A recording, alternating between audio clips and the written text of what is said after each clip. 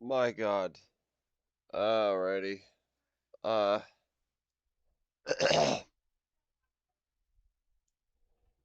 uh, hello, ladies and gentlemen, and welcome to another Cartoon Riley 56 live stream. This is going to be possibly a short stream, as much as maybe a combination stream because I'm thinking about doing something else after this.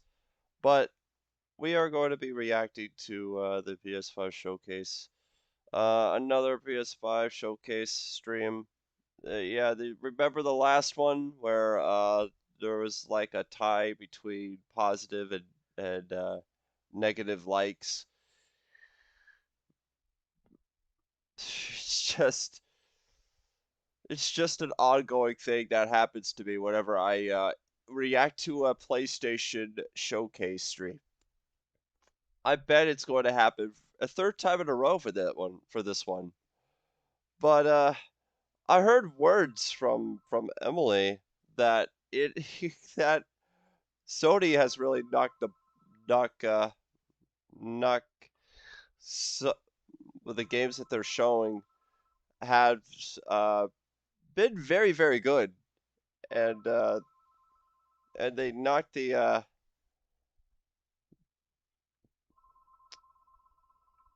showcase stream out of the park. But I'm not really too sure. I knowing I have yet to see a showcase stream from PlayStation that is really good. But don't get me wrong, I have enjoyed several of the games that have been shown for the last two showcase streams that I have done. Plus the Gamescom reaction stream that has been happening with a lot of indie games and all that stuff. That there was all those were great too. But uh, I do believe that this one is going to be interesting. Just going to say that. Can you give it like 15 minutes? I'd love to be on there. Scratch that. It just ended. Well, it'll end in like 2 minutes. It's almost all over, so you'll be able to watch the VOD version.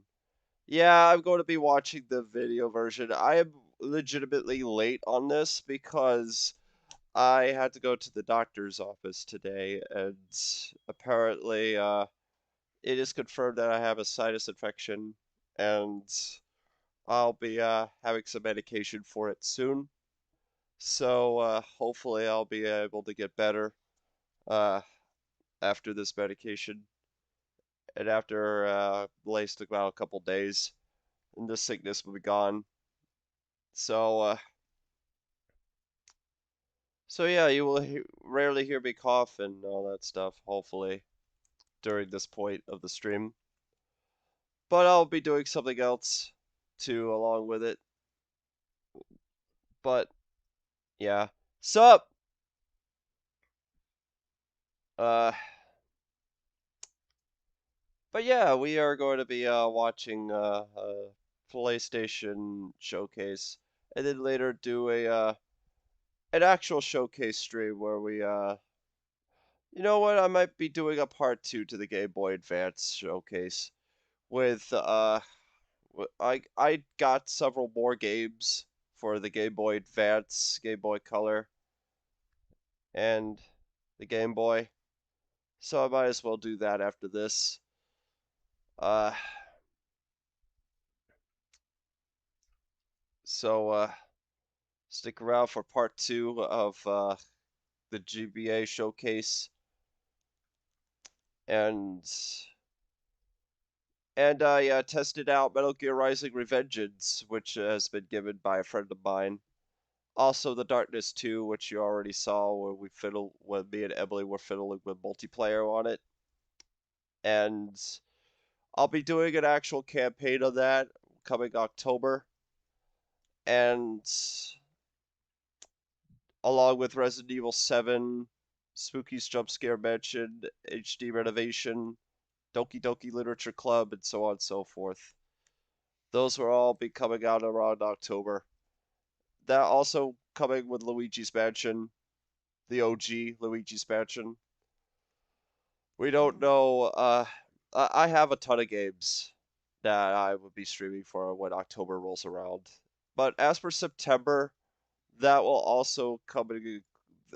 As for September, finishing Superstar Saga, as long as some other games that I'll be streaming. Uh, like Sonic Chronicles, War Gods, and Biofreaks.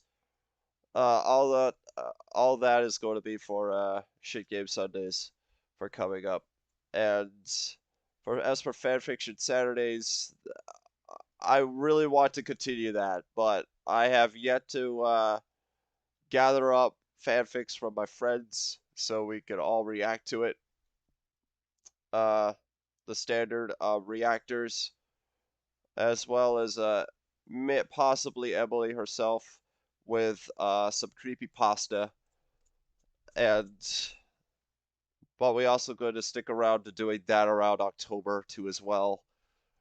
But the main uh, focus for September for my channel is, well, I already did one, which was Sonic Colors Ultimate, which was garbage, by the way. I was too disappointed with that. Uh, just to give out a very quick review of it, since I didn't really give out a quick review of it after I did the stream, and since I did Left 4 Dead 2 and The Darkness 2 with Emily, uh, I haven't really given out a very good yet standard review of it, but I'll give it to you guys anyway before I start this. What I think about Sonic Colors Ultimate is, well, for starters, it was an early access game, so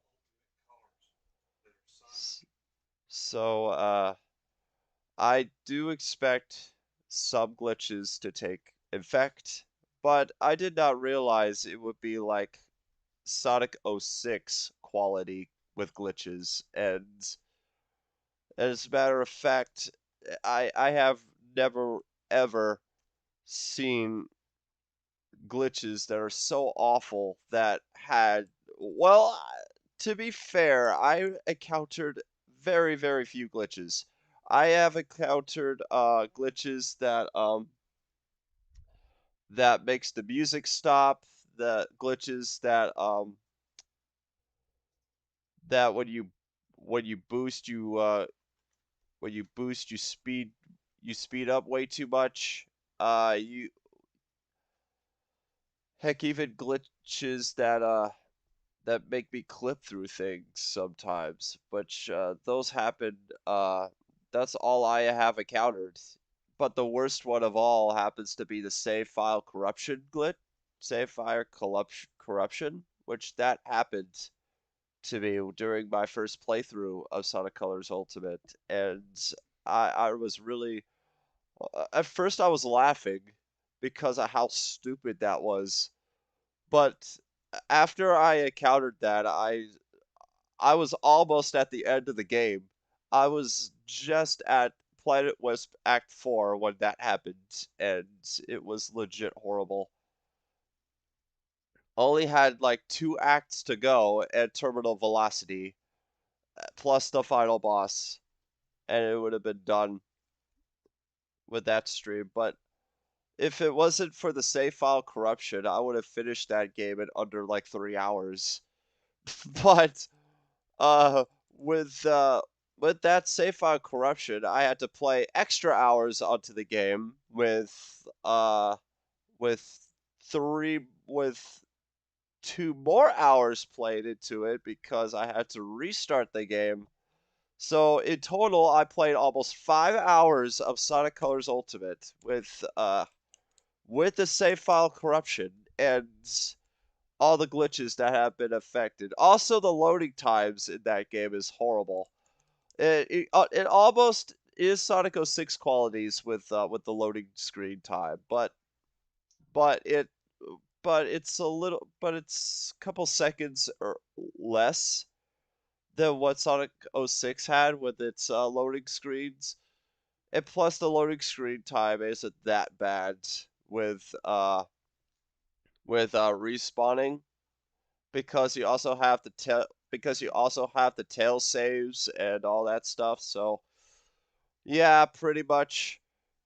Uh, that's that point. The remixes of Sonic Colors Ultimate was mixed to average at best. I wasn't really too happy with the remixes because there's some of the music that doesn't actually fit with the actual track itself. Like Tropical Resort Act 1, that there's this piano that just doesn't fit within the track. And then there's Sweet Mountain Act 1 with the dis looks like you're on a Disorient Express. It's very, very horrible. But what I do kind of like was Starlight Carnival's Act 1 music, and I kind of do and don't like the new lyrical song remixes because those were like alright at best. But that's actually surprising knowing that what what made Sonic best, its music. And Sonic Colors Ultimate's music is almost exactly like the quality of me thinking about how I reviewed Sonic Chronicles' music. It's well, I wouldn't say about like that, but it's I'll just say it's average. Like it's really, really average. But overall, uh, the game plus Rival Rush mode is legitimately like just like the double ganger missions in Sonic Generations. It's nothing new, and plus the Rival Rush at, plus the Rival Rush introduction box it looks like a virus pop up. uh, but overall, I uh, I I think that Sonic Colors Ultimate would should have been better. Plus the resolution isn't exactly like how I thought the resolution is going to be, because the black border is still there. The black border is all around the damn screen. Uh, I if I want a remaster, I want the well, Devil May Cry HD Collection does that too, but at least it controlled better than I mean, it controlled superiorly better than Sonic Colors Ultimate. But I'm just not actually a big fan of the border, of the black border that is around the screen. Because to me, I think that just make me think that it's just a port. And to be honest, it is a port. It is legitimately a stupid port out of nowhere, and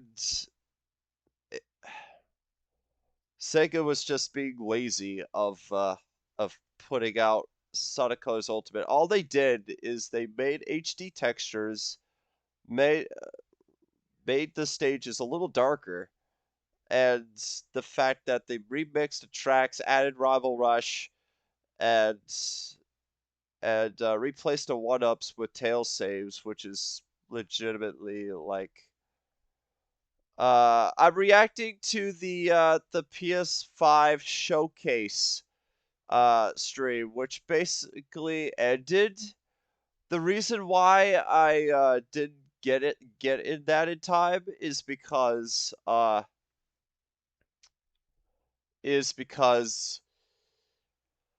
that I had to go to the doctor's office, and and it turns out I only had a sinus infection, so I had to get some medication for that soon. So, hopefully after that I'll be better. So that's the reason why this got delayed until around this time. It's because I had to go to the doctor's office. I saw a lot of ads for it, but I just didn't pay attention. And yeah, I didn't pay attention to the ads either for Sonic Colors Ultimate because the fact that because one, I turned on ad blocker, and that I already know that the game is I had the gut feeling that the game is going to be bad, and well, that's when I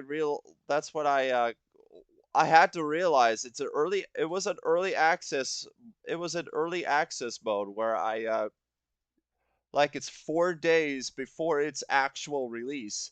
I don't know what changed between the early access and the release and the actual release of said game.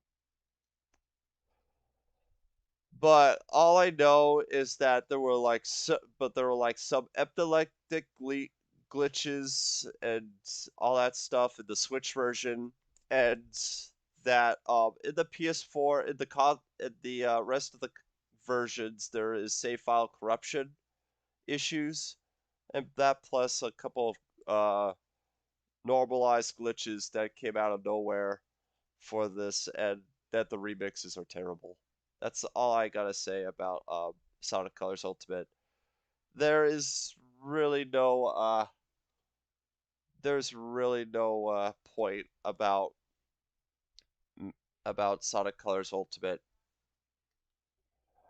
I believe he's referring to Sonic Colors HD Ultimate thingy. Yes, I'm talking about Sonic Colors Ultimate all the way through this until you responded as to what are we reacting today. Well, I am actually waiting for Emily right now to show up so we could both react to this if since she said that she wanted to. And plus, I have been talking for like 15 minutes, so I think I gave her enough time. I don't know. State of play is over anyway. I know that. I know that. There's a reason why, Bacon. There's a reason. If you heard about it already. If not, I'll refer to it again. I had to go to the doctor's office to check and see, to 100% check as to what happened to me, and and I have a sinus infection. And it turns out later I had to have medication for it. And plus, I'll be fine. I'll be fine. And I did take a COVID test too, so and that actually did hurt my nose a little bit. And and I did wait for a little bit, and it turns out it's all negative. So guess what? I don't have COVID. Congrats, congratulations. Ah, God. Yeah, it was just a sinus infection. That's just about it. None more. None more. It was just a sinus infection.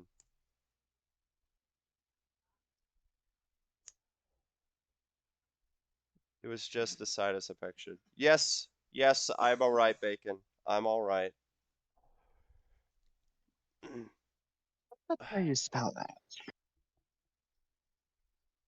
No Winnie the Flu? Yeah, no Winnie the Flu. I had a COVID test and it's proven negative. Also, hello everyone. Hi Wolfpack again. Hey, hello, hello, Emily.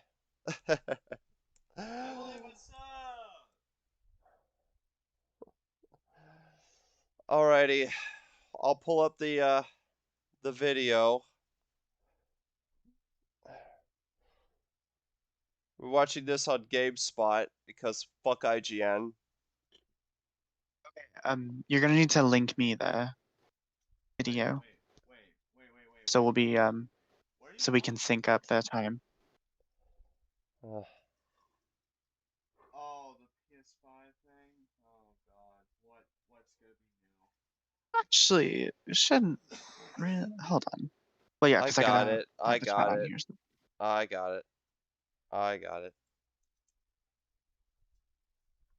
Thank you.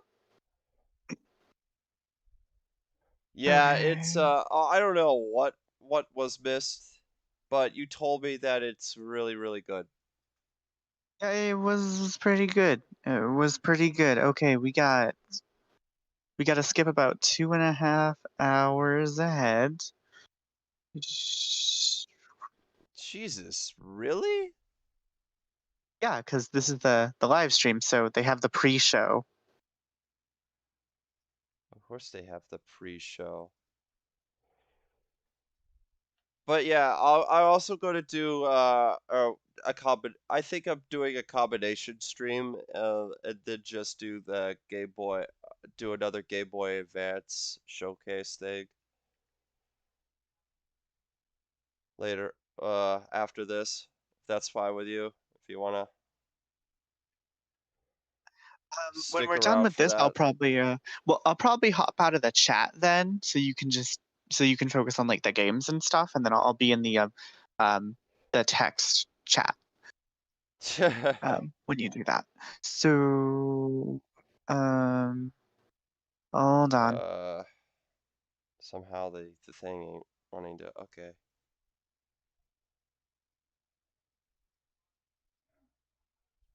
All right.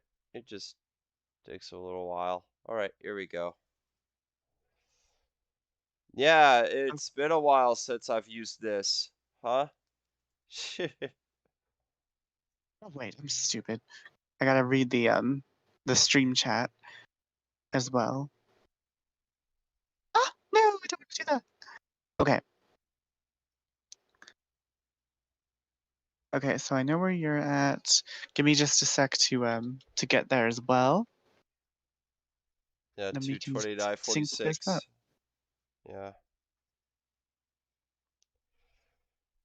That's all right. Take your time. I'm just Yeah, YouTube's being finicky as Did I finish Psychonauts 2? Yes, I finished Psychonauts 2. Welcome to IGN. If you don't have a cruel, cold, and edgy game, then get lost 2 out of 10. That is what they would not do. surprise me if IGN had rated Fuse like some good score. Oh Uh, God. Shout out to anyone who remembers Fuse, by the way. Okay, where are you at? 229. 46. Okay, you're at 229.46. Yeah, that Give yeah, that me actually started. That give actually me starts the thing. literally 5 seconds.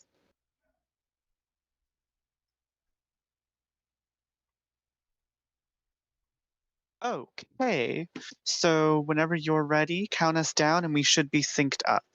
All right. 3, 2, 1, go.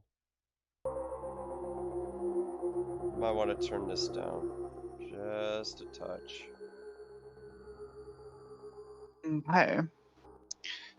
Triangle, circle, X, square.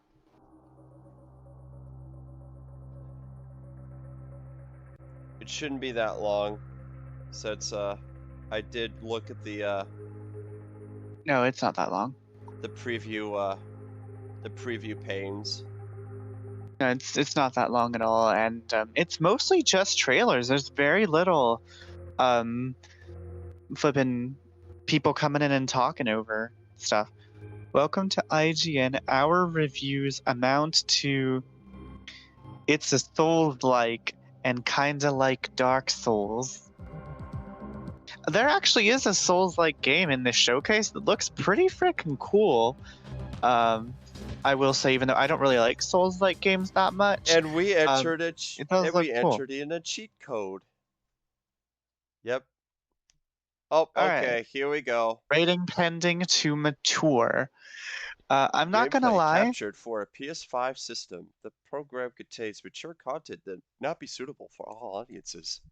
I'm not gonna lie. This opening had me really scared that this was gonna suck. Wait a This thing you're minute. you're Is watching right this? now, this flippin' live action battle royale thing that they're showing. I thought for a second. I thought for a second this is Spider-Man. To be honest, I thought it was Black Panther when I saw the W and like the dude with the crown. I thought like, oh god, is this like Marvel's Avengers Black Panther DLC? This looks weird. Why are they doing a live action film? And who's this trickster looking mother effer with the? You see him? The dude who looks like the trickster from Dead by Daylight. Yeah. Also, let me know if I had to mute the thing. There's music during the Guardians of the Galaxy bit, but I don't remember there being any other epic la music. I am sorry, but I'm actually trying my best to not get DMCA'd, you know? How dare you? How dare you, Donut? How dare you say you thought this was Saints Row? How dare This is you? not. This That was the doesn't most feel like offensive thing I've Saints ever Row. heard. That does not feel like Saints Row. What the fuck? I mean, the new Saints Row game doesn't feel like Saints Row either. But how dare you? That was just Wait a minute. mean. Wait a minute. It does feel like Saints Row, to be honest. Oh, it doesn't. This reminds me of Logan's Run. I know that name, and I don't know what it is. There's some music for the Tiny Tina stuff. Oh, Tiny Tina's Wonderlands are in here too? Yes. And it looks way better than Borderlands 3.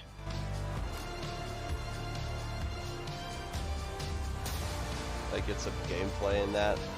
But yeah, I was really nervous about them opening with this live action battle It's a royale looking movie. thing. I was was kinda talking about the concerned. character customization. Oh, for the Saints Row bit? But no, this. The Saints Row No. isn't here. No. No, Bacon's talking about the character customization. Oh. Okay, that's fair. I can understand that. I can understand that. Wolfpack says it's a movie. Yes, it is. It's a very short movie. Oh shit! Here we go. Gideo Vames, let's go. Gideo Vames. Yeah, Video James. Jim Ryan, President and CEO of Sony Interactive. Oh, hey, Jim Ryan. Yeah, the you know, Jim guy Ryan, who, you're a guy, Jim Ryan. yeah, you know, the guy that wants to close the PS3, the PSP, and the PS Vita stores because games are like too old. I have a question for You Jim remember Ryan. that? I have a question for Jim Ryan. But why are you remastering so many games if they all look so old? Yeah. Yeah, and then you Yeah, realized how much of a mistake you made and decided to revamp all of that. Oh, Logan's Run is a movie. Okay, I'm sorry, I'm stupid. I'm sorry, Wolfpack. Sony Interactive Entertainment presents Lucasfilm. Oh, you're gonna like this. You're gonna like this. Oh God. I promise I won't scream as loud as I screamed when I watched this live. That is what the Sith believe. Oh They no. promise power. Hold on. No. Now they It's not who you think it is. We face the greatest Sith in generations. Oh my God! They must be stopped. Knights of the Old Republic remake. Oh, hail Lord Brevin! Oh, hail Lord Brevin! Oh my God! Oh shit! Oh. Oh. god. Oh yeah. Fucking Revan. Oh god. Yes, KOTOR. Let's Very go. KOTOR. Let's fucking go.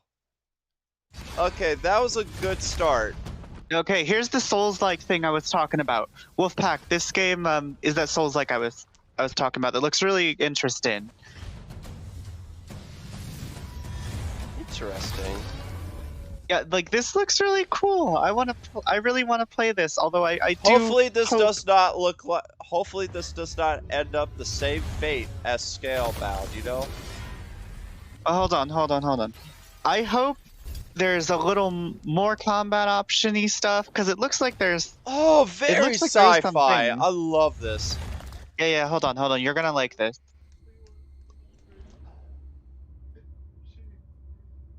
Very sci-fi. Okay, You get eldritch monsters and stuff. Okay, that's wonderful. That's cool. Oh, Same Japanese fate too. deep down. Same fate is deep down? No. Ooh, apocalyptic. Sci-fi. Apocalyptic.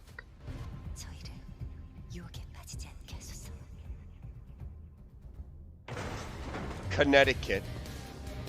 Now I'm going to keep the closed captions on. Kinetic, huh? Connecticut. Just shared it and just showed it again. Connecticut.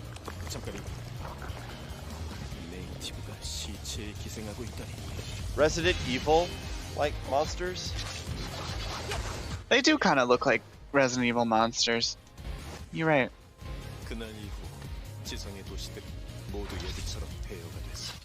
Yeah, but this looks so cool. I want to play this. Hack and slash game.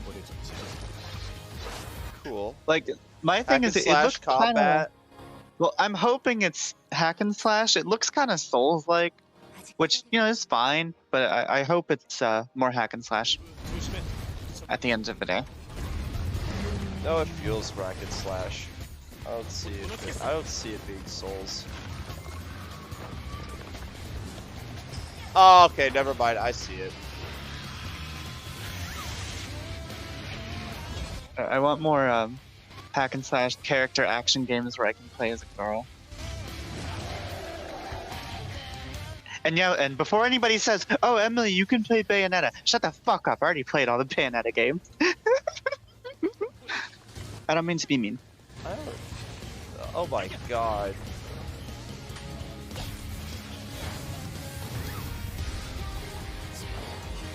Looks cool, but it doesn't look Souls-like at all. I thought it did. It looked like it has that. Yeah. Maybe I'm thinking I of don't Code see Vein. it. I don't see the Souls either. It feels, for me, it just feels more hack and slash. Okay, maybe Souls-like wasn't the right term. It looks kind of like Code Vein or Scarlet Nexus. In combat. Okay, I really now want that- it to be hack and. I really want it to be a hack and slash game, like I said. Either that or a dumbed down Metal Gear Rising. Yeah, but I'm really hoping it It's kind of maybe like a dumbed down Metal Gear Rising now. Oh wait, hold on. Look at this flippin' skull-faced Godfall motherfucker. Yes. Just showed a perfect dodge. It's going to be a hack and slash. Yes, I know. Speaking of which, when are we going to get a hack and slash with an Ethro as a main character? Racking my brain to see if that exists. I don't think that exists, actually. Who's a riggedy roleplay? Spoiler? It's you, baby. But okay, yeah. So, I'm gonna play that Eve game. Oh Hopefully god! It doesn't go I know this music! Hopefully it doesn't go frickin' deep down. It's fucking and baby disappear. metal! You gotta play Baby metal! I feel like I know who that is, but I Oh my honestly am god, unsure. a Japanese metal band. Amazing. Okay. But I'm actually really interested in this Tiny Tina flippin' Borderlands game. I think this looks like a lot of fun. Yeah, I'm just gonna. You Well, know, that someone because may I be asking, love. Tina, why are there guns in a fantasy world? And I am just so glad you asked because shut up your face and get shooting! Oh my god, baby metal. Absolutely. Okay, I gotta stop. Yeah, that one that exists where the protagonist is a cat with guns. Yeah, there's one that exists that the protagonist is a cat with guns. I'd have to look that up. I actually don't think I know what that is. I could I'll always probably have play it fun though, with because Borderlands. I play a butt ton of hack and slash games. Unicorns and dragons and shit. Emily's happy. Can I get a big Yeah! sword too?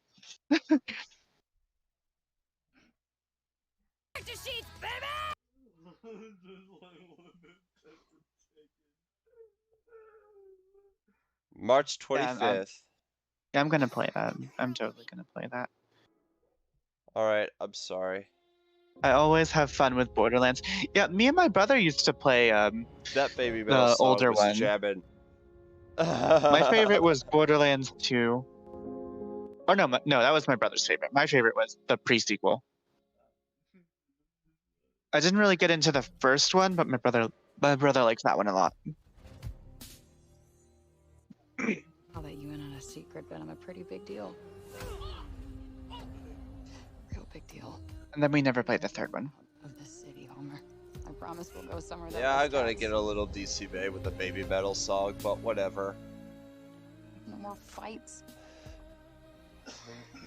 As it did silence that in time. Skies. All right, now that this game, I was also kind of skeptical about this one at the beginning of the trailer. Like I was worried this is gonna be just like another Life is Strange style game, and then it did this where it sucked into like flipping medieval fantasy land, and then there's a bunch of cool shit you're about to see. What the hell?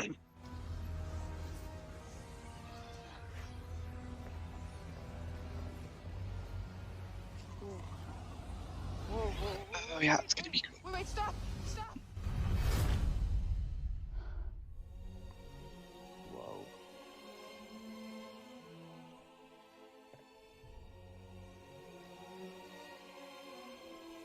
Where on earth is this? Africa. Who's there? And technically not Earth. Well, not what you would call Earth, anyway. I swear to God, asshole, show yourself! Show myself. I've shown. Where are you? Right here, at the end of your arm. Oh, hello, yes. Okay, so let me get this straight. I'm somewhere that's not what I would call Earth. I'm seeing a freaking dragon, and oh yeah, I'm talking to a cop. Did I just do that? We did. I just moved it with my freaking mind! Yeah, this looks like a butt ton of fun. Okay, that is something I do now. I do magic, kill jacked up beasts. Also, I like the little grappling hook thing. I hope I'll be able to make plenty of jokes with that.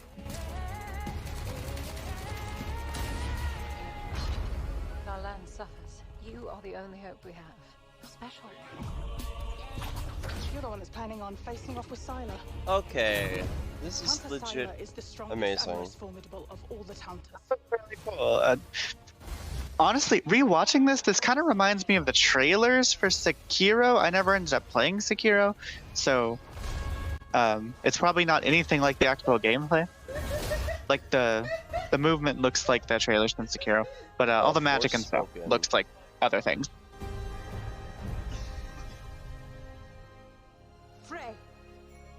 No name for a demon. Looks like Sekiro. Thank you, Wolfpack. I was worried I was gonna be the only one thinking that. Hello. Tunt Asylum. Tunt Asylum.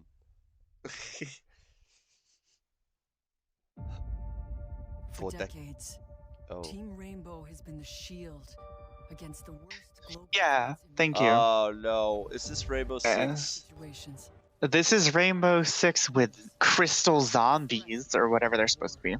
Oh, this But shit. now, we face the greatest terror our world has ever known. Of course. Yeah, Rainbow Six Extraction. Yeah, we already knew us about this shit. Another head hangs slowly.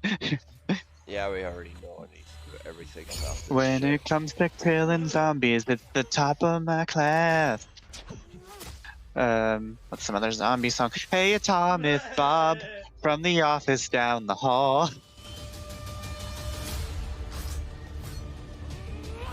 If we want a shot at Amazing. tomorrow, we will move as Good to see you, buddy. How have you been? we will do whatever it takes. Don't think I've ever played a Rainbow Six game. I played one because my brother said it was good. It was called like Rainbow Six Vegas or something.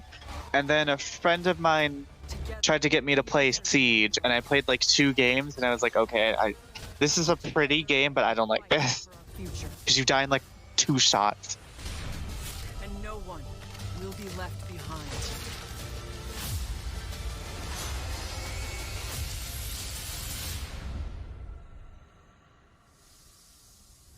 When it comes to shoot 'em games, I much prefer the retro FPS or the boomer shooter.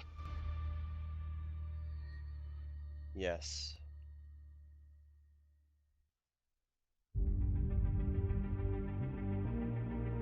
By the way, not sponsored. Everybody go out and support Ultra Kill and flippin' a Medieval. Those games are freaking awesome. Support the little guys. Raise them up. Epic Games Publishing presents a game by Remedy Entertainment. What is Epic this? Games.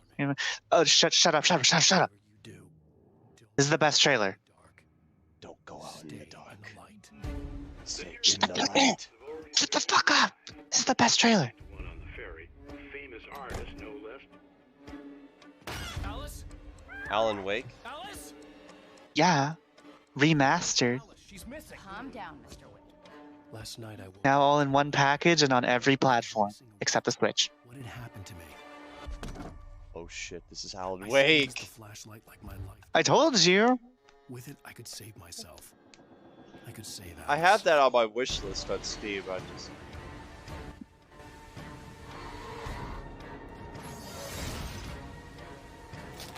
Yeah, I freaking love this game. Ducky, pleased to meet you.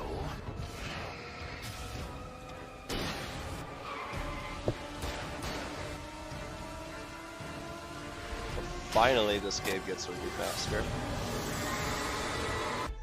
My name is Alan. You know why? Because he's. The picture with a flashlight and Let's stay. Yes, he's Alan. Alan Wake. Oh god, Grand Theft Auto 5. What about this now? Hello, Franklin. What's up?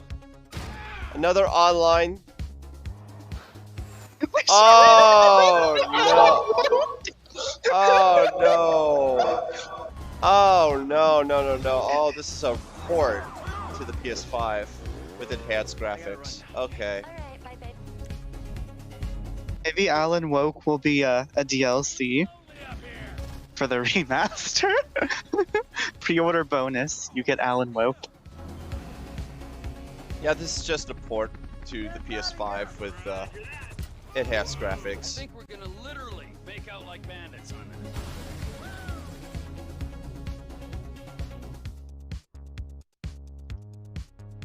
And for Grand Theft Auto Online. Okay. Oh, and responding to one of Wolfpack's comments, one day I'll start Neo 2, the second one. Grand Theft Auto 5 featuring everything you loved about it back in 2013 and nothing more. That's Yeah, so with true. With enhanced Oh, graphics. shit. Oh shit, you're gonna like this game. Papa Shinji is back, baby. Papa Shinji? Wait a Yep. minute. Papa Shinji. Wait a minute. Oh no!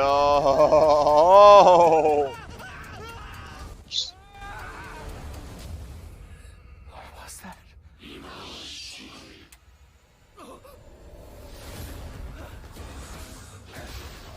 Oh, it's this game! Yeah, I've been waiting for more stuff on this game, and today Papa Shinji gave me those nice little breadcrumbs. I looked into this game. It's beautiful. People always decry the truth when forced to face it. Although I like I like that the villain looks like the mix of Yoshimitsu and flippin' Anonymous. I will be her salvation.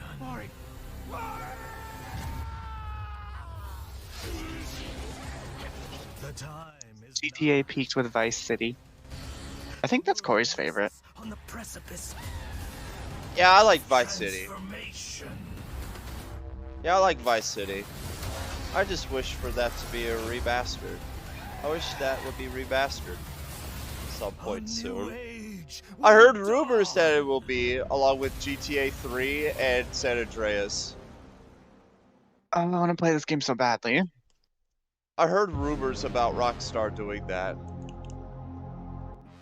I just hope it's true, because I really want a GTA Vice City remaster.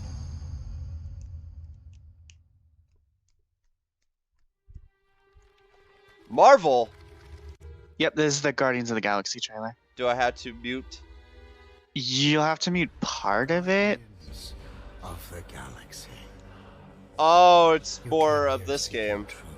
Yeah, and we get my boy. We get my boy in this Are trailer. you actually going to get this game? Yeah, I'm gonna buy this game. This looks like a ton of fun. United in the light of belief, all suffering, all grief will. Yeah, this looks like it's incredible. This looks 1,000 times better to play than flipping Marvel's Avengers. What's wrong Yep. with you? Even though you can kind of tell they had a lower budget, but this looks 1,000 times more fun. Yeah, and it actually Cosmo! And it's based more on the stayed comics. Yeah, based more on the comics. Leader of the Church of Truths. During that ritual with the priests, they kept talking about a promise. It was like they were drinking funky juice or something. Or joined the cult. So let us investigate for you. Always catch Peter Quill, and not fun kind with Bo. Mute it now. Yeah, that's what I did. I'm sorry, but TCMA shit. Vice City remastered, but with the dab quest where you pilot the RC is either fixed or removed. Yeah, I hated that mission in Vice City. It's annoying. With the freaking RC copter, with the RC copter, it's just so annoying with that mission. I just hope that gets fixed in the remaster if Rockstar's doing it.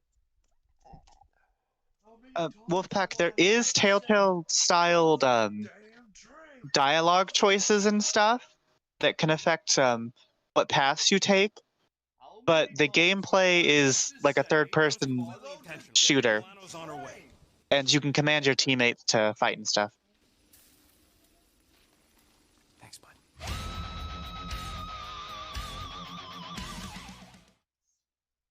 Yeah, October 26th. You don't know what this one is, and nobody cares about this one but me, but Wait a minute, is this the vampire game that was shown in the last reaction? Necro! These games will come out eventually. Oh, Vampire Masquerade Bloodlines, right? Sort of. This is Blood Hunt. This is the Battle Royale game. But it's progress. It's progress. This looks like Vampire Masquerade Bloodlines. It is. This is just this game is called Blood Hunt. This is the Battle Royale multiplayer game. When will the sequel of that come out? eventually. Would you just wish that this is the sequel? This was going to be part of the sequel. Yeah, this was going to be part of the sequel, and then it got cut out. We've been dealing with vampires. I thought this was cyberpunk. Shit. Bacon. Welcome to the Eon program. Picture your perfect... Yeah, nobody cares about that movie, but still, it means that they are coming. Eventually, Swan Song and Bloodlines 2 and all that shit will come out. Deathloop? Yeah, this is Deathloop. Oh my god, when will this come? I swear this was already out, but, like, here's the thing. Like, this game actually does look fun and cool and stuff. I just don't want to see these goddamn trailers anymore. Yeah, these trailers are getting annoying. Because It's like every single Ubisoft. event. It's like Ubisoft keeps showing off Far Cry 6 during the E3.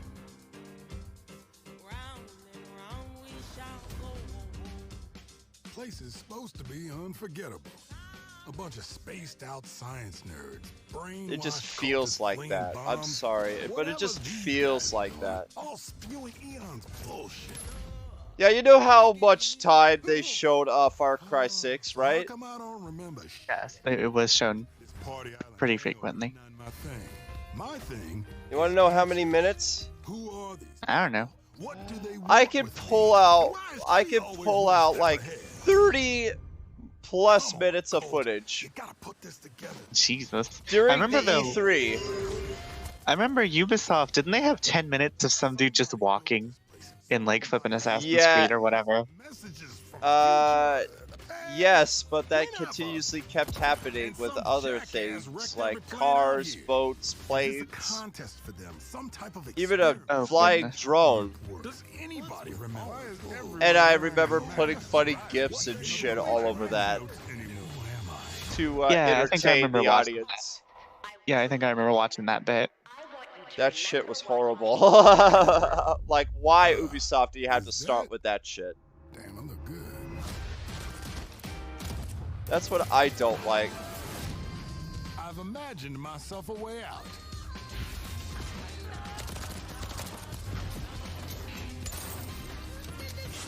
This feels roguelike if you mess that shit up. I think it is. I actually do believe it is. Far Cry 3 was my fave, especially since it came out with Blood Dragon. Yeah, I really liked Blood Dragon, and I need to play the one where you can turn into like a flippin' berserker dude. I think it's called Extinction or something. What is this? The red light. And keep in mind the first Nintendo Direct in 2018, Fire Emblem Three Houses stuff only lasted 5 minutes. 5. Looks like a FPS Hitman, but with roguelike. Yeah. Yeah, it does. Take notes, Ubisoft and Rocksteady. I just want to say they only had 5 minutes of Fire Emblem, but then they had like a bazillion Fire Emblem stuff in Smash Brothers. What was even that? I'm sorry, I didn't catch that. I didn't either. Not either time I watched it, but it looked sort of unique. Okay, here we go. Interesting. There's something coming up that you're really, really gonna like. Not this next trailer. Although I think this looks cute. Although the human models look really weird.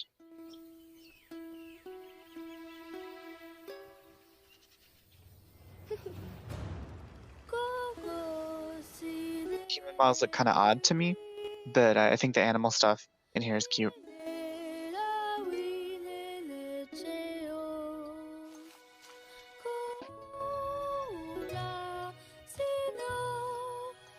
Liar Emblem. Liar Emblem. Lol. Oh, I remember this.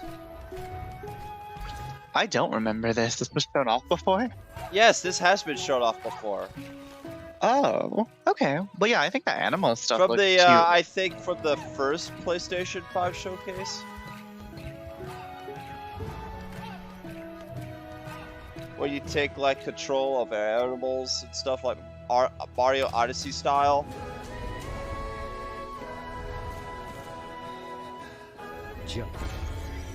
Yeah, that shit has never... Yeah, that shit just reminds me of Odyssey.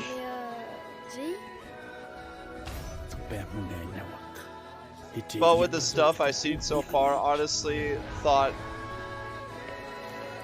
But with the stuff I've seen so far, I honestly thought the girl had to fight against some demon and stuff. Yeah, I feel like this is more world exploration than anything. Well, that possession thing, it reminds me of the game Geist. Even though this, the tone of this looks nothing like Geist. For the people who know what Geist is. Aww. Yeah, pet the crab. That's cool. Pet the cute crab. Now, what game? Oh no, I'm not gonna spoil it.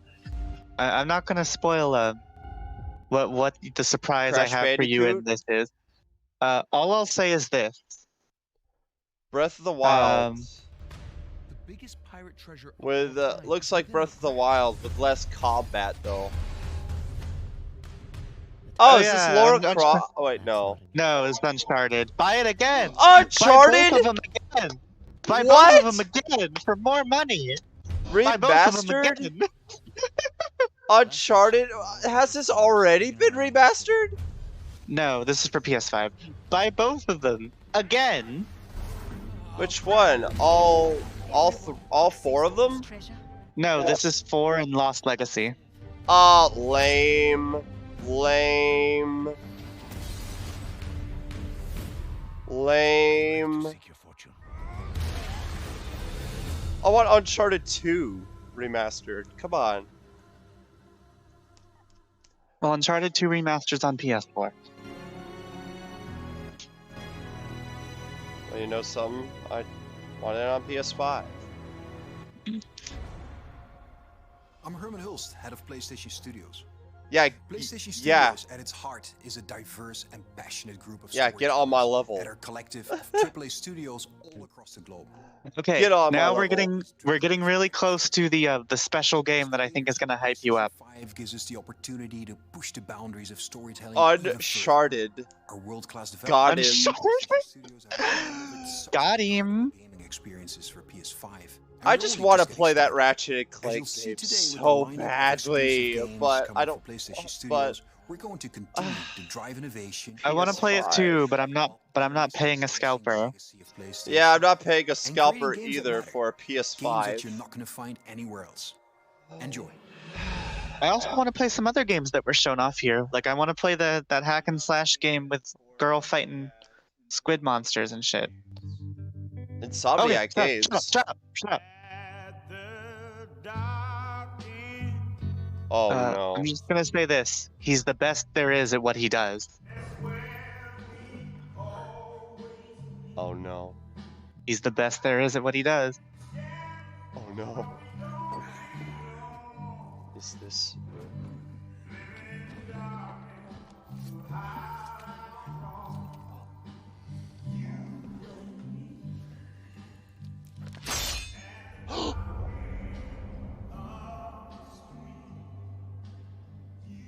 Wolverine. Mm-hmm. Mr. Wolverine. That wasn't the best thing, though. That wasn't? Oh, that isn't? No. No. You'll see. Or this one? Well, what's with this organ music? This is, I think Gran Turismo. Yeah, it's Gran Turismo. I think.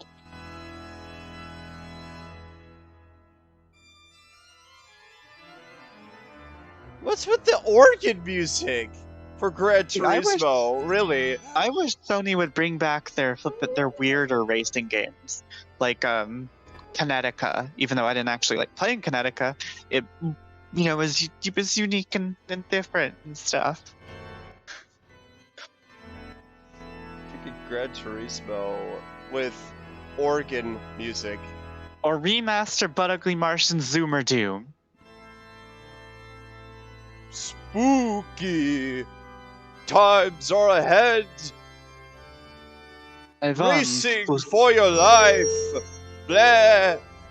If this was a motorcycle game, I'd make a joke about I bought a vampire motorcycle.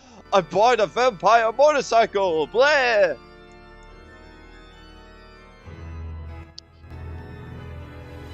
You know, it kind of does sound like a sandwich. like a double. This I'm music assuming fits it's like well a double for the layer. final boss of some RPG when they're doing their speech on how they're going to tear us limb to limb. This gen needs a Burnout game. They had one Burnout game on the PS4, so you might see one on PS5. Yeah, that really won't surprise me if there's one for the PS5.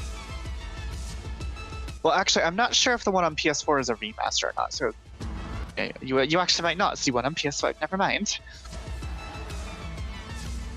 Thank you, may never know.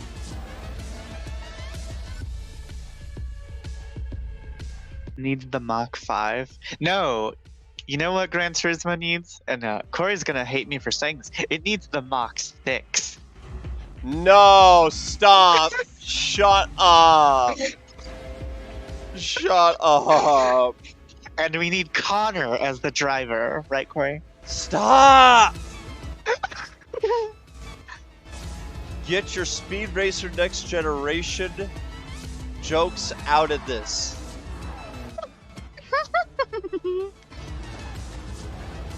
Yes, I barely watched the first episode of Speed Racer The Next Generation. Yeah, Burnout Paradise, that's what I'm talking about. Is that a remaster? Folks in chat. And I only went through 9 minutes of it out of the 21, I think. I think 21 or 22.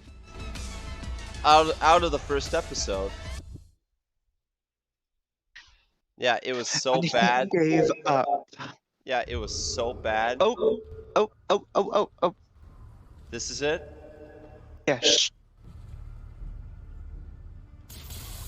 For as long as I can remember, I have looked for an equal. One who could push me. Uh-oh. I will say this, I really don't like the Insomniac suit. One who could surprise me. Oh my god. One who could even beat me. Yet all I found is disappointment. Wait a minute. Will one of you finally give me what I desire? Oh god. Is it who I think that? Who voiced that? We.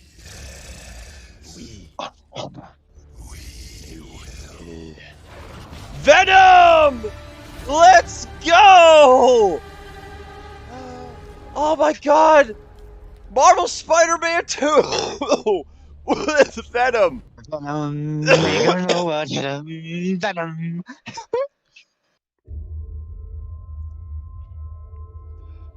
Woo!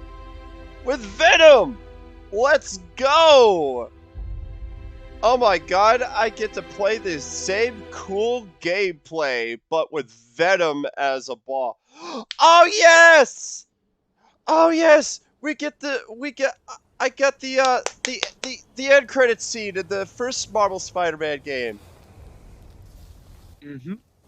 Oh my god! And Finally, we get to have that, and we finally get to have that. Yeah, all the joy and happiness dies down. I think most people know my thoughts on the God of War, the new God of Wars. So I'm not going to be a negative Nancy about it. It's not Mortal Kombat, so I'm not going to sit here and complain the entire time. All I'll say is, old God of War was way more fun. Although I will say, it looks like they are adding in more combat options. Still not as much as the old ones, but hey, it's something at least. Is this a sequel? Yes, this is God of War Ragnarok. Maybe that's what Mother wanted. Get out of here. What Mother wanted? You don't know about shit, boy. Expression anywhere. Thank you, Wolfpack. See Wolfpack's woke. He El knows what's going on. Habre de Alhana. See you at E3, Venom. Yeah! You mean Tyr, the old god of war in these lands, who is dead. Look at all this great walking you can do. Odin seemed pretty keen on seeing Agreed on GOW. Look at all this walking you can do. Isn't this what you wanted to do in God of War? No, Walk that is slowly? not. No, that is not what I want to do. I want to run, hack and slash through shit with many different cool weapons. No, do not do the get over there bullshit. Don't do the get over here bullshit.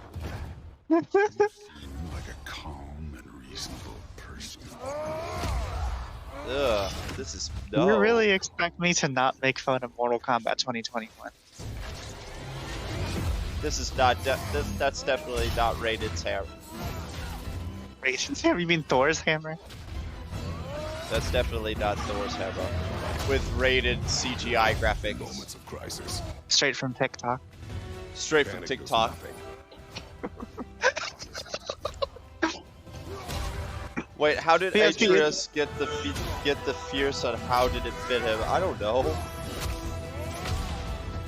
Not what? What'd you say? Like, at least they're adding more. At least it looks like they're adding some more combat options, which is cool. But still, I was already burned by the first one, and it still looks like there's going to be a bunch of slow walking, which is not fun. You'll get your answer soon enough. This is not God of War. Well, some of them. This is not God of War. That is not Kratos. That is not how my Kratos looks. That's not how my Kratos acts. Okay?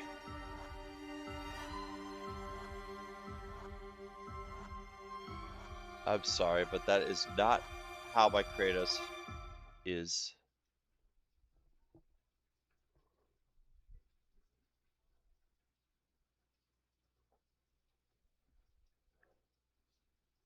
This game going to be a situation for our audiences. All views and opinions expressed by this program are those of the persons appearing. Unbelievable! Yes, yes, inconceivable. See, my No shit! No! Yeah, this is the DSCB! This is the end. It's over. Oh my god. Can we see this again? Can we see this again, please? Yeah, I want to see this again. I really want to see this again.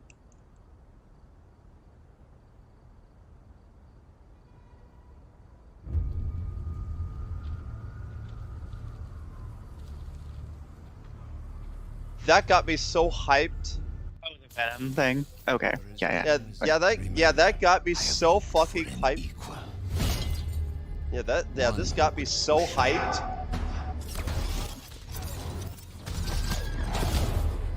And the iron spider. One who could even beat me. Like I said, I don't like the Insomniac suit, but other than that, this is a pretty nice little teaser.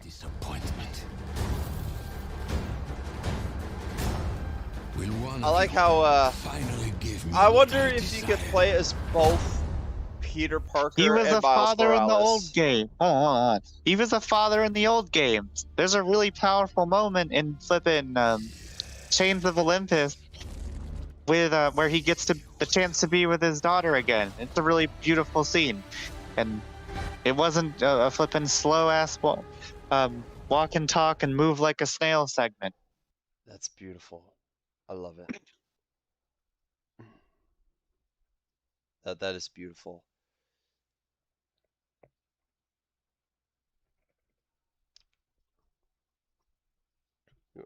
Who's ready to see the Carnage movie? I'm cautiously optimistic about the Carnage movie. Like, I'm kind of worried about certain things. At least he looks like Cletus Cassidy. Oh yeah, you want to see the how the gameplay is for the Nickelodeon All Stars real quick?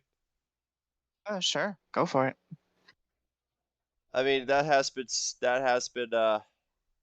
who is this guy? I don't know who this guy is. Do you?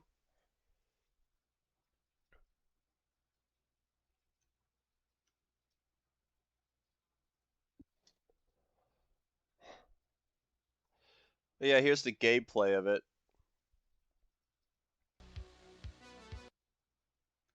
I saw what's his face? Maximilian dude. He posted a reaction video to it, but I haven't actually seen it myself. Okay, let's check this out. Alright, you're already at my stream looking at it? Oh no, I've been on your stream. I've been reading the chat. Oh, okay. Hey everybody, my name is Nickelodeon All-Star Brawl. Nickelodeon All-Star Brawl, and today we're going to be showing off some of the mechanics. This game is a platform fighter, meaning that the objective is to ring out your opponent. Ringing out an opponent has everything to do with their percentage. At low percents, they won't go very far at all. God damn, SpongeBob flipping They'll go whacked his ass. You won't want to go all out to begin with. You'll need to start out with light attacks. Light attacks are the options you use to build percentage. Get whacked, Patrick. And like you'll see with most attacks, they come in pairs of 3. With this Light gameplay, up, I think light this is down, better. And light mid. Once you've built up enough percent, you can move on to strong attacks. These two come in up, down, mid. Than many party fighters. For the most part, these kinds of moves will be fairly similar across the cast. Where characters really diverge is in their specials. Just as before, they come in 3 flavors: mid, up, down. These principles extend to the air as well. All characters have 3 light attacks in the air, 3 special attacks in the air, Slideshow Bob for All-Star Brawl, and 3 strong attacks in the air. If Nickelodeon was still working with Rainbow, I would say Wings Club for All-Star Brawl. With other strongs. Down beats mid and causes a stagger. Up and causes a turn. Damage sponged. That's funny. Up beats down and causes a spin out. The primary exception to the directional system is in the form of dash attacks. Once you build enough speed on the ground, you will see a dashing effect. This indicates that you can perform a dash light or a dash strong. Of note, on hit, these attacks can be cancelled into anything. In addition to attacks, grabs also fall into this directional system. Or more specifically, throws. While holding something, Oh, that's actually nice. They have actual combos. get a jump out. What's more, you can actually grab in the air, even after a double jump. And just like the ground, you could throw in the air. Guarding this in is some game shit that is you indefinite. kind of don't see There in is no Smash penalty for Ultimate. holding it down. Instead, Yeah, you don't see well, you don't see a lot of mechanics in party fighters. you enter teeter. If you're hit again, Well, I call them party fighters. I guess the industry term is platform fighters. a guard Yeah. can become more effective. Not a bully stream. I don't. Yeah, this is not a bully I don't mean stream. anything. I don't mean anything against people who like platform fighters.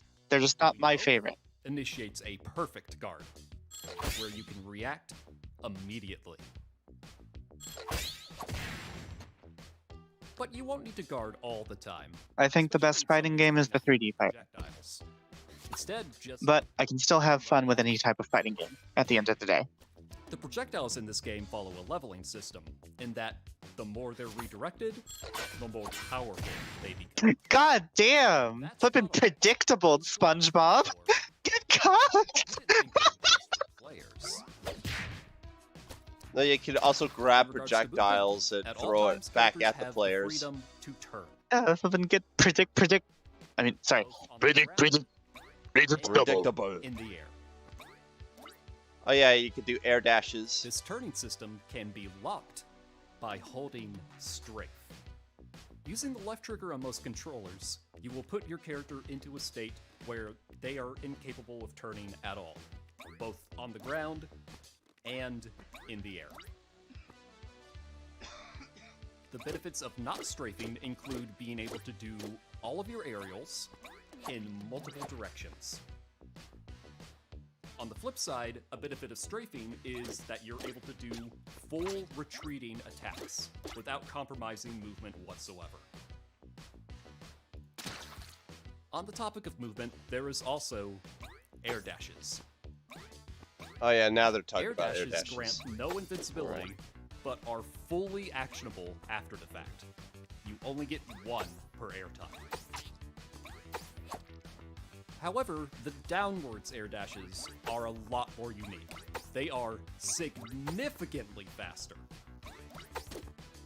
Yeah, And just are imagine, actionable into any attack. By utilizing downwards air dashes, you can wave land. Terry's power dive And or if you can wave land, Incineroar's. you can wave dash. SpongeBob just kill himself. And last, but certainly not least, you can't have a platform fighter without taunts. Yeah, that's basically the Oh, there's rundown of one. this. Cute. Yeah, there's basically yeah, that's basically the basic rundown of this. There's no like it's basically just like an enhanced Brawlhalla.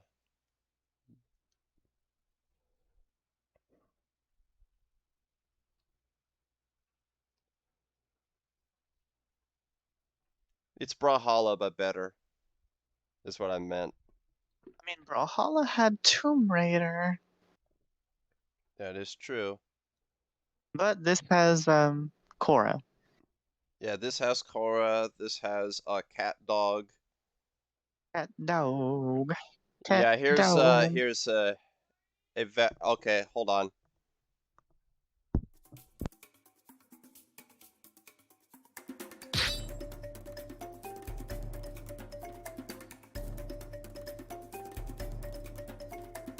Get ready! 3, 2, 1, go!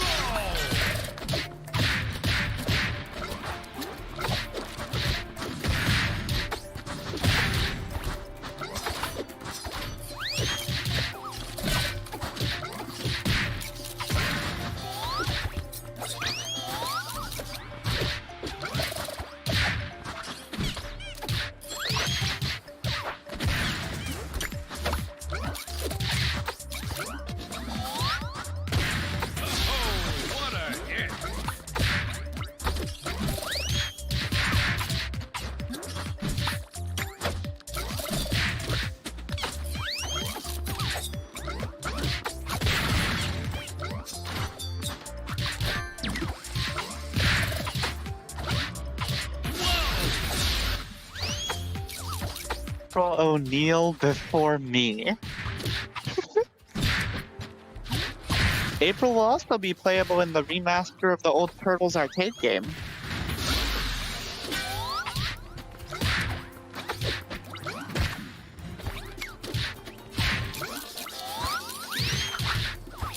Which is coming out eventually. Emphasis on eventually.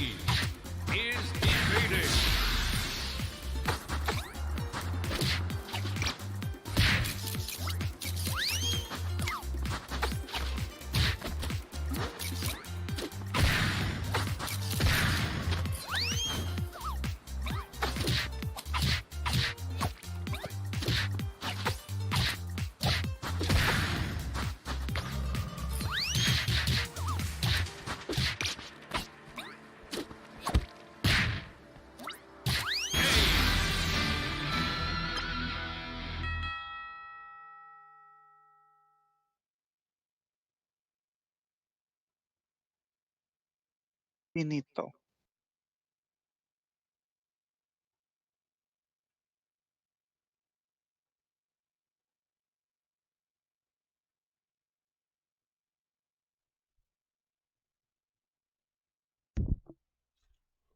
But what you think of that? Actually, I let that play. Actually, Yeah, I know. I was watching it. what you It think is of what it? it is. I'd have to I'd have to wait until there's like a demo or something, and then I can and then I'd actually have I to don't. try it out myself. To be honest, I don't really think there's a demo other than the finished product. Mm, Maybe. It's probably just going to be only releasing the finished product, you're probably right. like what most I'm games do. hoping we get a couple more characters announced soon. Yeah, as I know there's like only I think two more characters because they're announcing I think four and they already did two of the four. So I think they're going to announce the final two some point around maybe later this month before its release.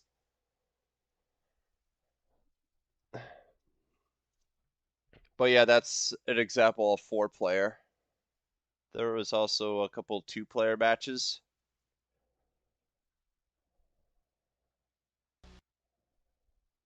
A couple of two-player matches with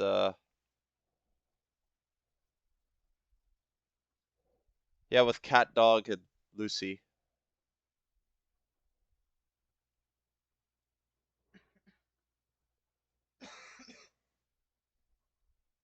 Cat Dog versus Lucy Love. Play nice. 3, 2, 1, fight!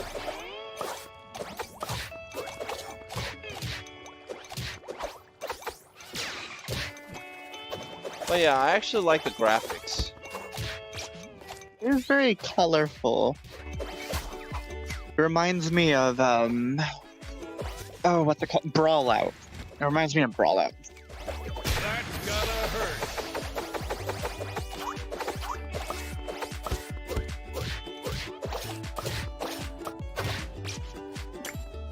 Also, apparently, Brutal Legend is on Xbox Game Pass now. Really? Wolfpack, you should play Brutal Legend. It's cool. Really? Mm-hmm.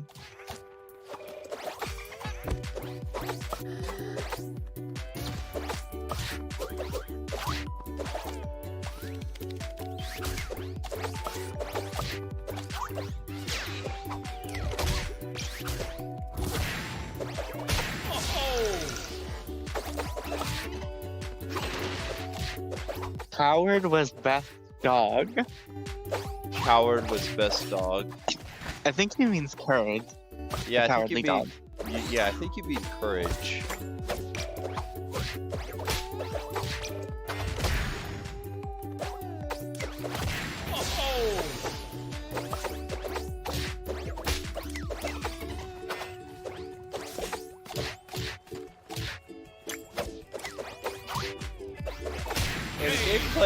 And the gameplay looks really solid.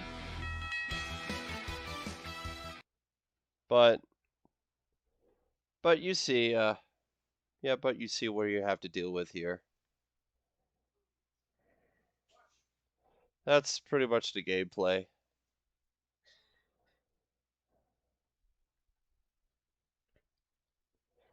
So, what do you think? Like I said, it looks like it looks like a platform fighting game. I'd have to, get my hands on it and play around with it myself before I have like deeper opinions, unfortunately. Yeah, same here. I mean, really judge uh I don't really judge gameplay by the trailers. I have to actually judge it by the game itself with with the final product. And Well, like it's possible to judge by the trailer if it's like a series of games, so you can compare it to what's come before. But this is its own thing, so it's not really fair to judge it by like the standards of something like Smash Brothers or Brawl Out or Brawlhalla or flippin' whatever the Realms one is called that's on Steam. Yeah.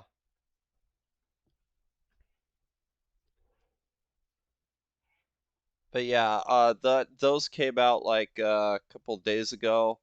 Wait, no, those came out yesterday actually, and I don't even know if you saw them or not. But if not, then there you are.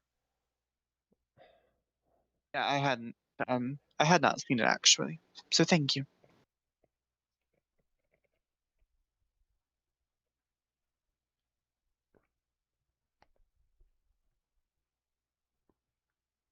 I don't know I if there's have Brutal anything Legend, never played else. it though.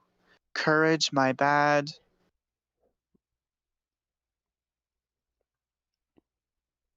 The I PS3 one, remember that? Oh yeah. There is another party fighter game. It's a Cartoon Network one. Oh yeah, Cartoon Yeah. Network. Fighting Climax or something. Or Fight No. Night Climax. Punch Out! Cartoon Network Punch Out Climax. No, it's Cartoon Network Punch Time Explosion. Thank you. That's what it is. Yeah, that's It's on the the XL. DS and the PS3. It's the XL version that comes with extra characters and two new fighting maps and uh and an and a and an additional mode, if I remember correctly. Yeah, we said Brawlhalla. Because I made the point of how Brawlhalla has Lara Croft from Tomb Raider. But it still has the same stuff, plus the It final also has the boss Ninja Turtles. with the fucking remote. I'm not kidding. Like legit, the punch time explosion has this final boss that is legit look like a fucking remote. Oh wait, there is one other platform finder I can think of. PlayStation All Stars Battle Battle Royale. Royale. Yes. Yeah. Oh yeah, when you have with Captain Planet. Hey. Yeah, look at this shit real quick. Yeah, and Ben Tennyson. Yeah, with Ben Tennyson. Recognize these characters. Got Ben Tennyson. Got Bubbles. Is that? I think that's Death Ultimate Star. Alien. That is Alien Force / Alien Ultimate Force. Alien. Yeah. Yeah, this is yes, that's the final boss. That's what it is. Oh yeah, you gather those things Planet, up. He's the hero. Gonna take pollution down to zero. Oh yeah, you gather those cubes. Yeah, you gather those cubes up for your special attack. Running out.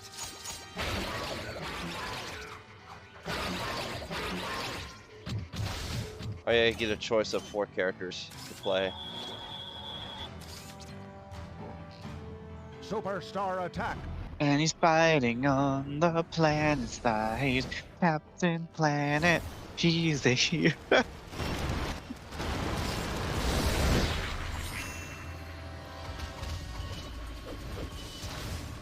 Oh yeah, father. Rashido.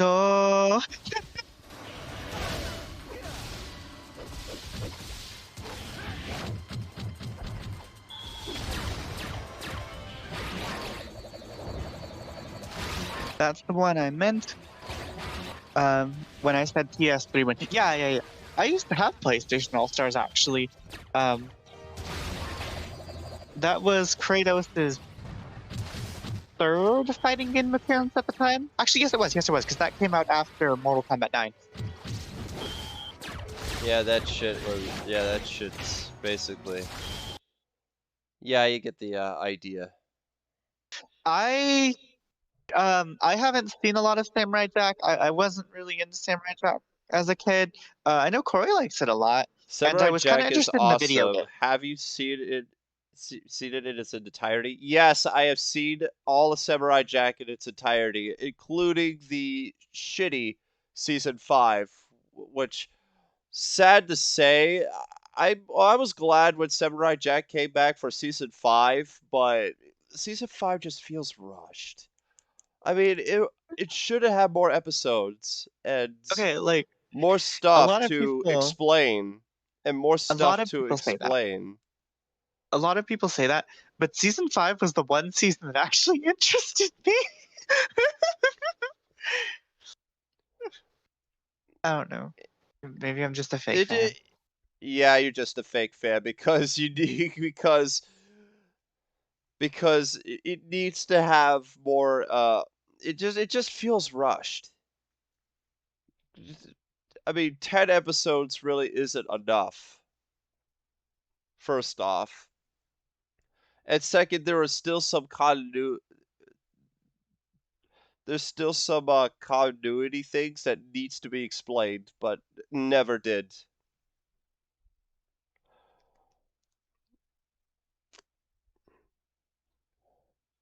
And plus, with Ashi and Jack's relationship, it that also felt rushed. Yeah, season 5 was, yeah, I would say, yeah, it's good enough, but yeah, it just feels too short compared to the other 4 seasons where it has 20 plus episodes. But I just hate it when Adult Swim just says, just air like 10 episodes per season and all that bullshit.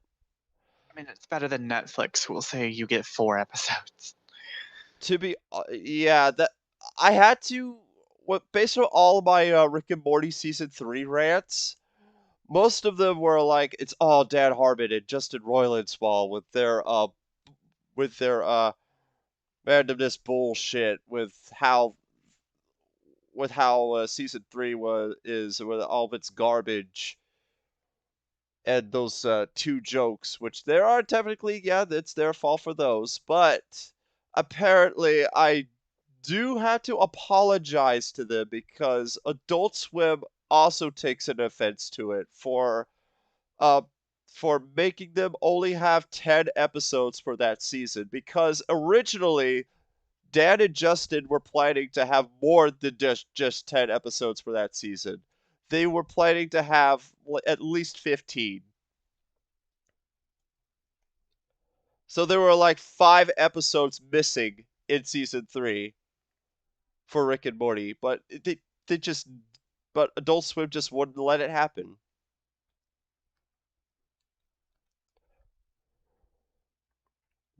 Dumb business decisions is what I gotta say. Business mechanics.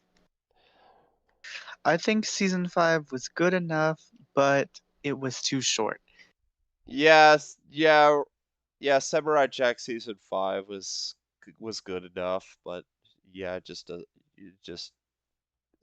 if there was like more episodes, so we get to see more of the story and and make it like and uh and make it like stand out than what we got, then season 5 would have been better, but it Adult Swim and their stupid ideas. Also, Rick and Morty season 5 ended a couple days ago, and I wasn't I really did too not know happy. that. And I wasn't really too happy with its finale. Why not? So let's just say it just isn't great. That's all I'm gonna say. I mean, it's not as bad as season three's finale, but it's just not good, in my I didn't even opinion. watch the third season. I don't think I've even finished the flippin' first season, actually. To be honest with you, I highly suggest just to watch the first 2 seasons. Because the first 2 seasons were the golden age of Rick and Morty, in my opinion.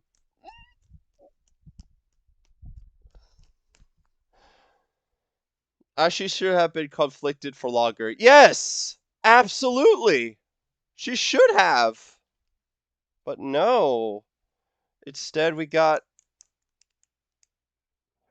Get the Samurai Jack Battle Through Time game. It's an extension of the season. Yeah, I know. I know. That's the hack and slash game, right? Yeah, that's that kind of hack and slash game. Yes. Yeah, That's it looks it's the like it's like the it easy reminded hack and me of slash game. I've it fiddled with reminded that me of game. Animated Memories. Yeah, No. didn't you stream it? I feel like I remember Yes, I watching did. you play it. Yeah, I Yeah, did okay, stream okay. it for like 6 hours. Yeah, I was like, I know I remember watching you play it. Yeah, I played Battle Through Time. I bought it on day one, and I streamed it for like 6 hours. The whole game took me 6 hours to beat. I heard it was short. Yeah, the first 2 seasons, they have episodes that took a cool art direction. Are you talking about Samurai Jack or Rick and Morty? For that one. One where they played with black and white. Oh yeah, you're talking about Samurai Jack. Yeah, yeah, that black and white episode was really, really unique. When Jack had to fight that shadow ninja. Yeah, that looked unique. I really liked that episode. I also like the episode when Jack meets the Scotsman. That episode was hilarious. When they meet in that long ass bridge, and they're like equally matched.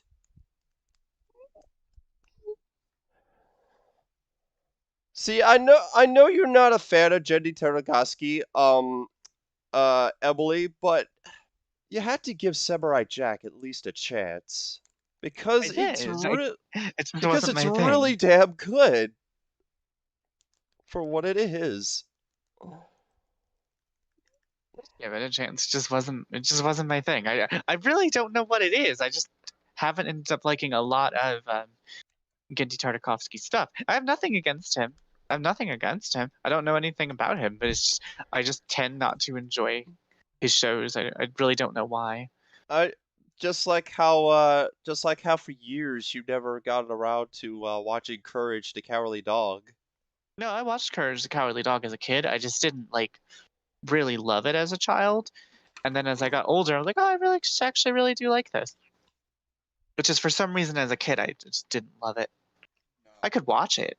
I just didn't love it. It's probably because of how the creepy animation was during the time.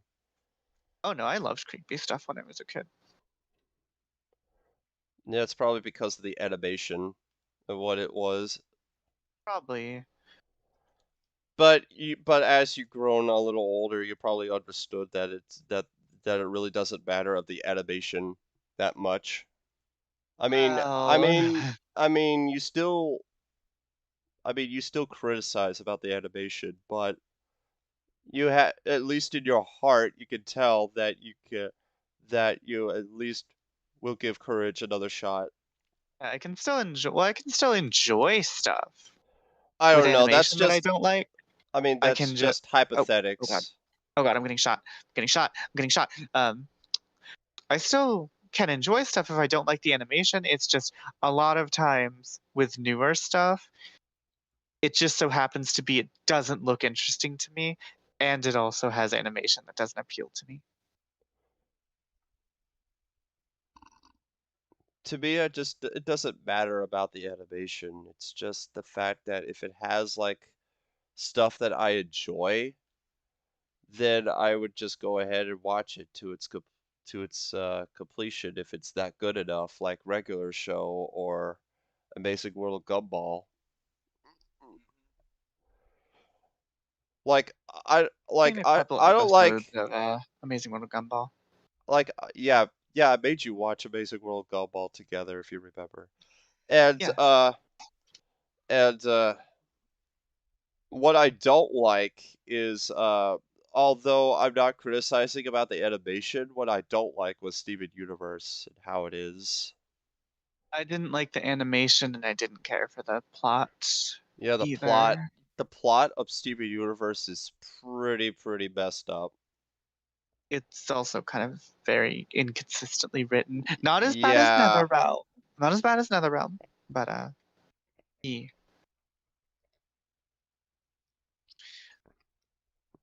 Yeah, it's about as close to, Oh, and you know what? I got flippin' perfect evidence to show that I can set aside bad animation for something that I'm interested in. I'll have you know I still own Mortal Kombat: The Journey Begins. I thought for a second you were going to talk about But Ugly Martians.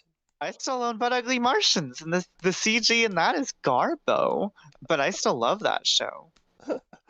Because it's childhood nostalgia. No, because it's actually good. Fight me. Oh yeah, when are we going to when are you going to redo the But Ugly Martians review video? Um.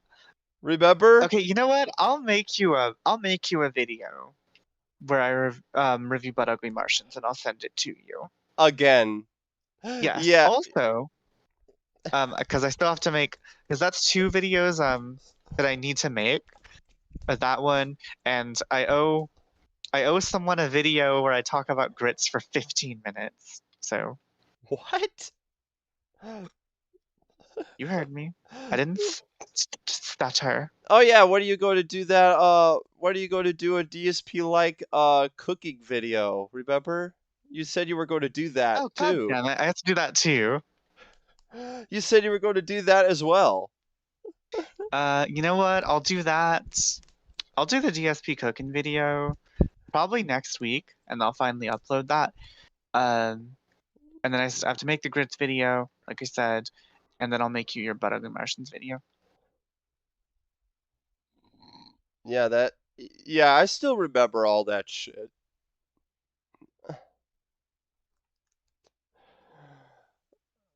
But yeah, I finished Battle Through Time. Okay, yeah, we already read those. I finished Battle Through Time day 1 as well. I was satisfied for what it was. Yeah. Yeah, I streamed that on day 1 because you know how much I am a fan of Samurai Jack, but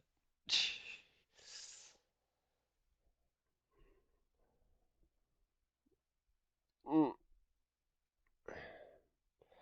And also the battle with Aku in season 5 just feels rushed too as well.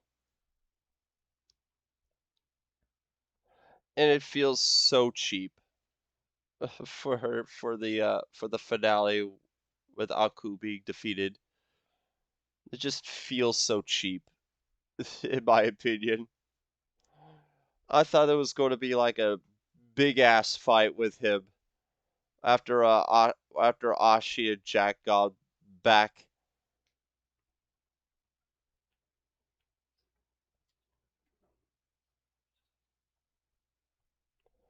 Gotten back to the present. I just thought Back to the past, Samurai I Jack. I just thought Yeah, I know some there was stuff. like a big I just thought there was going to be like a big cool ass fight with Jack and Aku. But nope, it's just one big slash and stab in the Slash. chest. And stab in the chest. Dead Aku. Backslash. Yeah, that just feels cheap in my opinion.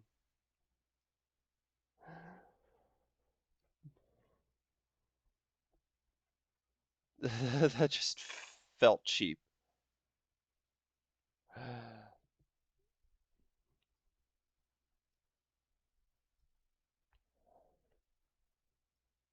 But yeah, the episodes with the Scotsman are just hilarious.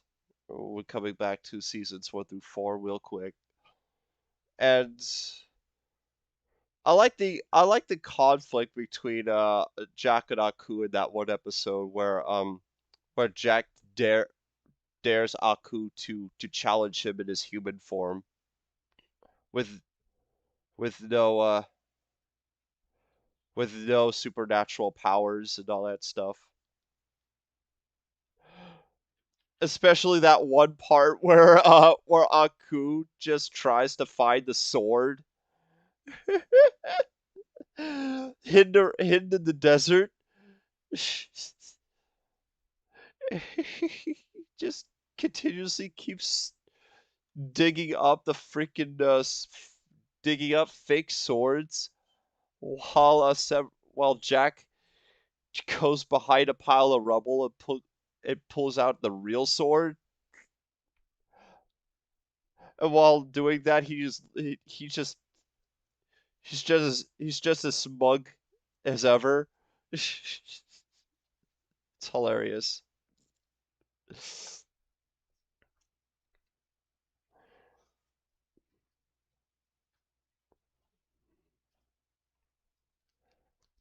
That shit was funny. I did like the beginning of season 5 where Jack just faces a bunch of beetle drones, however.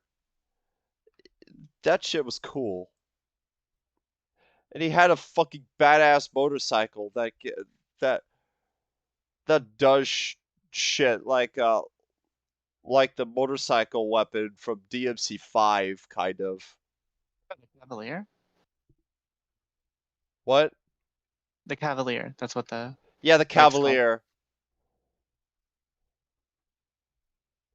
Yeah, that works exactly like a Cavalier, but That's cool. it has more weapon upgrades and guns and shit attached to it.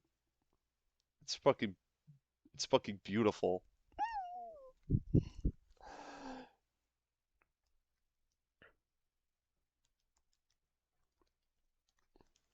I just like that part. Now that part is exactly how you kick off a season, but yeah, it all ended out poorly when it ended out rushed and all that shit. It just doesn't feel like it should not end that quickly. But it is what it is. What had to be done. What had to be Nothing you done. can do. Nothing I can do. None on grass. Huh.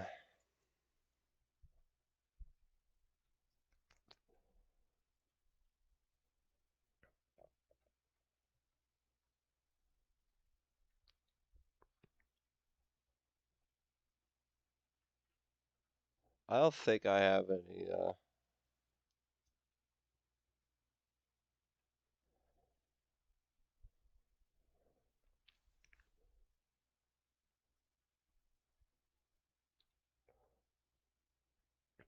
What game are you playing, by the way?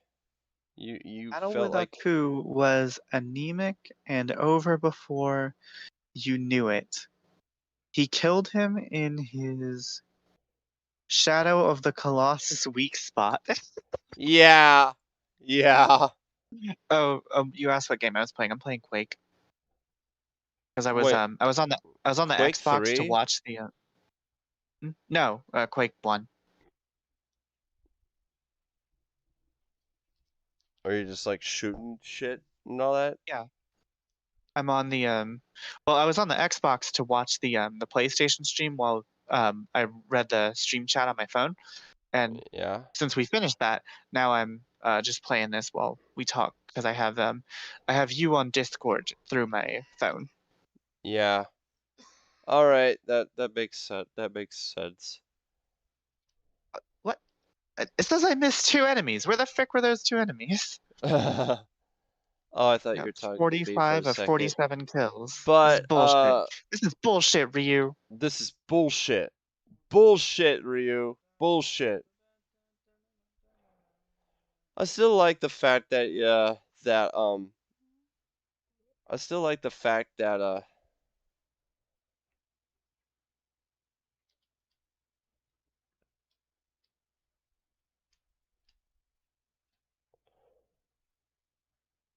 I'll show you where I actually got the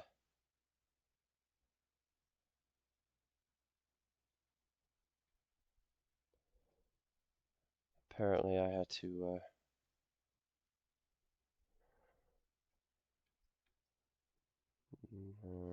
do this.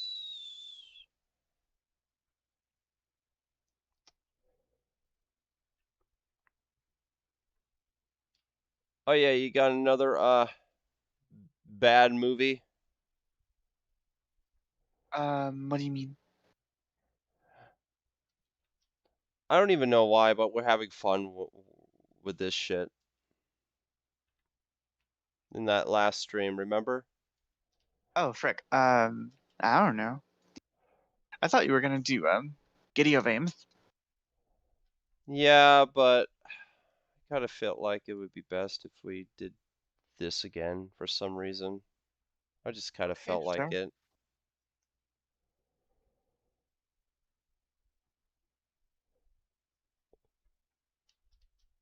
Jurassic World Fallen Kingdom is on here. I have not seen that. I don't think I've seen most of the Jurassic Park movies. Dragon Ball Evolution. The Lion King. The live action Lion King. That's Got a on here. gun. 50 Shades of Grey.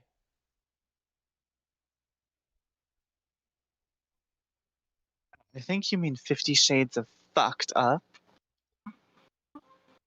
Yeah. That's a real line. That's a real line from the movie and from the book.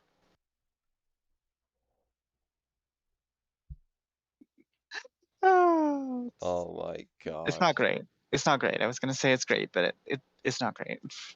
Rise of Skywalker. Twilight. Disaster movie. Ghostbusters 2016.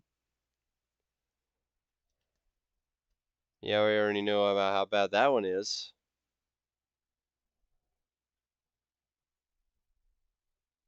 Do you have a suggestion?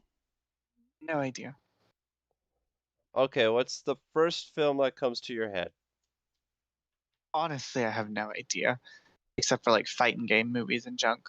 But honestly, I also don't know how long I'm gonna be able to stay because I'm gonna have to make myself something to eat soon.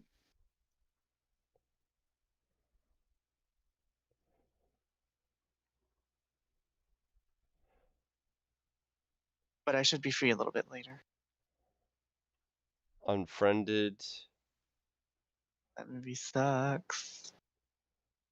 But what about Friend Request? Is that on Friend there? request. Oh, With the that's. ghost hacking. You Hey! remember? Hey, friend request is on here.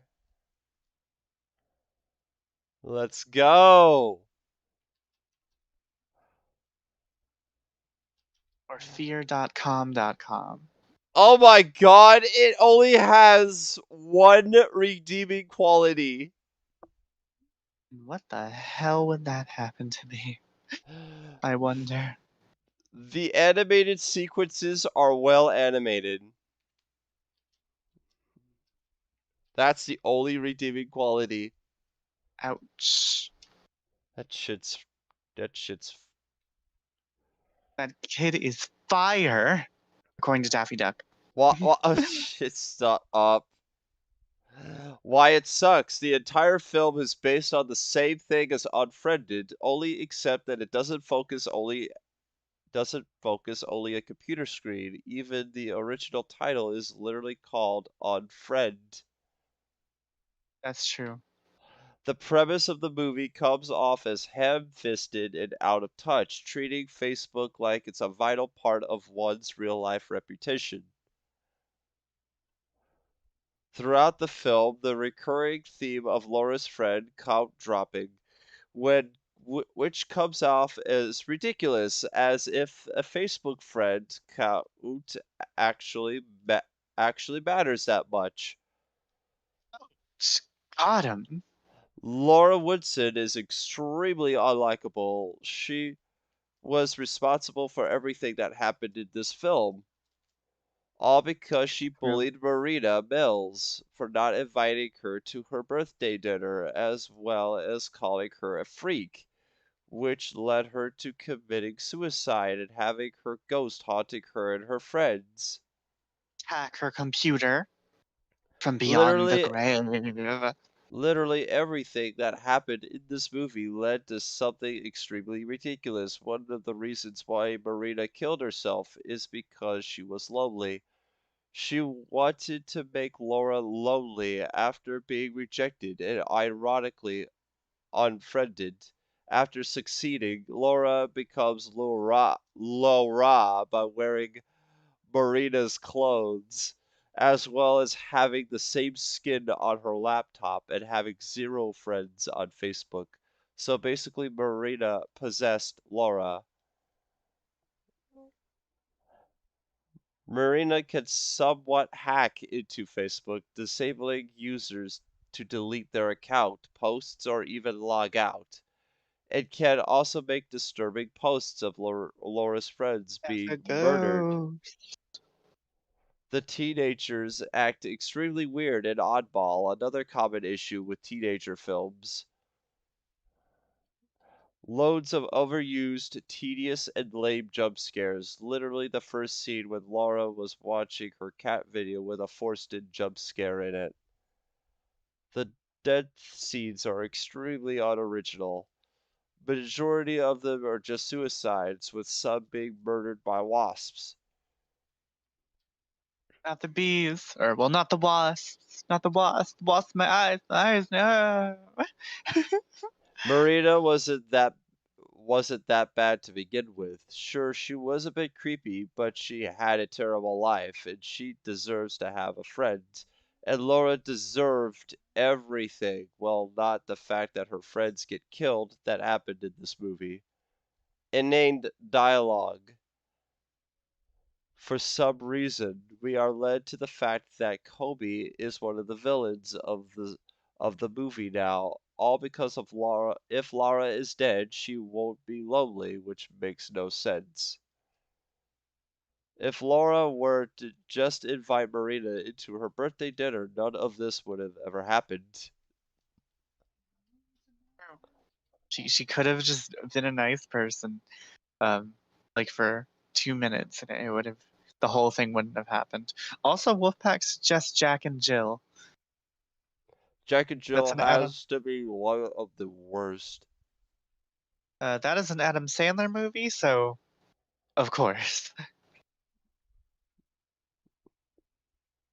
So this film was basically a I copy honestly paste can't of think of a good. Unfriended by the looks of it. No, it's different in the plot and presentation.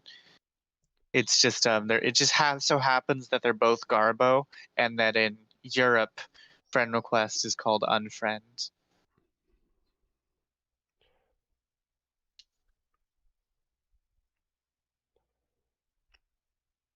Also, I'm finally gonna start Ghost Runner after playing the demo. Ghost Runner. Yeah.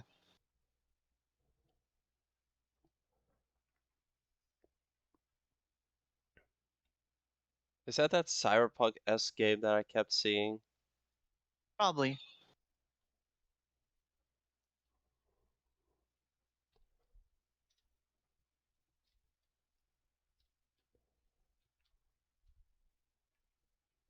Yeah, Jack and Jill's on here.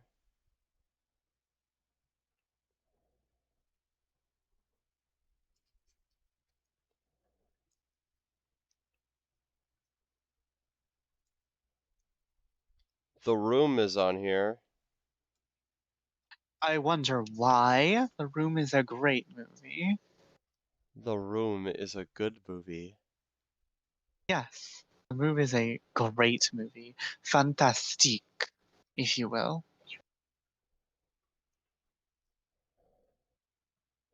Why it needs to leave the room. Oh my goodness! Tommy, Tommy Wiseau's acting is considered some of the worst acting ever performed, with no believability coming from him at all. This was due to him always looking bored and tired while speaking out weak lines, and as well as his Oh, hi, indescribable Mark. accent. You look so sexy, Lisa. What a story, Mark. The film has multiple subplots that are left completely unresolved by the end, such as Denny's drug problem and Claudette's breast cancer. Hey, she definitely had breast cancer. There are numerous continuity errors within the film, most of which are incredibly noticeable. The dialogue is portrayed very blandly, horribly paced, and pointless scenes, especially the talks between Lisa and her mother. The movie is extremely repetitive. Too many panoramic exterior shots of San Francisco. The sex scenes are obviously recycled and are poorly done, with Johnny described as having sex with Lisa's belly button. Yes, that happened. Speaking of which, the sex scenes in this movie are hilariously bad to the music and the chances made in them, such as Mark What? and Lisa's stairway scene or the most off-screen blowjob given to Mike, complete with awkward expressions. Every What time about the flippin'? What about the one set to "I Will"? That was great. I will hear nothing but. every time Lisa seduces Mark, he always has to ask what's going on. He does. The script constantly reuses the idea of a character saying that they need to go somewhere before the scene ends with a location shot. The viewers need to be frequently told how beautiful Lisa is. Anything for my princess. It's true. That does happen. There is no character development whatsoever, and there are many useless characters who But serve no fake news. purpose. We see Johnny's deteriorating mental state. That's a character development. And Mark, well, actually, Mark doesn't change, and Lisa's kind of a bad person throughout the entire film. Uh, but Johnny, and um, okay, yeah, there's nothing else I can finish what's happening. God damn it, I messed up the jump. Really? Mhm.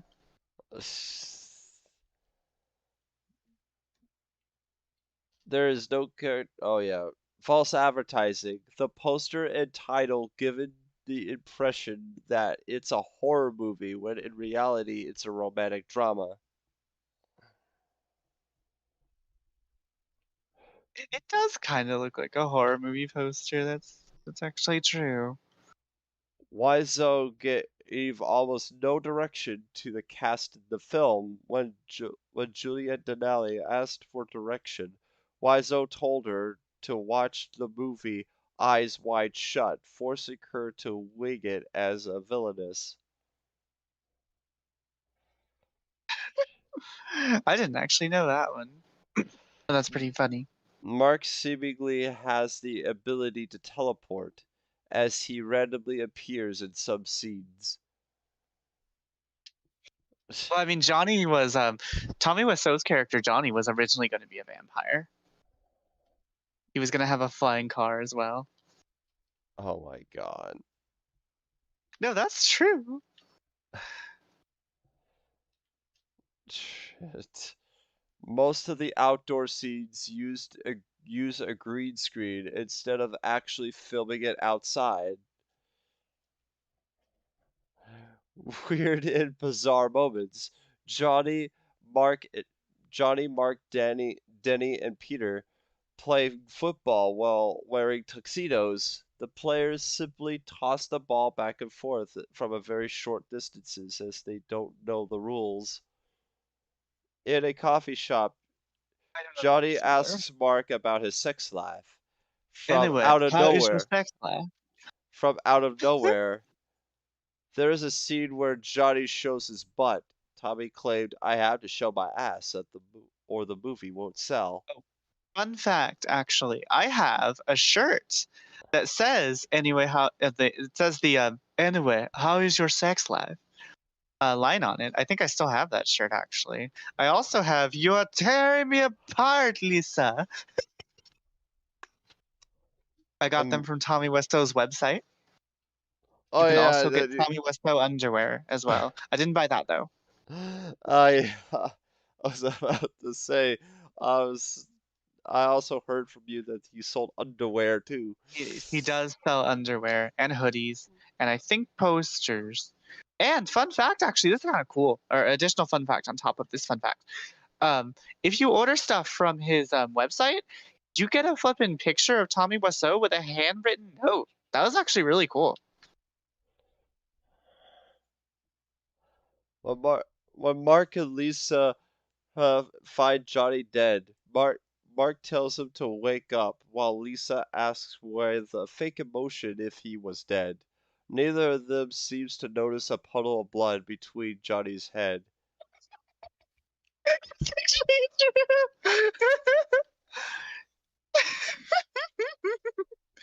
Several out of nowhere exterior shots of San Francisco before cutting back to the same scene.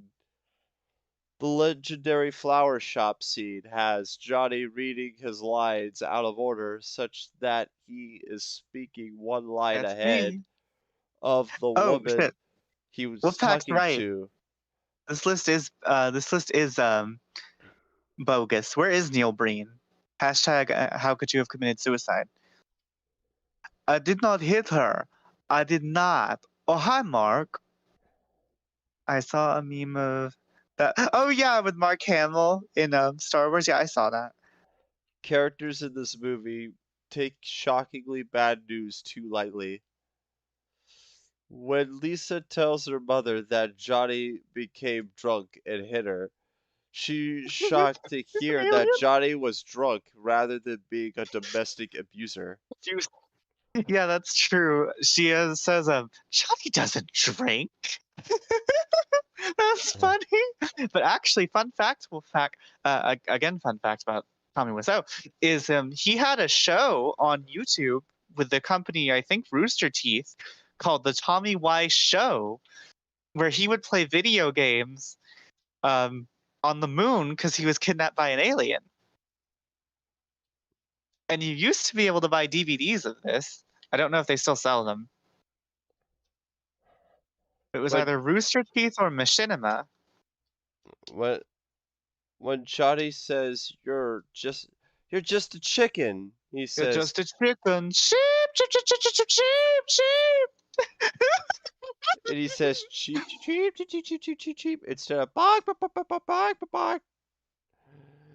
In the climax, after Johnny trashed the apartment, he took a red dress and began to make a disturbing simulation. The scene was supposed to show how torn up he was, but the bad script and the weak character interactions make it fail. The film feels Hold like on, a hold on. I can actually explain the chip, chip, chip, chip, chip, chip, chip. Um, from a region of Europe that most people speculate to be not Johnny, but some people speculate to be Tommy Wiseau's home country in like a certain region of Europe. They actually say chip, chip, chip, chip, chip as like a mock thing to be like, oh, you're like a coward or something. So that's why he does that because it's from the whatever nation he's really from. We don't know. The film feels like a self-advertisement of Tommy Wiseau, as he only wanted people to see how great of a guy he was. The movie was Hey, he is also a great made guy. due to Wiseau's frustration with not getting a cast in any acting roles.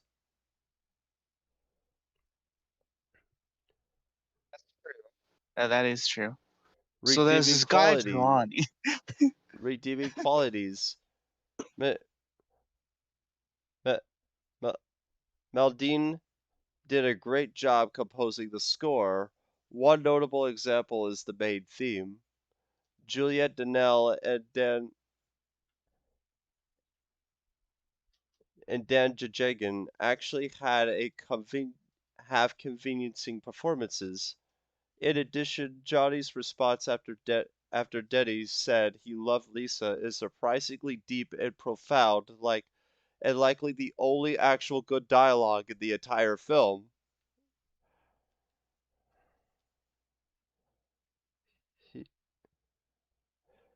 It has a cult following, but of being so bad it's good vein, and people may enjoy it. In fact, one of the lines, "I did not hit her. It's not Right. true. It's bullshit. I did not hit her. I I did did not not." hit her. I did not. Oh, hi, Oh, hi, Mark. Bach is a very memorable and will likely never get old. It's true.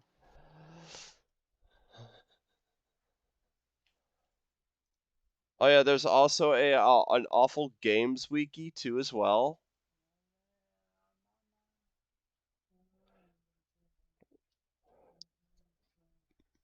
Mm-hmm. Where awful games shit.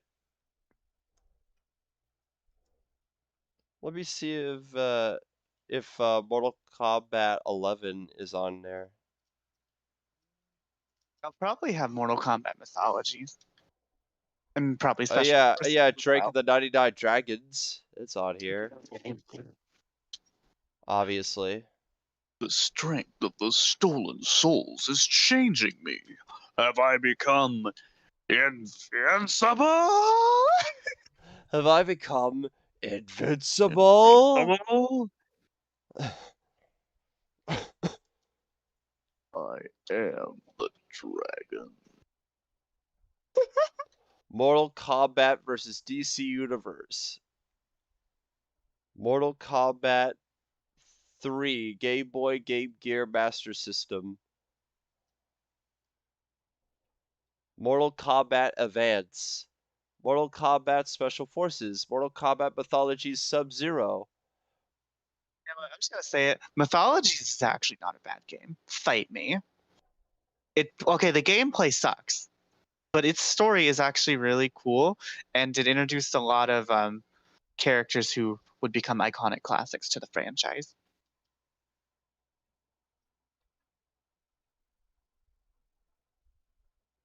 All I have to say. Yeah, Mortal Kombat 11 isn't on here yet. Chip. If if a lot of people love each other, the world would be a better place to live. The final Hashtag decision remake for Mortal Kombat the 11's Drake. placing.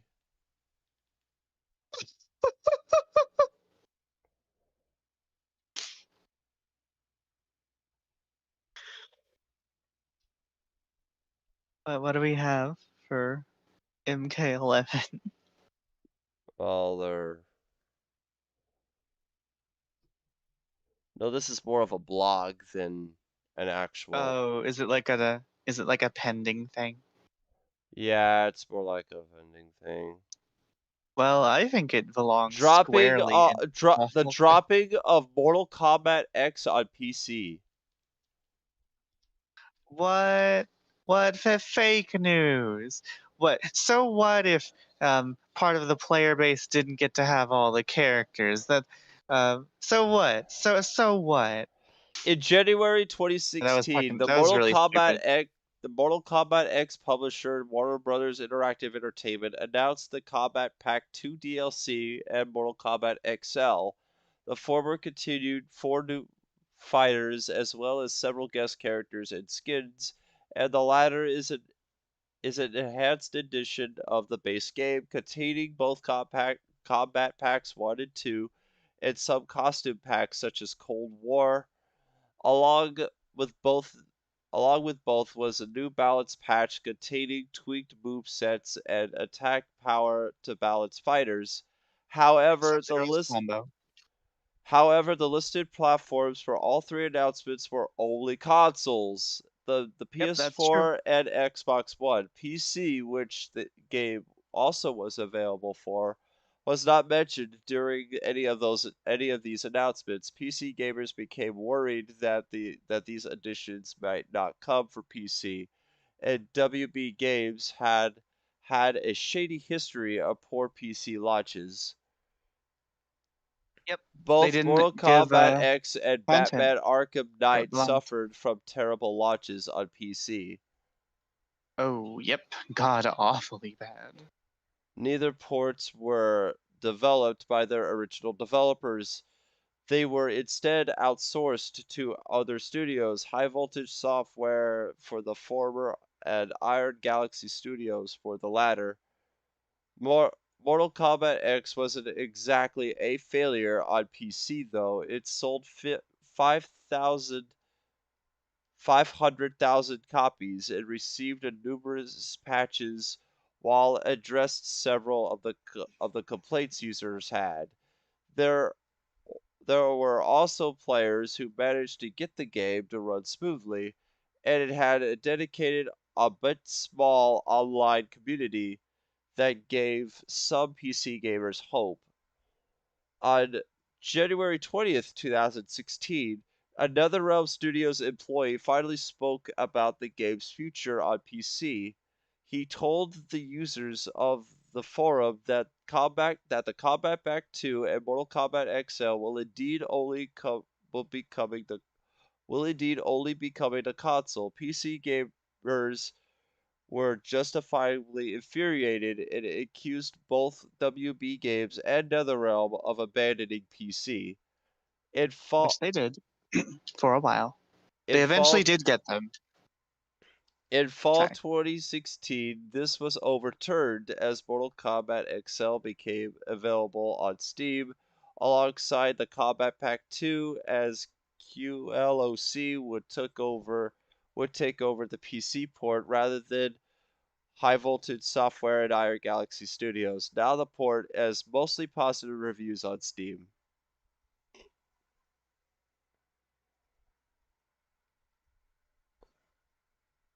Mm-hmm.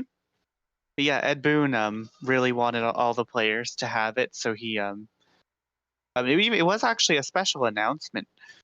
But Ed Boon had been talking for a while that he was saying he wanted his way on a certain issue, and his way was that all the players got to have the content, which was fair. So Ed Boon's cool.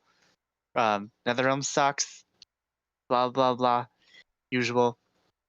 I have nothing against Ed. He's a great guy, but it's the company around him that is really screwed over that beautiful thing he created that I love a lot.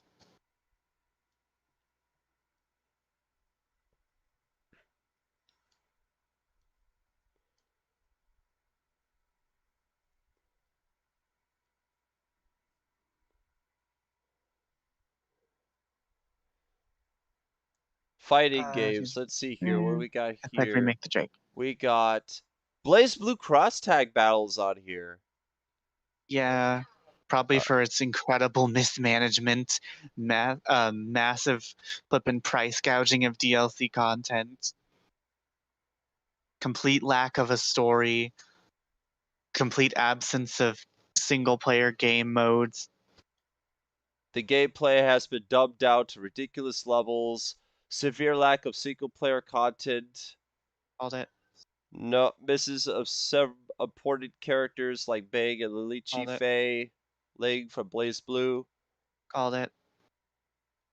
The lack of characters from Arc System Works flagship series Guilty Gear and from other franchises that were handled at one point by Arc System Works, such as Fist of the North Star and Dragon Ball.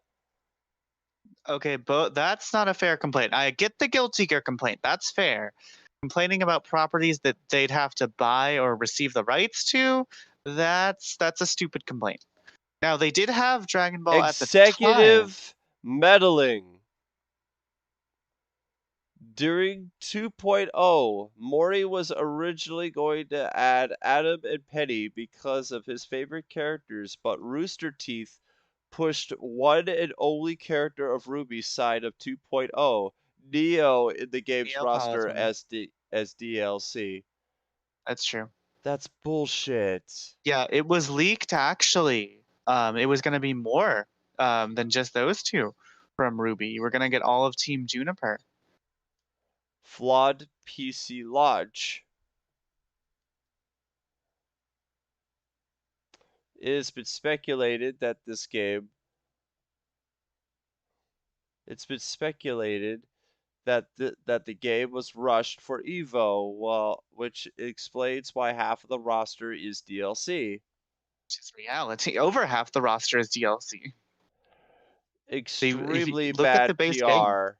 Extremely very. bad PR, which gave a lot of backlash to the game due to its sloppy reveal of the DLC practices months before the game was released,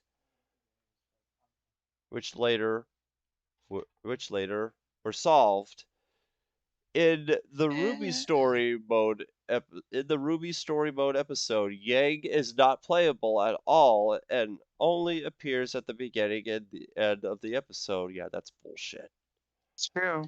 Because they needed her as DLC, despite selling the game on Ruby. My girl Yang is butchered in that. The first 4 DLC characters for Season 2 did not have special interactions. The 2.0 update fixed this. Actually, there's a reason for that, and it makes it even worse. They did have special interactions. You know why we didn't get them? Why? Because Arc Systems said if the stuff got leaked and people posted those leaks and talked about them, they wouldn't have special interactions. So that's why there are no special Oh interactions, my or there god. weren't any special interactions at launch. Oh my god. Why does this feel like that one thing that I heard about Smash 4 when it Yeah, was it's the originally same going bullshit. to when it It's gonna had have a when it story was mode. originally going to have a story mode, but people leaked that shit and the developers, including Sakurai himself, said that Yes, but get tucked, idiots. yeah, said get cucked, yeah, get cucked, idiots, and fucks the story mode, and that's why we don't get a story mode in Smash 4. Yep, It's that is because of that exactly what bullshit. happened. Yep, and it was shitty there, and it was shitty in Blaze Blue. At least Blaze Blue eventually did give us that content. I'll say that. Tactics mode for characters acts as you need to 100% know the combo before you even start the character missions, and if you don't know it, you're going to have a hard time figuring it out. Amazing. Let's see here. Garbo. Let's see here. Bloodstorm, Capcom Fighting Evolution, Cartoon Network Crunch Time Explosion, Trash. Castlevania Judgment, Catfight Criticom, Dangerous Like Streets, Dead or Alive 6, The City of Final Fantasy 2015. Okay, that's not a bad game. That's not fair. That's a good game. It just has flaws. Dead or Alive 6 is Garbo, but Final Fantasy NT, that's not a bad game. It's flawed and it's missing a lot of stuff from the old ones that would have been great to have, but it's still a very fun game and it is still playable. The story is pretty It is missing lackluster. one major component though. Shut the fuck up. The old ones were lackluster too. The story is pretty lackluster, short, and it is merely an excuse plot and nothing else. The characters don't have any interactions with each other, and some don't even show up in the main story. There were no new villains introduced. They added stuff, you have to unlock it. There were no new villains introduced in the arcade version nor the PS4 port, despite there being four mainline games released, and the game now including both tactics and Type 0 characters. This is even worse since the game removed Gilgamesh and Feral Chaos, meaning that the roster of villains is actually less than the previous game, barring DLC. That is true. They removed Chaos, although that is part of the story, so there wouldn't be really a reason for him to be there. But the overall roster, really great. The DLC, I wasn't disappointed with a single DLC character, personally.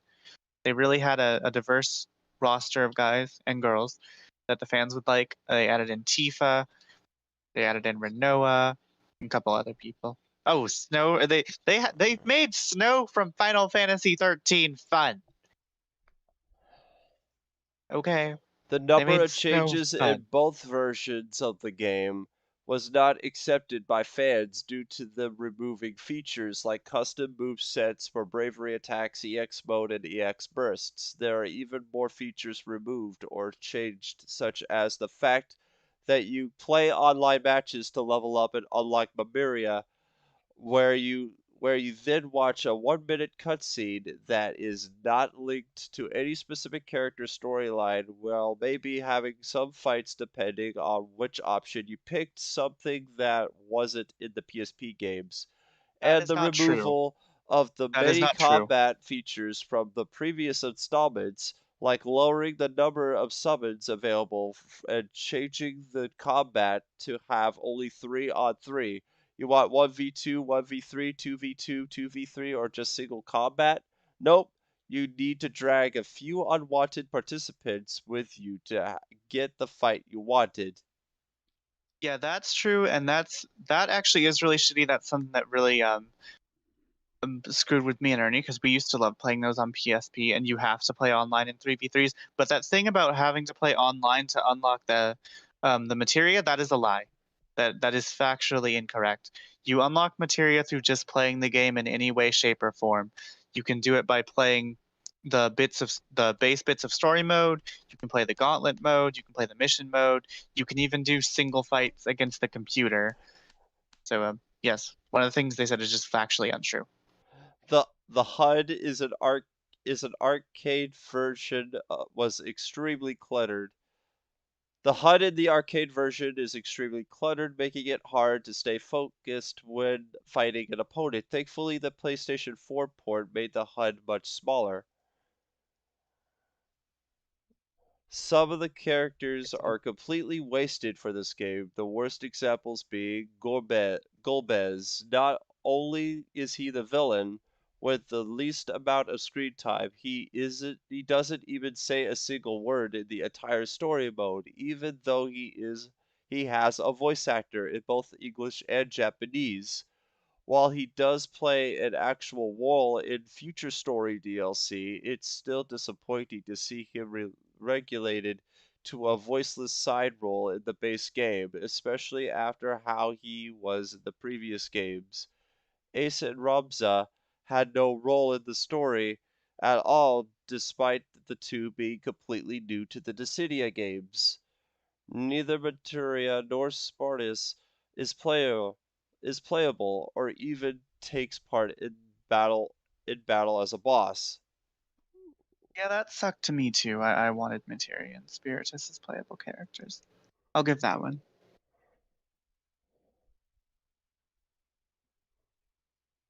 Hold on, can I?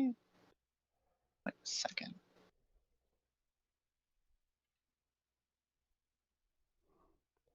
Alright, let's see here. Dragon Ball GT Final Bout, Dragon Ball Z Takatsu, Dragon Ball Z Infinite World.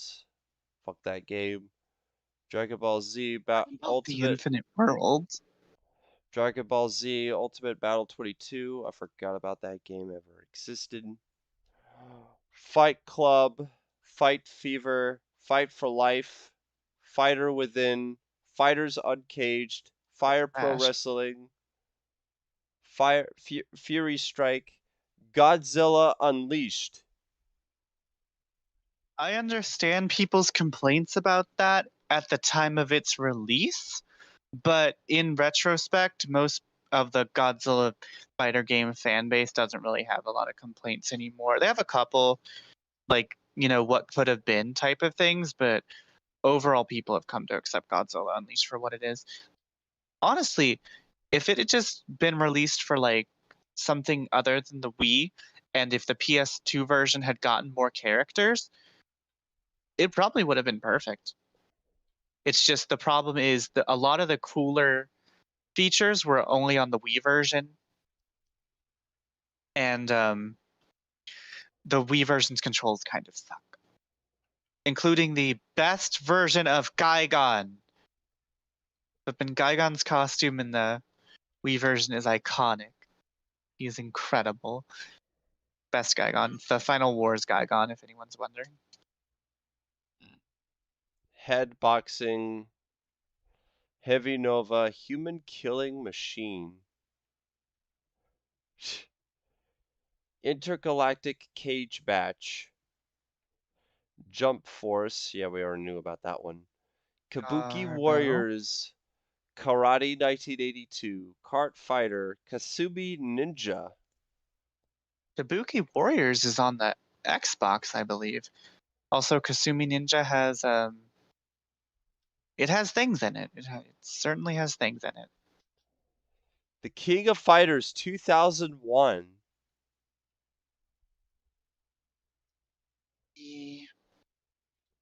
Yeah, I could tell why that's in there.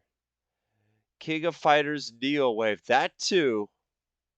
That's an ugly looking game. It's a really really ugly looking King of Fighters game.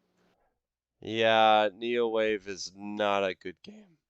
It plays okay, but it's basically really... a rehash of King of Fighters 2002. Yes, the roster is pretty similar. The movesets are the same, and the three That's a systems lie. were It's much smaller. and the three system and the three systems were originally one system in King of Fighters 2002, and the game modes are the same. In less words, it is basically a tech demo. No new characters, with exception of young Geese Howard.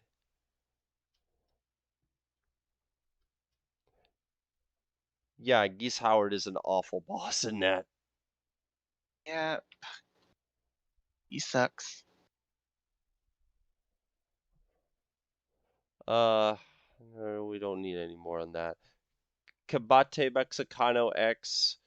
Kung Fu Panda Showdown of Legendary Legends. Oh, that's a That's a platform fighting game. A Kung Fu Panda Showdown. I have that. It's on Legend of PS4 and stuff. Legend of Success Joe.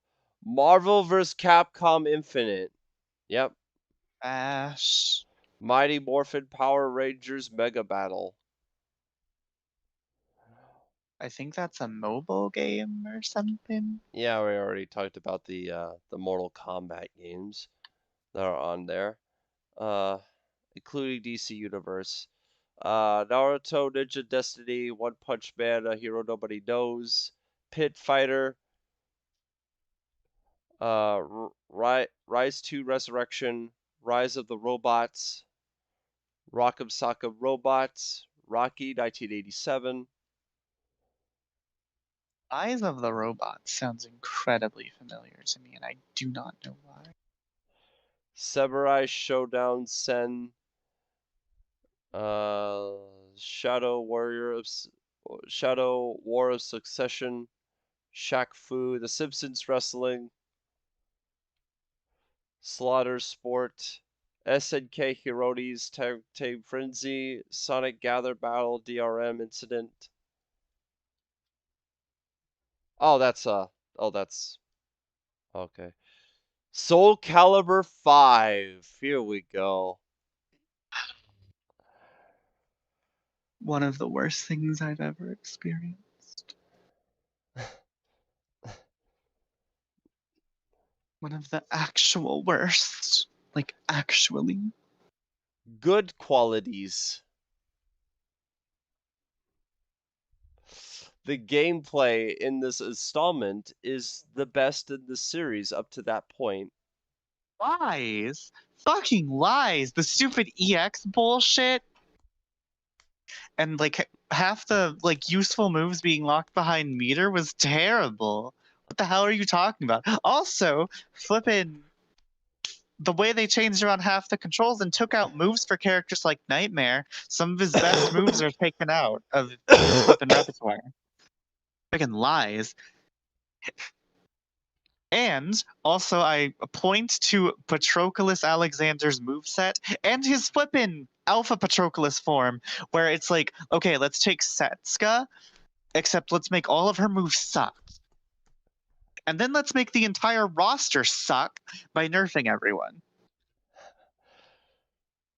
The newcomers who aren't replacements are actually decent. Viola and Sway. Bye. What? His name is pronounced Zwei. It's German. Zwei? Oh, Yeah, okay. Zwei. The character editor is actually good, and unfortunately better than 6's due to having more clothing options. That is. Wait a minute. That's true. That is actually true. That is true. Unlike the Star Wars characters in Soul Calibur 4, Ezio from Assassin's Creed 2, Brotherhood, and Revelations really fits the setting and is a great guest character. That's true. Like, I'll admit that, even though I don't like guest characters. The same with Geralt of Rivia in 6. I like that he actually fits into the universe, and that's why I don't like 2B in 6, because she doesn't really fit in with the world or the universe.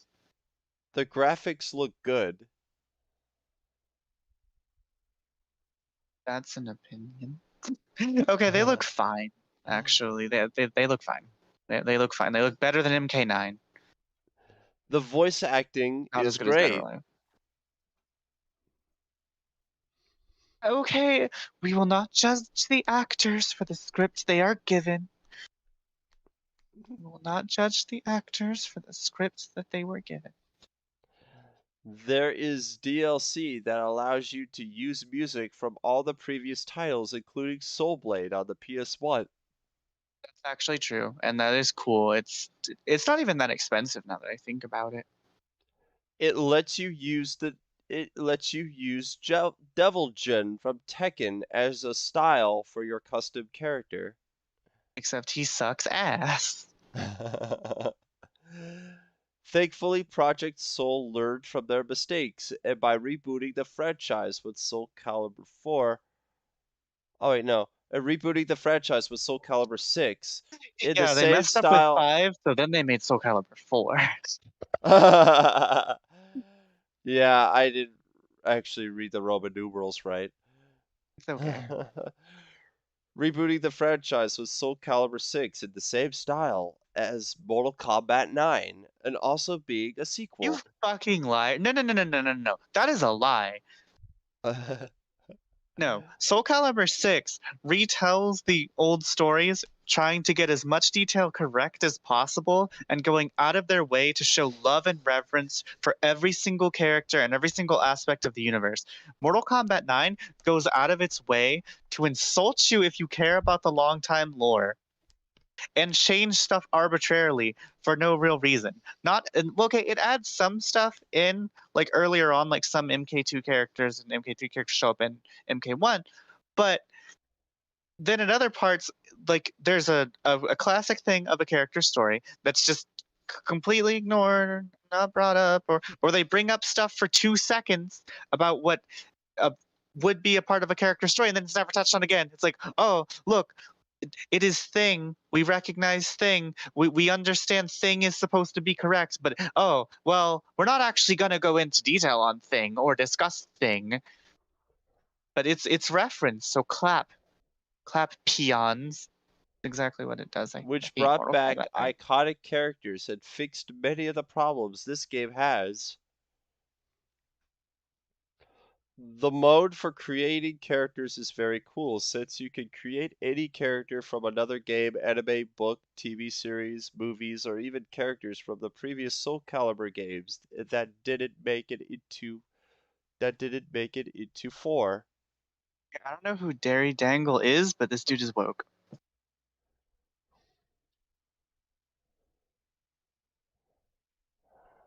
Proof of this are the YouTube videos where several users create some characters and they were great.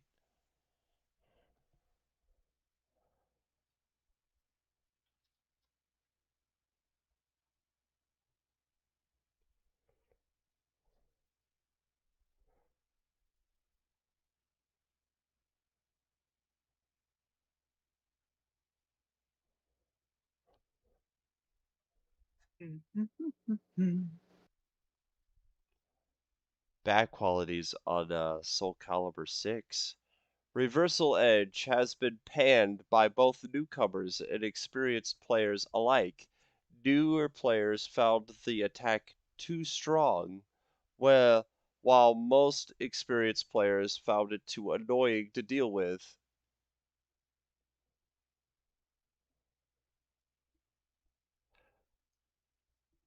Those used those used to cutscenes from previous games will be disappointed by both story modes by both story modes being mostly pictures with text. Yes, the that is the story mode for Soul Calibur 6 and for 5. But at least in 6 they have color. At least they try to use some iconic imagery from the series. In 5, it's just garbo. Also, the script is terrible. And Patroclus might be the most unlikable protagonist in anything ever. Literally ever. Longtime veteran Tira was on this DLC. This did not sit well with the fans, and Ukubo Okay, that himself is a later lie. That is no admitted no no no that no no no making no no. her This on pisses this me off. People DLC bring this up was all a the time. mistake. Yeah, that is a lie. She was not on disc DLC. That is factually a lie. What Tira was the guy running the game's development. I think his first name is Motohiro, but his last name is Akubo. He knew fans really liked Tira, but the story for Soul Calibur 6 is Soul Calibur 1 and bits of Soul Calibur 2, and Tira was introduced in Soul Calibur 3. So what Akubo wanted to do was put Tira in the game, but the only way that Namco would give them the extra money to take the take the development time to make another character was if they made her DLC. For years, people have told the straight up lie that she was on this DLC and that she was made to just nickel and dime people for money. And people like Maximilian Dude and other flippin' fighting game YouTubers spread that lie, and that's why people think that. That is not true. The reason Tira is in that game and the reason she is what she is because the developer, who is a fan of the franchise, wanted to give the fans as much as he possibly could.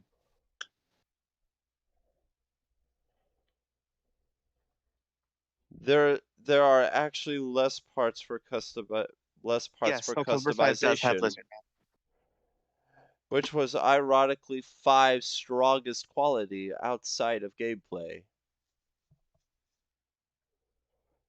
Yeah, I Ma- will say the equipment in 6 is not great. There's not a lot, and I don't even think the DLC adds a lot of cool stuff. Matchmaking is rather iffy. For example, a G or F rank equivalent to bronze can be matched against a B or A rank, the equivalent to a diamond rank in other games.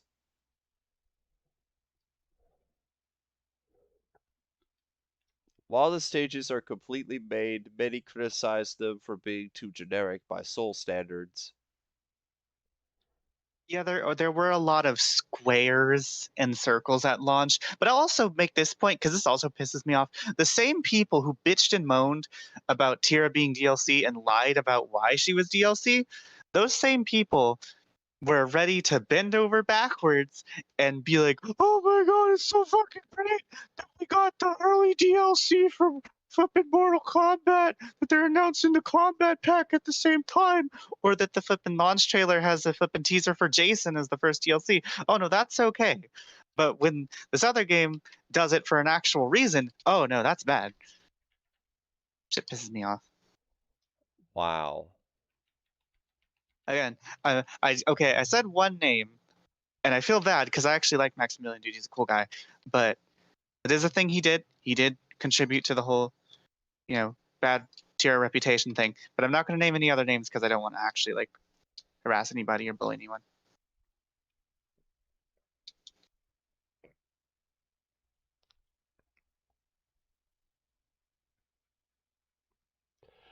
Oh no! What? Mortal Kombat 11 is in the Awesome Games Wiki. Shut the fuck up. No, okay, you know what? When we did the Left 4 Dead stream, I said I'd do rants about Mortal Kombat 11 on our channel against. You said people seem to like that for whatever reason. Why it always performs a fatality. Oh my god, shut the fuck up. The series is even goofier than ever, as the fatalities in this game are much more gruesome and shows a lot more details when a character is mutilated in some shape or form. Can I just point out that almost all the fatalities in this one take away the silliness and fun that was in the old games? Because I've said this point for years. You go back to like Deception or Deadly Alliance or the original trilogy and stuff like that, and yeah, they're violent, but they're also silly and fun. All the ones in MKX do, except maybe the selfie one, is focus on like the super gory details, and then 11 doubles down on that. Yeah, it's violent and all. That's what Mortal Kombat's done for a while, but they also had fun. None of the ones in 11, except Johnny Cage's, actually feel fun. And a lot of them just feel kind of boring, like they ran out of ideas, like Sub-Zero's. There's 3 fatalities I'll say are actually good in 11. That's Scorpion's, his 2, and Johnny Cage's 2. Probably are the 2 I actually like. All the other ones feel like they're either basically reusing an idea that's already been done to death with one character, or it's just, okay, we didn't have anything else to do, so let's just focus on as much gore as we can put into it without any of the comedy or the silliness or the fun, which is what is also a keystone of Mortal Kombat.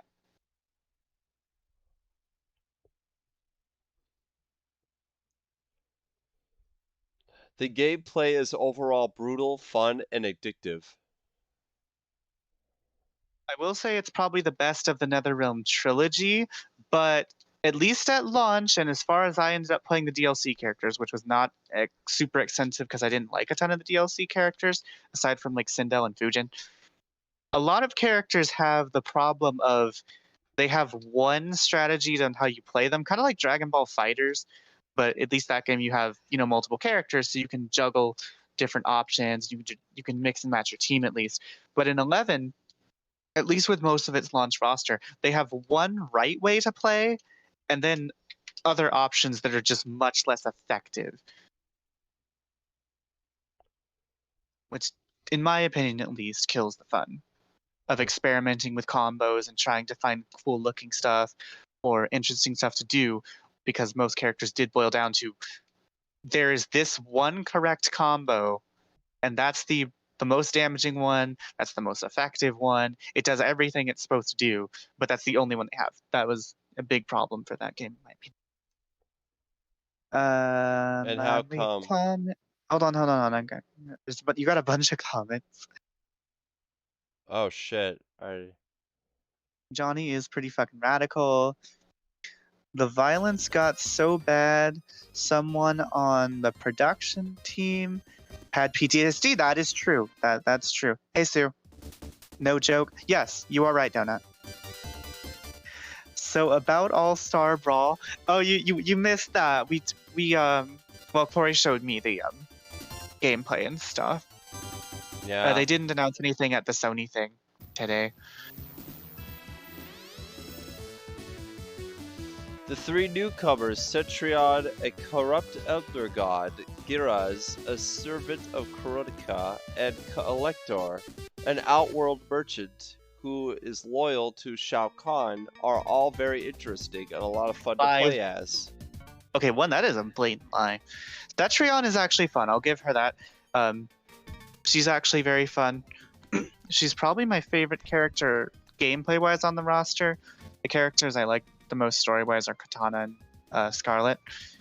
But Geras is basically just the Terminator, but even less effective. Like, he's literally made into a joke by the end of the story, because he just literally he has the problem of most villains in NetherRealm titles, where a lot of times villains in NetherRealm games look like trash as far as intimidating opponents and fighters, because you never get to play as the villains in the story modes for NetherRealm games. Where, like, in a game like Soul Calibur, you not only get to see the characters do stuff in story mode, like the villains, but you also get to play as them. The same with Dead or Alive, the same with games like Blaze Blue, and other fighting games. You get to actually see them achieve victory at any point in time and not just be completely defeated and look completely incompetent.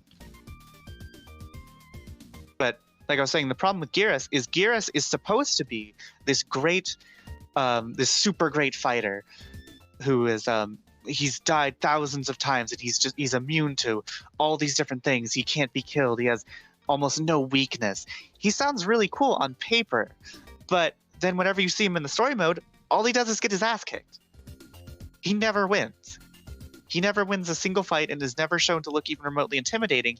And each time the characters fight him, they beat him faster and faster. Again, devaluing his intimidation factor. So why should you care about him if he's never shown, one, to have any deeper character other than, I am Geras. I will do the will of Kronika. And then in the story, he's not shown to be even remotely effective. So why would you care about this character? Is Kronika, the Collector is the same way. Geras is a Kronika sim.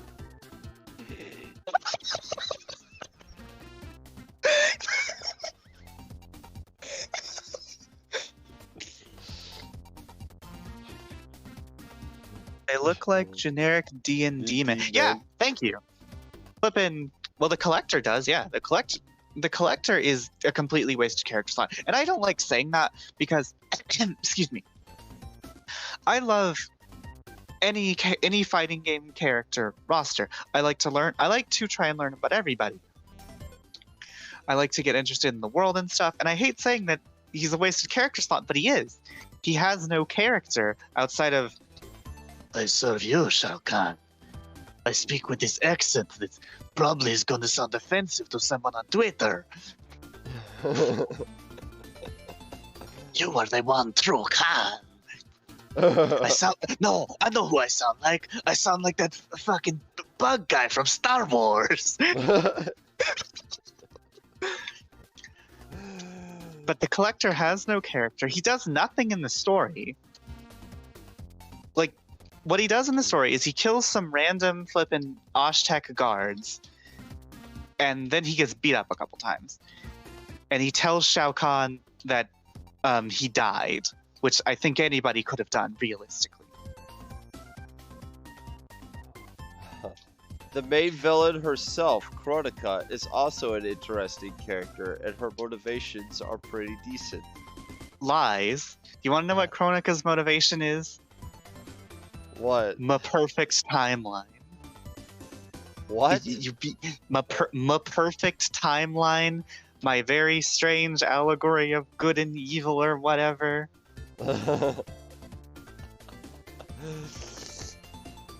Like the last two entries, this one has guest characters, except that it has 5 of them. Those being the Terminator, the T-800 version, the Joker from Batman, Spawn, who was one of the most requested guest characters in a Mortal Kombat game, RoboCop, and Rambo. And do you know how many characters from actual Mortal Kombat that are not in this game, but were loaded up with guest characters and references? Oh, also, you know who is in this game but not playable? Cyrax and Sector. Do you know who you can get as costumes for RoboCop but not actually play as? Cyrax and Sector. Oh. And Cybersmoke. And Hydro. Write in the comments if you know who Hydro is.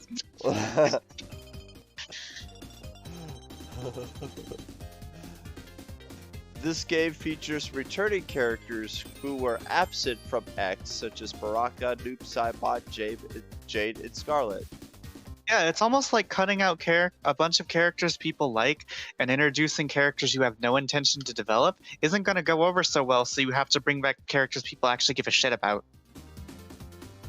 Well, then again, they did bring back Jackie Briggs, and I haven't actually met anybody who really likes her. I don't have anything against her, but my favorite of the Combat Kid characters was probably Takeda. And they didn't bring him back. He just got cocked. Also, you have a bunch of comments. Let me read some of these. Look like Generic Demon. Geras' Chronic Ascent. To be fair, I haven't seen the 11 story, but what does Collector even do? Collector, like I said, he does nothing. He kills some. He kills steals some your offset limbs. guards. Virgin Chronica versus Chad St. Germain.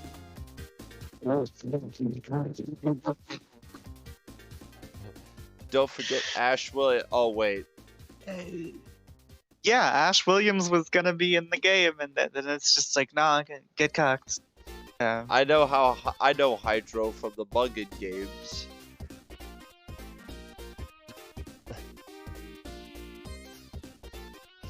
Visually impressive in both games.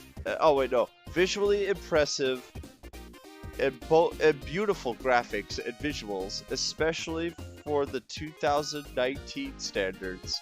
They are so impressive that you would even want to look at them for so long by just playing the game for a long hours, or even watching videos and stopping them on YouTube just to look at them. Especially in the Nintendo Switch version.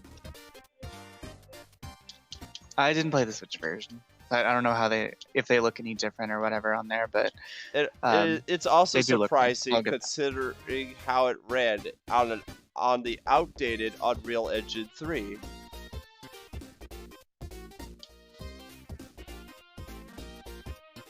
Bruh. This is the first game in the series to feature character customization, where you can alter the head, body, and even the weapon of a character to your liking, including DLC characters. You did have Character Creator in Mortal Kombat Armageddon. Now, you couldn't customize existing characters, although you could pretty much make them if you wanted to, and change stuff around. There were certain special moves they wouldn't let you use. So that's technically true and technically not at the same time. The only problem is the customization is really garbo. Like, let me give you an example.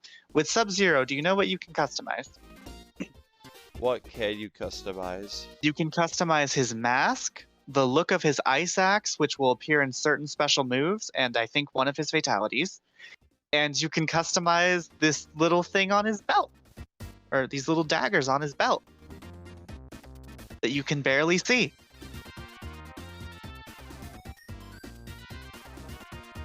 Wow. Do you know what you can customize for Scarlet? What? You can customize her knife that you will never see. You can customize her mask, and you can customize this little jar of blood she has that you will never see, because I was a Scarlet main for a while, and I never noticed it in her gameplay. Unless it's something on her that's just incredibly small, I have no idea where it actually is. Amazing. But no, this was Fighting Game of the Year. This beat... I don't even like Smash Brothers. This beat Smash Brothers. This beat Grand Blue Fantasy. And Grand Blue Fantasy isn't great, but still. The Aftermath expansion comes with a second part for the story mode, and classic characters as Fujin and Shiva, and the aforementioned guest RoboCop. It also comes with a free update with 3 new stages, the return of stage fatalities, and also the friendships, a feature that was only in Mortal Kombat 2 and Mortal Kombat 3. That's actually true. I got a question though. Why do the friendships in those games, they were kind of funny, and silly, and they're silly in this one too. But why does every character turn into like an actual child in the friendships in MK11? It's just really weird to me. The characters have pre-fight dialogue before the fight starts once again, except this time each character has a specific dialogue for one another. Okay, I'm gonna say two things to that. Do you know what else had pre-fight dialogue? What? A little game called King of Fighters 1994. Oh yeah.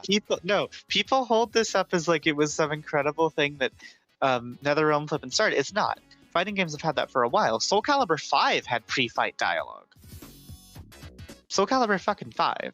The worst Soul Calibur game ever. Next to Legend. But thing is, I will say it is cool that their MKs are a lot more cinematic. That is true. But fun fact, if you're playing in the single player, which you have to do to unlock just about anything with the challenge mode, the offline mode only uses one intro every time, over and over and over for every character. In Injustice 2 and Mortal Kombat X, you could fight, you could do 3 towers with the same opponents, and you would get different dialogue. For some reason, they just gimped the experience, even though the game is already a grind.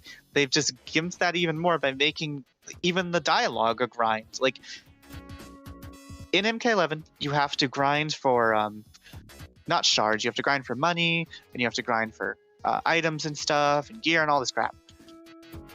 By doing the offline towers, or doing the AI battle, which is the dumbest mode ever. Because you're literally just standing there watching the computer play itself, which is just ridiculous. But that's obviously a grind. They could have at least had enough decency to give you different dialogue intros during the, all that stuff, but they don't. They had it in the last 2 games, but not in the one that goes out of its way to make you grind. That's ridiculous.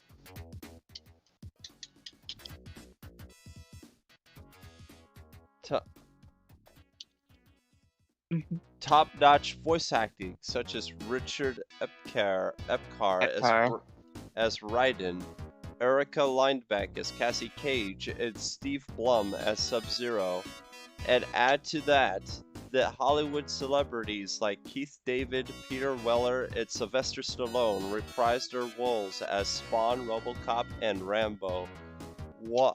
They put a lot of effort into expressing their characters, and it feels like they want to do it all, respectively. Okay, I have one thing to say to that. Ronda Rousey. Enough said, kid. Enough said. Ronda Rousey. Let me just give you a little sample. Cut the shit. You'll kill us whether we fight or not.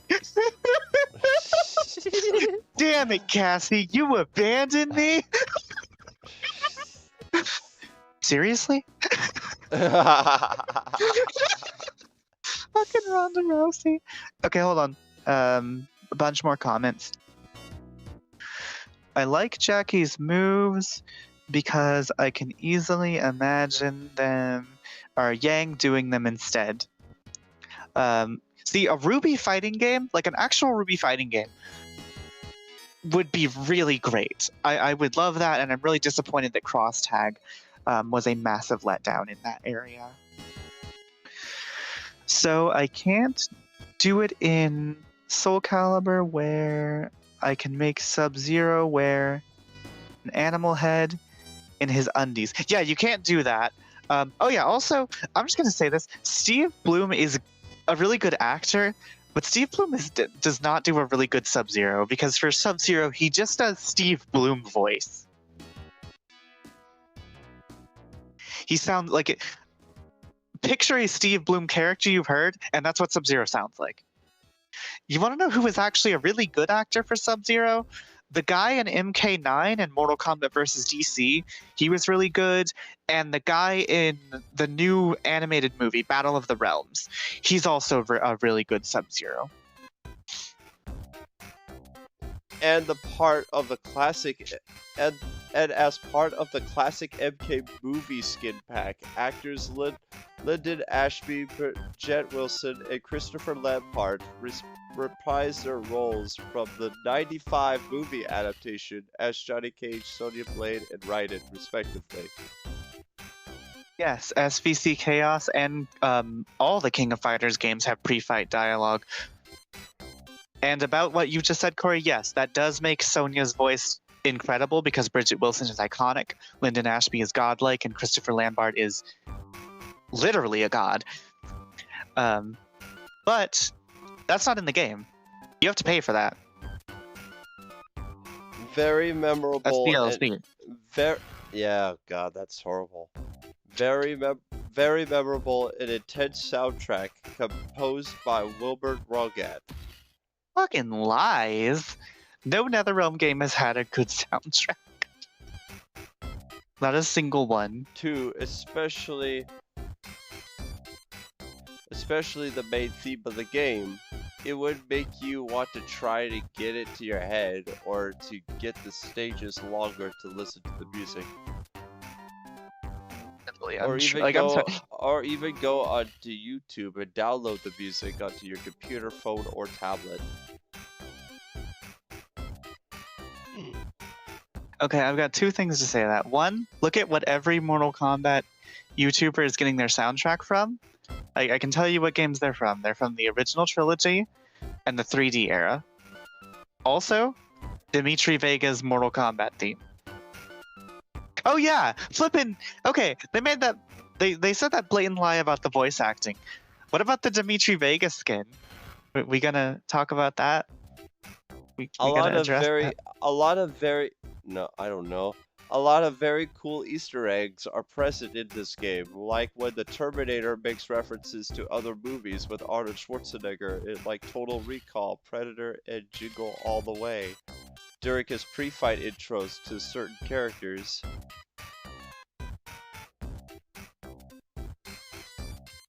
That's really an opinion-based one. I can't really say like, oh, that's bad, as much as I can say I would kind of rather have the Terminator be a character, not just a bunch of references to other stuff, especially if you couldn't even get Arnold to voice the Terminator, which they don't. The game introduces... And also just a bunch of references to other stuff.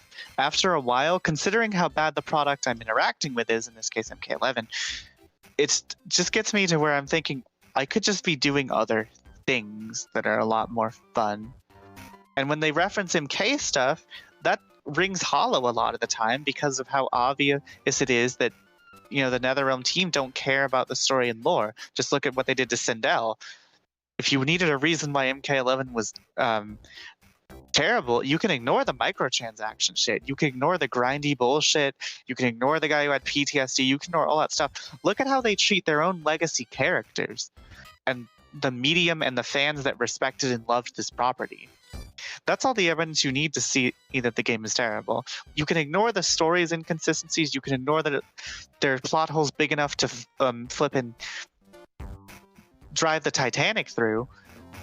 Just look at how little they care about your investment in this franchise, or the franchise itself, or anything that made it likable. Now, anyway, this game introduces a new mechanic called environmental attacks, where a character could grab a piece of a stage and use it to attack his or her opponent. That is technically not true. That's not true. That's literally not true. You can do that in MKX. I was gonna say that was they had environmental interactions in MKX, and then they put that in Injustice 2, but that's not true. You can do that stuff in Mortal Kombat X as well. Watching fatalities is very irritating because they all go in slow motion at the end. That's an entirely opinion-based thing. I can't say yes or no to that. A perfect example is that of Johnny Cage. In the first fatality, you can see Johnny Cage tearing off a body in two, and suddenly Johnny Cage with the body without legs makes a quite amusing show spoken, as if they were a puppet, and then the audience throws tomatoes at him. The second fatality is where Johnny Cage does acting, but realistic, where Johnny Cage tries to rip his head off and and after many takes, he eventually rips off his head and throws it at the camera.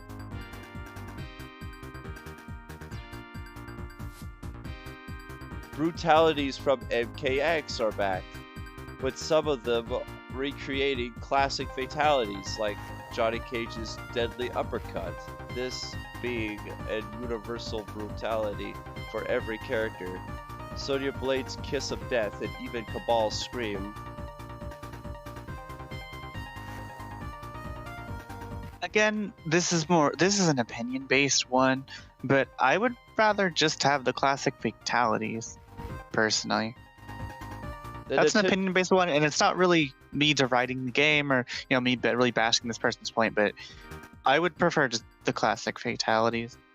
The Nintendo Switch version is surprisingly good, except memory and loading screens. While the graphics can degrade for some people and players, the graphics are still impressive and beautiful despite the few pixels, which shows the effort to be a port for Nintendo Switch, and wow if they did it very well. In addition, it is really enjoyable and entertaining playing in 1080p and 720p in TV or handheld mode. Like Rayman Legends and Resident Evil Revelations 2 on Switch, while the frame rate is choppy, it runs almost solid, especially if you're playing it in docked mode. It starts running at 30 and 60 FPS. But it's awesome, so you notice that it is insanely well optimized. Cole Turner DLC? Also, let me just point this out about the whole frame rate thing. I don't usually care about frame rate. I don't a lot of the times. But in a fighting game, where your entire situation will depend on you landing your move at the right time, frame rate is pretty important. That would affect my personal choice of what platform to play on if I was an online player. I'm not. I don't play a lot of online. Oh no. Also, you got a bunch of comments we need to read. Oh no, you will not like this last one. If this game was gonna add another combat pack, thank God they're not. Thank God the flipping DLC is over. Yeah, they would probably add Cole Turner. Imagine if this game was, or imagine if his game version had a geeky side that, hold on, comes out if he goes up against Spawn or Joker. Oh, that would be weird. No. Oh, that's another thing. They have DLC costumes, but they're all they'll have strangely themed ones, like Harley Quinn for some reason as Cassie Cage. I feel like there was a lot better things you could do with that. And also, can I just say the costumes in MK11, for the most part, kind of suck. Yeah. Most everyone's costume is kind of trash. You will not they like either this look last too good boring, quality. or they just look too extra. You ready what for is this one? Solid story that, while not perfect, is very thrilling to watch. Plus, during some scenes, you get to choose whoever fights a certain opponent depending on the scene. So, like in Injustice 2 or X-Men Next Dimension? Also, I'm not even going to acknowledge that blatant lie about good story. Like, okay, you know what I'm tempted to do? I'm honestly tempted to do this, and I've talked about doing this before. I'm tempted to go through the entire story mode on the YouTube channel and, just explain the shit that it does wrong. Kind of like how Fourth Snake does, but, less cool. In Aftermath story, before the final fight, you could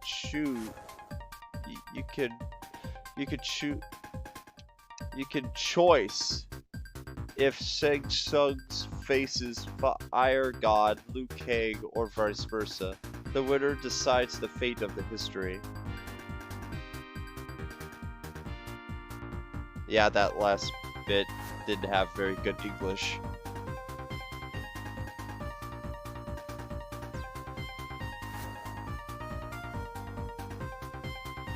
Now, those were the good qualities, Emily. Some of them were blatant lies. You want to know the bad qualities? I could name off of the bad qualities right now. I've been naming off the bad qualities. I probably said half of them. Let's see. Yeah, but hold on. I'm gonna actually explain at least some of the problems with the story mode. I'm not gonna go into like super detail, but most of it just boils down back to what I was saying before about with Sindel. A lot of it, if you care about the franchise, the characters aren't written correctly, for one thing. Characters are just idiots for no reason, like Sector, where they're just there to be like, oh, hey, look, guys, we have Sector. See, it's the character the people like. And what does he do? He shows up, he kills himself, and now he's gone. And they finally listened to some of the fans' criticism that they just kind of dropped Cyrax in MK9. Because in the original games, Cyrax was actually a good guy after he was freed from the brainwashing of the Cyber Initiative. And they sort of bring that up in MK9. Then they throw it away because he just gets cyberized off screen. Yep, and then he dies between MK9 and MKX. And a lot of fans complained about that. So they finally bring him back and like they address it for all of 2 seconds in the main story mode, and then he dies. And is never mentioned again or brought up again. Like I was already talking about Geras earlier, how he's shown in the story mode, and he's a new character. He's not someone fans even have attachment to. So the story mode should help us get attached to the characters, even if they're not, like, the thing is, even if they're not the good guys, we should still grow to enjoy a character on a roster in a fighting game, because fighting games are all about their character. Obviously, they're also all about their fighting, but a key aspect of what makes a fighting game great is its characters, and the fighting is a way to express that character. And if they have no character, or are made completely uninteresting by the game's narrative, then why should you as an audience member care about said character? Like, the reason Mortal Kombat became popular in the first place, like, yeah, the violence was a drawing thing, you know, because it was different, it was, for lack of a better word, edgy. But what kept people sticking around? It was characters like Scorpion, who was a deeply layered and troubled individual who was caught between his vengeance and eventually his own morality after he realized he had killed Sub-Zero's brother. That was a deep and complex thing. And that's what interested people about the character. He wasn't just a one-note guy who was like, my vengeance, or all this stuff. Like, in the NetherRealm game, Scorpion learns the same lesson in 3 straight games. He has to learn the same lesson of solely focusing on vengeance is bad, Scorpion. Don't do that. It's gonna be bad. Bad things gonna happen. In MK9, he has the choice to not kill Sub-Zero, and Raiden offers to request the resurrection of the Shirai Ryu. He gives into his vengeance, which is understandable, and he kills Sub-Zero, leading to him becoming Noob Saibot. And that's understandable because, one, Noob Saibot, what happened in the original timeline, Sub-Zero Sub-Zero killed Sub-Zero killed Scorpion, and then Scorpion kills Sub-Zero in the first tournament in the original timeline. But then later in the original timeline, when Sub-Zero's younger brother comes along, Scorpion sees him, and at first he sees that he sees him and he thinks, oh, Sub-Zero must have returned from the dead like me to seek revenge. This is just going to be an endless cycle. Well, I'm prepared for this. I'm just going to kill you again. Until he realizes, wait, this is a different guy, because he sees the second Sub-Zero spare the life of an opponent, and he sees that this new Sub-Zero is looking for the killer of his brother, but he's also an honorable man who's not letting his vengeance consume him and causing him to take the lives of others, and he's still being an honorable and good person. And that makes Scorpion respect the new Sub-Zero and feel incredibly guilty that he killed this man's brother and took away a member of his family, as by this point in time, Scorpion had regained his memories of the Shirai Ryu and found out that his family were all slaughtered. So now he knows that pain of losing those you care about, and then he realizes what he's done to this other person, and he grows to respect him because even with all that loss and pain that he has every justifiable right to be feeling, he's still doing the right thing and still being an honorable warrior.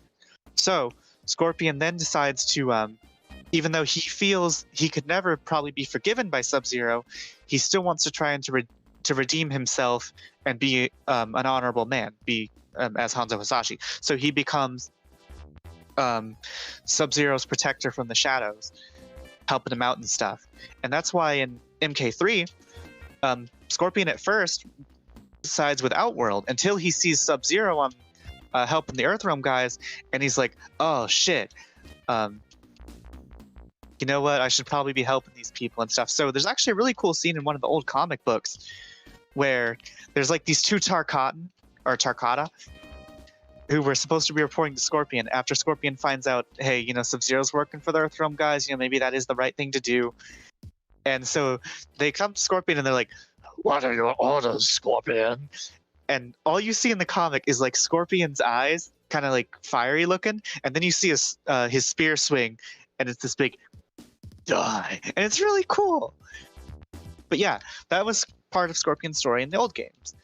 After that, he's trying to find more information about who killed his family and clan, and then Quan Chi tells him, hey, it was the second Sub-Zero. He did it after you had killed his brother. Yeah, that's what happened, even though that's not actually what happened. What actually happened was Quan Chi killed them, blah, blah, blah, blah. So Scorpion then vows revenge against the first Sub-Zero until they have their confrontation fight, and Sub-Zero tells him, no, I didn't do it. The Lin Kuei, yes, they were responsible for your death by the hands of my brother, the first Sub-Zero, but the man who killed your family and clan was a different guy. And then Quan Chi reveals, oh, it was actually me the whole time. I just needed to pit you two against each other so you couldn't interfere with the plans of Shinnok. And then, and you can actually see this in, I think, both Sub-Zero and Scorpion's endings in MK4, where Scorpion and Sub-Zero team up to then fight Quan Chi. Then Scorpion would spend a couple years chasing Quan Chi throughout the Netherrealm, blah, blah, blah, blah. Deadly Alliance happens. And there is other details, but that's not important for the purposes of our lesson here in MK lore. But back to my original point of how Scorpion learns the same lesson in every single game. In MK9, we have the thing with, oh, don't kill Sub-Zero, he'll become Noob Saibot, blah, blah, blah. But then in MKX, you have, he finds out that the Special Forces have Quan Chi, and then they go to him, and keep in mind, Scorpion is aware that Quan Chi turned several Earthrealm warriors into revenants, as well as turning himself into a specter. By the way, Scorpion is not a revenant. That is not accurate. He's a specter. But anyway, more to the point. Scorpion knows this. He knows what that life is like. He knows that they need Quan Chi to free them because he was there when he was freed from Quan Chi's control, along with Sub-Zero and Jax. And they tell him, hey, not Sub-Zero. They tell him, hey, Scorpion, we kind of need Quan Chi, you know? We kind of need him to free Liu Kang and Jade, who for some reason is just not in this game, and Smoke and all them. We kind of need him. Maybe you don't want to kill him. Like, you know, there's a better way. Like, you know, you can have your revenge, yeah, but maybe after we save our friends and all the good people who helped save Earthrealm. And no, he just kills Quan Chi, and that leads to the release of Shinnok. Once again, him learning, oh, don't seek revenge, Scorpion, because bad thing will happen again. And then in 11, it's the same thing, except they try to get around it by having it be younger Scorpion. So it's like he's learning the lesson earlier, but it's still all they do with his character. And then they just have modern Scorpion get killed by Devora, probably one of the most overpushed characters in the MK franchise. So again, the thing Corey was reading said this had good writing. Someone tell me how just reusing the exact same plot is good writing. It's not. And yeah, I know you're probably thinking, oh, Emily, flippin', this is just some flippin' video game. Why do you care so much? Because, you know, well, one, because I'm a writer and that stuff, you know, just appeals to me. But also because I like Mortal Kombat. I like this property, and I don't know. Well, let's name the bad qualities. Oh, shit.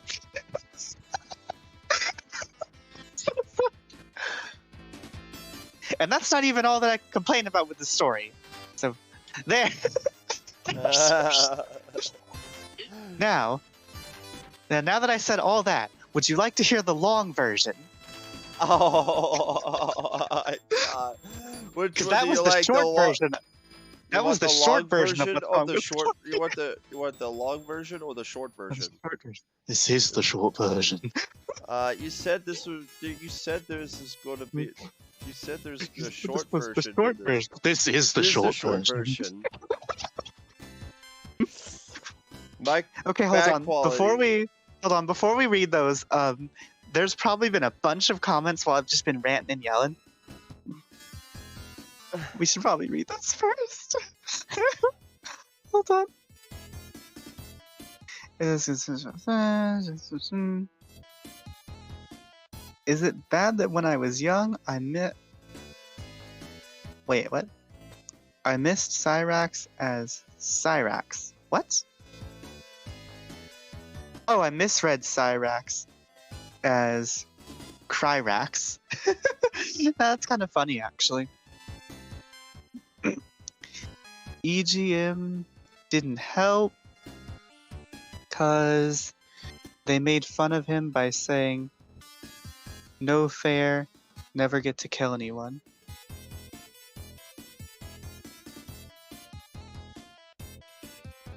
Would the Grandmaster technically be responsible for his clan's death as he gave Quan Chi his Lin Kuei warriors to use? He did not. That is not true.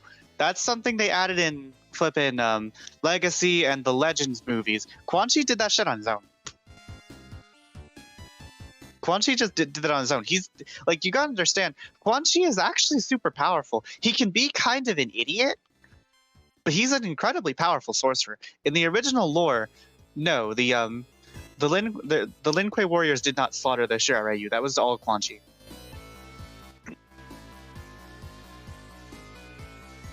They did add in they added in later versions him having the Lin Kuei, even though that doesn't really make sense even in those versions of the continuity, because typically that's never addressed again, and nobody else in the Lin Kuei seems to know about that.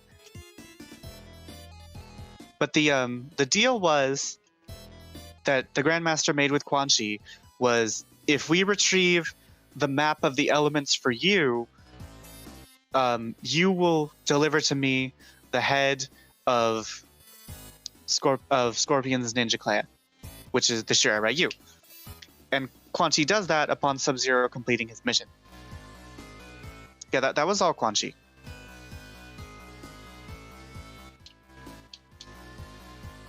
I mean, technically, yes, the Lin Kuei is a factor in that, and their Grandmaster is a factor in that, since it was his deal with Quan Chi, but the actual person who killed them all was Quan Chi.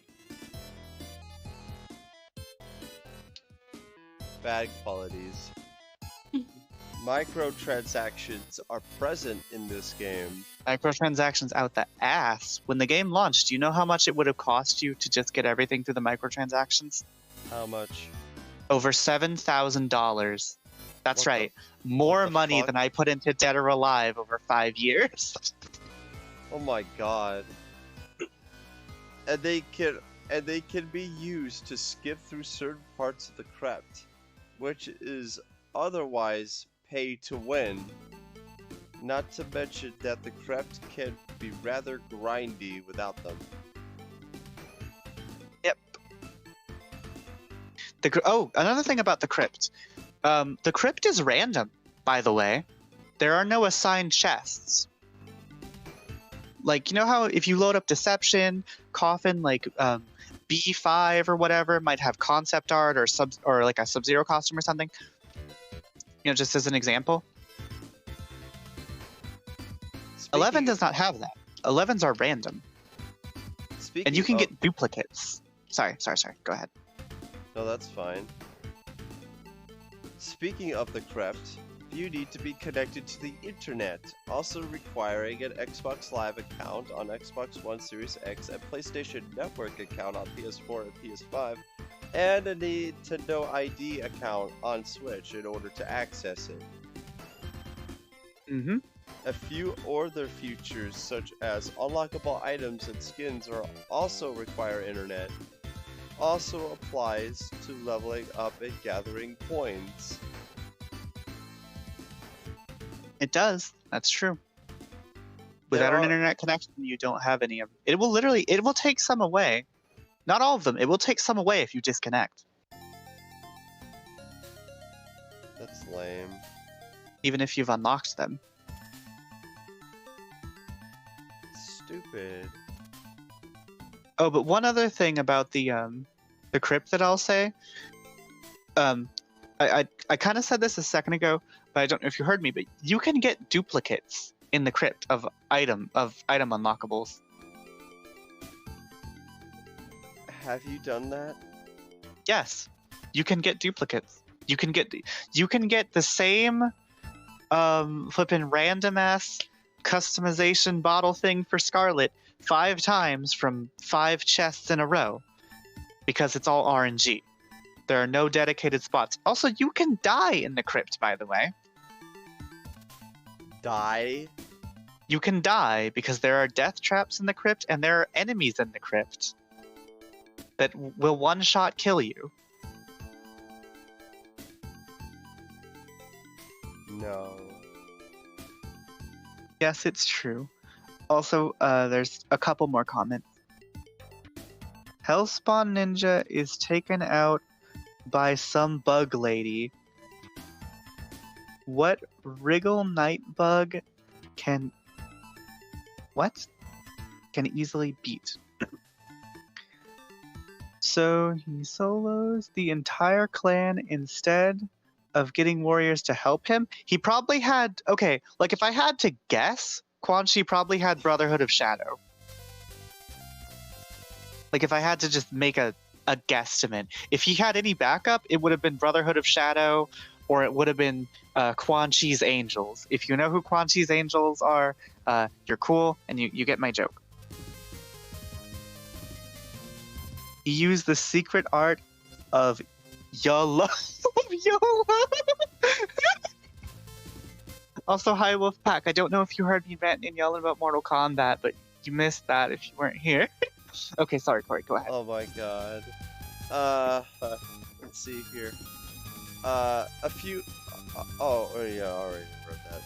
There are a few times where this game panders to SJWs, such as when the female characters have their sexiness heavily toned down because the developers deem skimpy clothing for women is too unrealistic.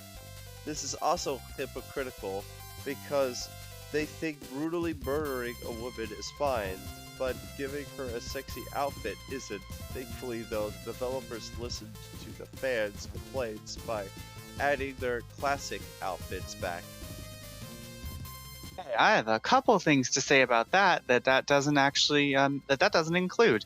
Okay, now I'm not gonna sit here and be like, oh, I need every flipping girl to wear like a bikini or something, because here's the thing.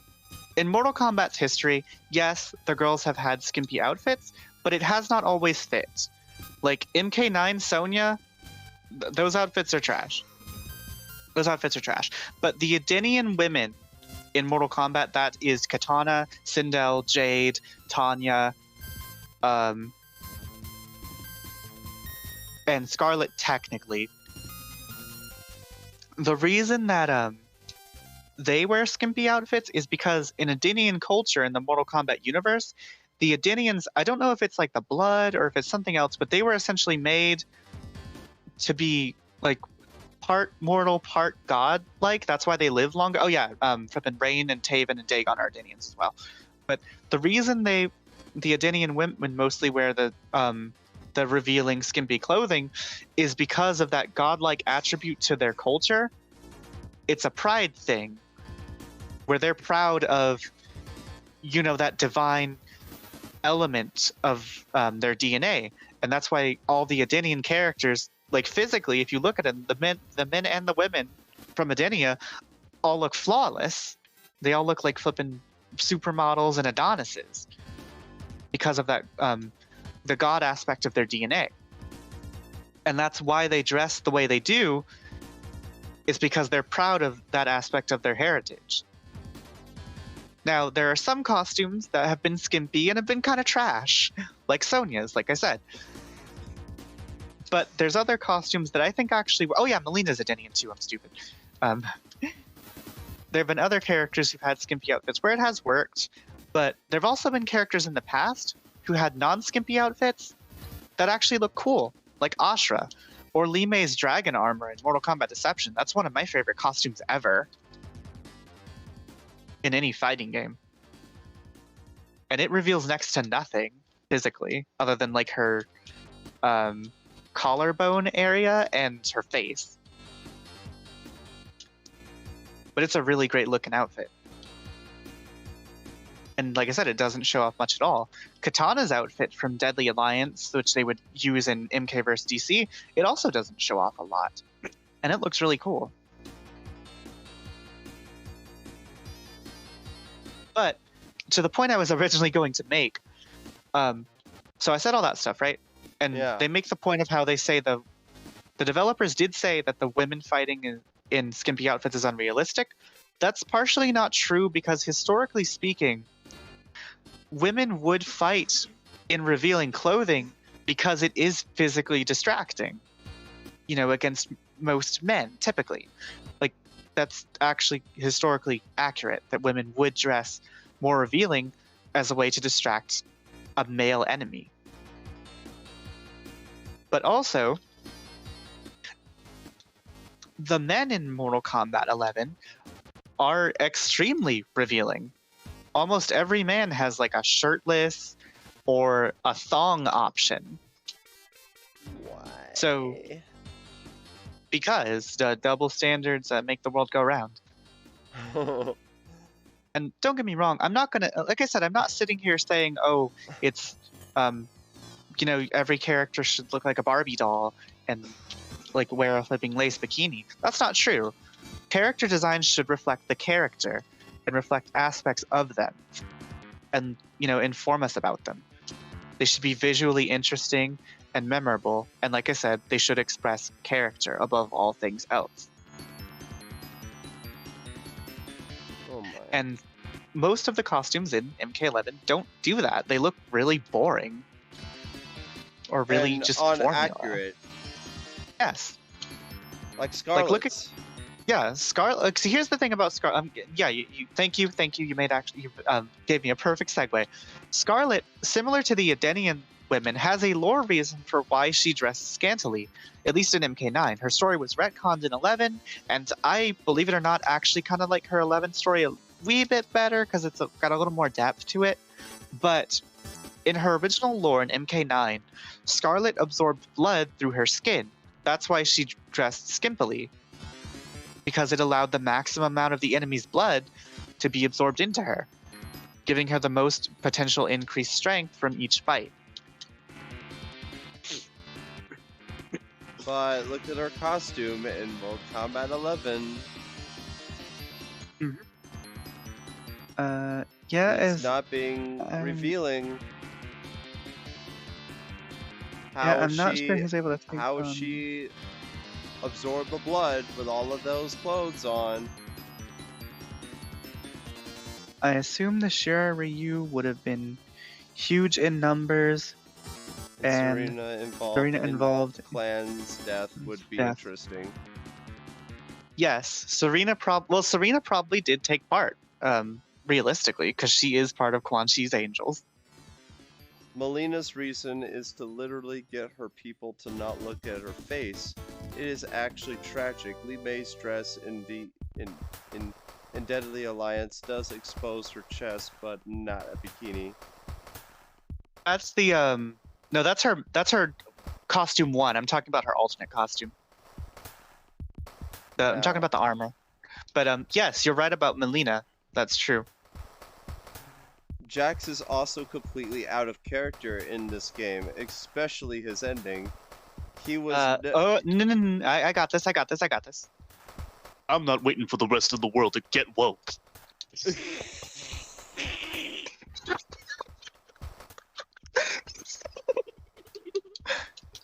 Oh, and for the rest of the world to get woke. I'm not waiting for the rest of the world to get woke. My god, that aged poorly. Or, I'm sorry, no. The actual line is, I'm not waiting centuries for people to get woke. Oh my god, that aged poorly. That aged What are you talking about? Aged poorly? It was born poor. I was waiting for you to say that, actually. It was born poor. Oh boy! No!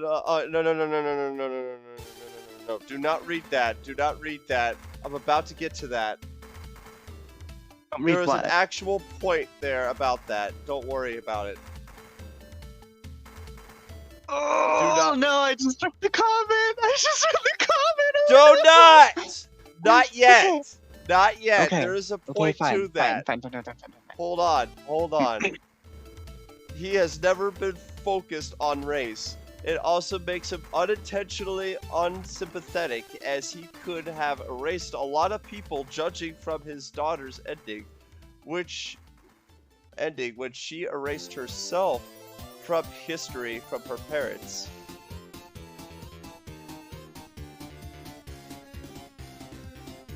That was back to the Jax point there, finishing that off. I understand. Cyrax and Sector appear, but as NPCs in story mode, with recycled movements from MKX and Mortal Kombat 2011. It's true. While the Nintendo Switch version is still surprisingly good, it does have a few flaws. A perfect example is the memory of the game, since it has a sync memory of more than 100%, 32.4 gigabytes, which is absolutely terrible and unacceptable. And to put salt in the wound, and the box says that it takes 20 gigabytes, which is false advertising. And worse still, due to the memory of the Switch that has 32 gigabytes, you might recommend an SD card, and it is one of the few from Switch games that has an incredibly full memory. Damn. The fatal blows are a weak replacement for X-ray special moves, and is unfair because they can be used when the player's health is critically low, which is basically rewarding them for losing. Okay, here let me break down fatal blows and why they suck in more detail. You get them for losing, one thing, but there's no punishment for missing a fatal blow. If you miss the fatal blow, you just get it back a couple seconds later. Also, they do an insane amount of damage. They're really long and boring to watch after a while. The only thing is, I'll say this. I think they're better looking than the X-rays. I think they're more visually interesting. But, like the point makes there, it does reward you for failing. And there's no penalty for risking them because they have armor. Most of them activate instantly, so you can't even react to it if it's being done to you. Wow. It's literally a free hit or an I win button if both players' health is low. No. Mm-hmm. While fun, the gameplay is a lot slower than the previous installments were, plus dashing was removed for unknown reasons. That's true. Okay, here you go. Some of the characters are flanderized or are out of character in the story. For example, Kotal Khan, despite being a Khan, he has been turned into a complete jobber. A bitch boy is the correct term. Shao Kahn went from a cunning and intelligent villain to a dumb brute who utters cringe-worthy lines like, you ready? Okay, no, before you say that, I'm gonna say this.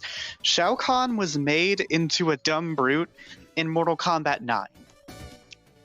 He was made that way in 9. X just put the nails in the coffin. But, for what you, okay, now go ahead with what you're about to say. Are you ready? Yes. Let's us make Outworlds great again. I think what you actually meant to say was, For 25 years, you have remained loyal. You are the one true Khan. Let us make Outworld great again. And fun fact, for a short time, you could actually get a Moga hat. With they that took it on out. it? Yes, with MOGA. No. I have seen pictures of it. I didn't play the game at the time of its availability, but I have seen pictures of it. And Sindel's backstory was completely retconned, as it was apparently revealed that she was evil all along, and she actually killed her own husband and willingly married Shao Kahn, despite past games showing very clear evidence that she was a very kind and caring person who was under the spell of Quan Chi. This is a long one. Okay. Here we go. Okay, remember how a couple minutes ago I kind of yelled a lot about Scorpion and all that stuff? Yeah. Well, strap in, Buttercups, because this is going to be an even longer rant. Okay. As Terry Bogard would say, okay. Here we go. In Mortal Kombat lore, Sindel and Jared ruled over Edenia, the land of the mortal god to have people. Shao Kahn wanted to show the power of his realm after he had overthrown Onaga. He also wanted Sindel as his wife because she's a top tier MILF waifu. Obviously. Uh-huh. So Shao Kahn waged war against Edenia. He would eventually conquer them, slaying Jared and essentially telling Sindel, hey, you can either marry me or I'll slaughter your people and probably kill your daughter. So Sindel did the only thing she could do to save her people and to save her child, and that was marry Khan. She at no point ever had romantic interest in Khan, never had any desire to be with Khan. Sindel was a kind-hearted ruler who wanted nothing but to protect and serve her people and raise her child. After years of being, and I'm not kidding, this is part of the lore, raped by Khan and watching him destroy Edenian culture and teach his daughter to be a personal assassin for him, Sindel couldn't take any more of this, and she took her own life. And she took her own life because she was broken, defeated, and just destroyed emotionally and physically. Then, around the time of Mortal Kombat 3, although, oh yeah, by the way, thing about Katana, Katana remembers her mother being a good person. She remembers, like, she has a hatred for Khan, but at some point, she's brainwashed by, it's different in some versions of the continuity, whether it was Shang Tsung or whether it was Quan Chi or whether it was Khan, but she's brainwashed to not remember that she kind of hates Shao Kahn. She still remembers who Sindel is, but she doesn't remember, you know, her hatred of Shao Kahn. So that's why she serves him lowly for a while. But around the time of Mortal Kombat 3, Sindel is resurrected in Earthrealm so that Khan has a legal reason to travel to Earthrealm that doesn't violate the rules of the Elder Gods. Sindel is put under mind control after she's resurrected to serve Khan and help him fight to conquer Earthrealm. Once Liu Kang and the other Earthrealm heroes, along with Katana, defeat Shao Kahn, Katana and Jade and some other people, defeat Shao Kahn, then Sindel is freed from his control, and because they've defeated Khan, Sindel and Katana free Edenia from its merger with Outworld and begin to rebuild their society and their culture and all that stuff, along with Jade. Then, after that happens, and after MK4 happens, Shao Kahn desires to conquer Edenia again. And Sindel, being the noble, good person that she is, she doesn't sit on a throne and leads her armies from the back. Sindel is on the front lines with Jade and Katana, fighting for Edenia's freedom, fighting to save people, help other realms, and defeat Shao Kahn so that no other realm could ever be subjected to Shao Kahn's tyranny, like how Edenia and Zatara and Vaeternus had been.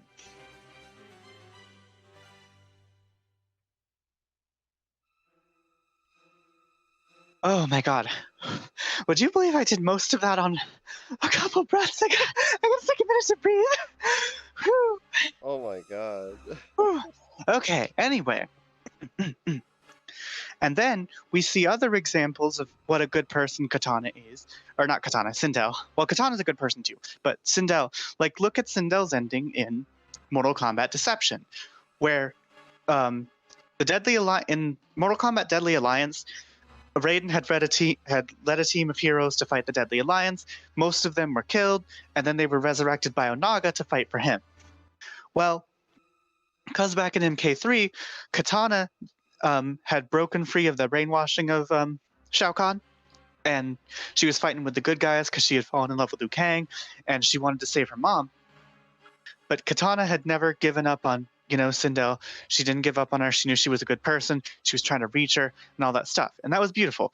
And then in Deception, we see Sindel repeat the same thing. We see her, again, leading the charge along with Katana's best friend Jade to find a way to stop Onaga and free Katana the same way that her daughter had done for her. It's selfless, it's beautiful, and it's really heartwarming, honestly. It really makes you appreciate having a good mom and stuff.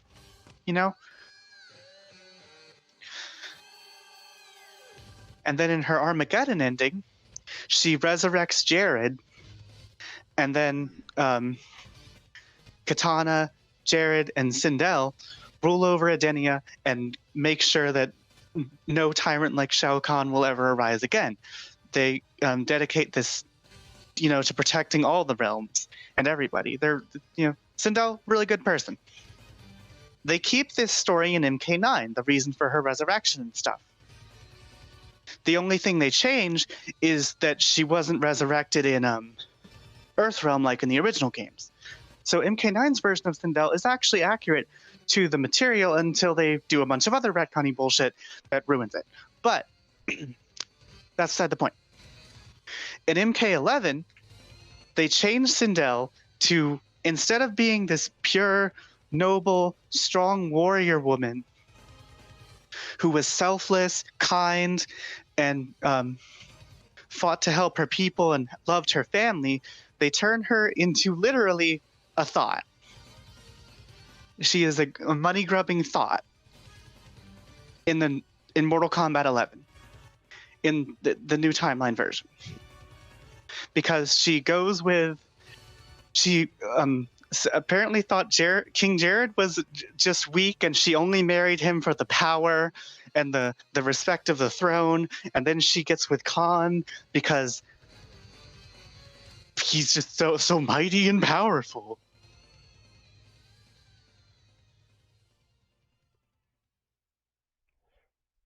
Yeah. Then she's all about killing, and then she's all about like, it sounds like I have a lot less detail here, so you might be thinking, oh well, you didn't bother to try and learn about the new timeline version. No, I learned, because I love the character of Sindel, but there's just nothing else there in the new timeline. Her new timeline self is, oh, she's just power hungry, she married Khan for power, she just wants to dominate people and all that stuff. All the elements of the former character were made almost the polar opposite and then not expanded past their base levels.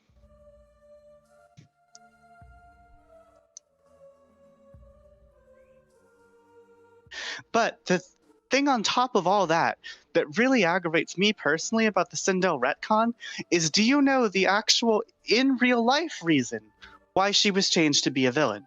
Why?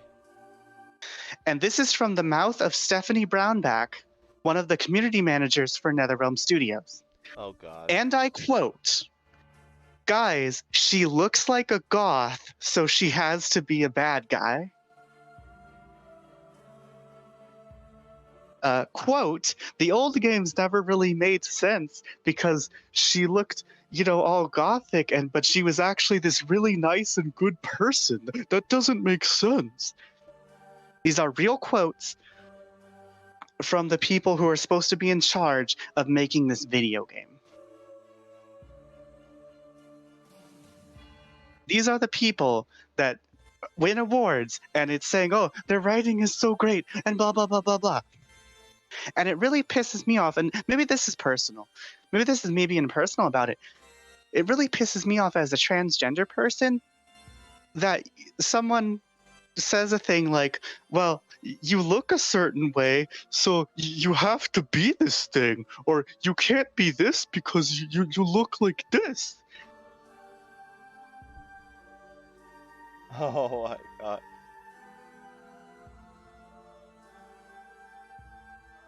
It's just disgusting and offensive. And I don't mean offensive like, oh, I'm offended at, this little thing. It's just okay. Amazing. You want to know something? All this time I have tried to put on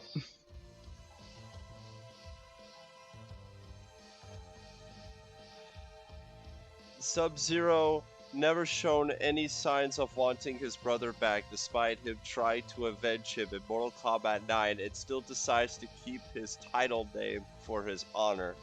This was worse when he never even mentions nor never shown any signs that he misses and cares about Smoke, his best friend.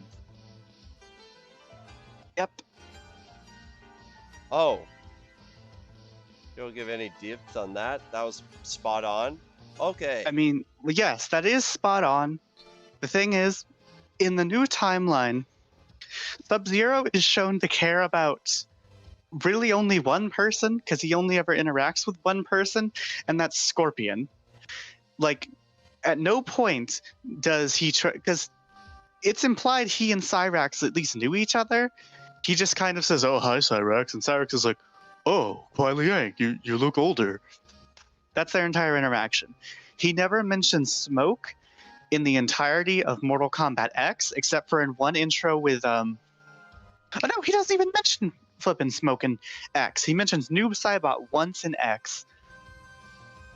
He never makes an effort to try and save the Revenants, or get his best friend back, or get his brother back in X. And then you finally get them confronting each other in 11, and it's just, recognize me, little brother. And Sub-Zero's like, my brother is gone, or something like that. And they fight once, and then they never talk again. They're never even in the same room again. Ugh. How come? Because this is just the story. You know what Sub-Zero does after this part of the story? He shows up like one more time, and that's to say the best line in the game. No, scratch that. He says the best line in the entire NetherRealm timeline in Sub-Zero's second scene in flippin' MK11. Such wasted potential. And that's exactly what the flippin' NetherRealm timeline is. Yeah, it has all this money. They have all these great effects. They have all these, they have all these animators and people who are good at their job. The people who make the game visually are really good at their job. The people who design the fighting, even though I think the fighting is not as good as other fighting games, it's still fun to play. There are people who make these games that are actually good at their job. And in the right hands, and like in the right writing hands, and people who actually gave a shit about the fans or who gave a shit about the property that they're working on, they could have truly made something incredible. But look what happened. Okay. I'm super sorry. I've kind of hijacked the majority of your stream for the last 30 minutes. Scorpion Hanzo in MKX shown that he regretted killing Sub-Zero's brother and wished he could undo it, but when he beats Noob, Sub-Zero's brother, he never expressed any sympathy for putting him in that fate, and was worse, when Noob doesn't kill Hanzo. Devora killing Hanzo was one of the most heavily panned moments in MK11's story, as many Mortal Kombat fans wished it was Noob who kills Hanzo, and this scene gave Devora more of a bad reputation as a character. I believe that is also spot on, yep. Yes, that is true. Scorpion and Noob interact once, but I don't think Scorpion can actually fight him. I think only Sub-Zero can fight him. Other than that, they are never in the scene together. Actually, no. Do you want to know what Noob does in the story mode? What? Noob shows up in the Cyber Linquay facility, and he says, "Recognize me, recognize me, little brother." And then they fight. And then later, he's sent along with Cetrion and somebody else, I think, to get Kronika's crown from Shang Tsung's island. Oh, and Jax. Future Jax. Future Jax was on the bad guys team at that point in time. And so, he's there, and he says, "You will not take the crown. I will destroy you. My shadows will consume you." In his stupid Dr. Claw voice. And that's the end of Noob.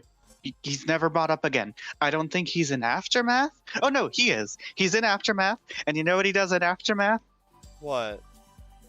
You will not take the crown, Shang Tsung. I will destroy you. My shadows will consume you. I defeated you once, Fujin. And then Fujin's like, you didn't win that fight. You ran away. And that was actually a funny reference to Mortal Kombat mythologies.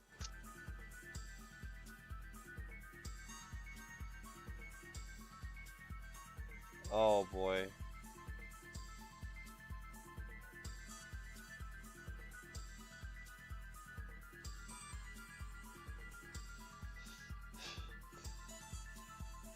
This game has a lot of missing characters from the story, and characters who were previously missing. Jade, who was missing in the previous installment, have returned without any explanation. She also doesn't act like Jade for half the freaking time. NRS has never tried to... NetherRealm Studios has never tried to listen to the fans whenever there was a broken character. For example, Shiva... The Shiva situation. Hashtag, why would NRS do this? Y'all know what I'm Shiva talking was the about. most hated player opponent before her her massive stop nerf. Many players, but not all Shiva players, kept abusing this ability because it was an unblockable move that dealt 10% damage on each use.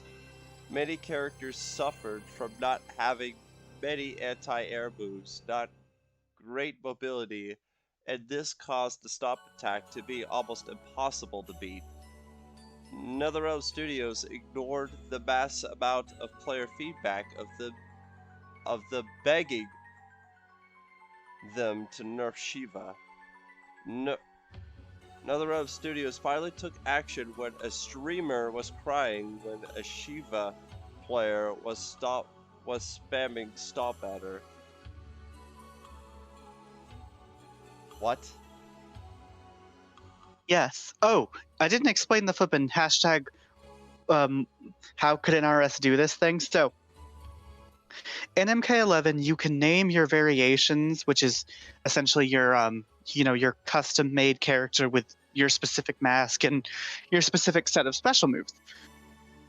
Somebody named a Shiva variation. How could NRS do this? And they made like the cheapest Shiva Stomp build possible, which is basically just the default Shiva Stomp build. And you know what happened to this player, if memory serves? What? He was disqualified and kicked out of the tournament for calling out NetherRealm on a bad gameplay decision that they refused to fix. Well, it's true. To be honest. It's not as bad as the Hearthstone situation, but it's strikingly similar, don't you think? Don't you think?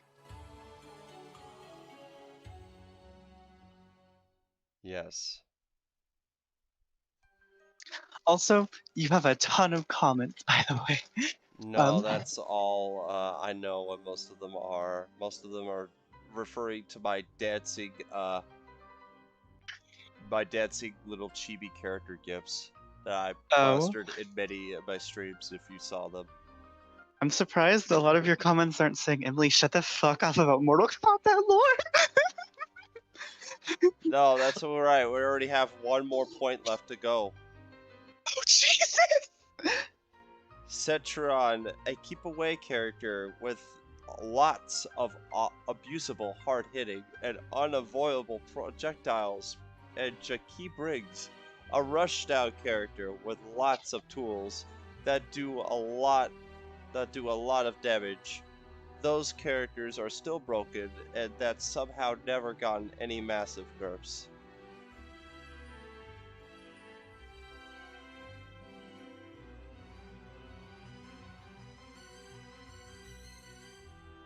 How about that one? Okay, one more time. You're gonna have to read that one more time.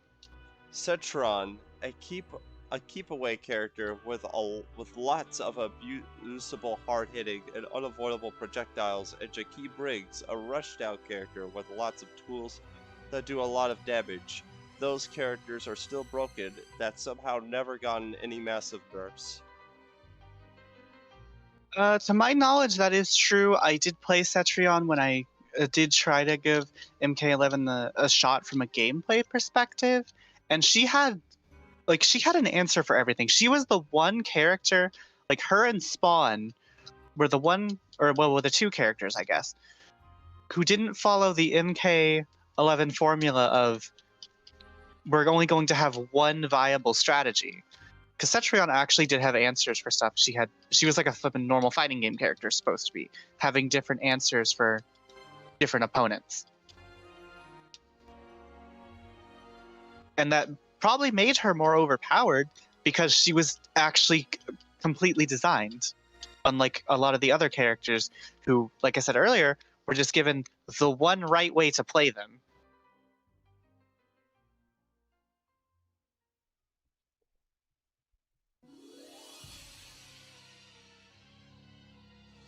Yeah.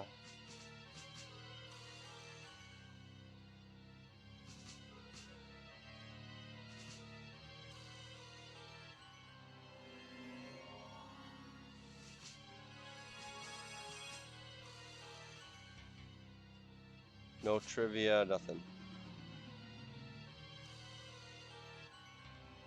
But yeah, that's Mortal Kombat 11.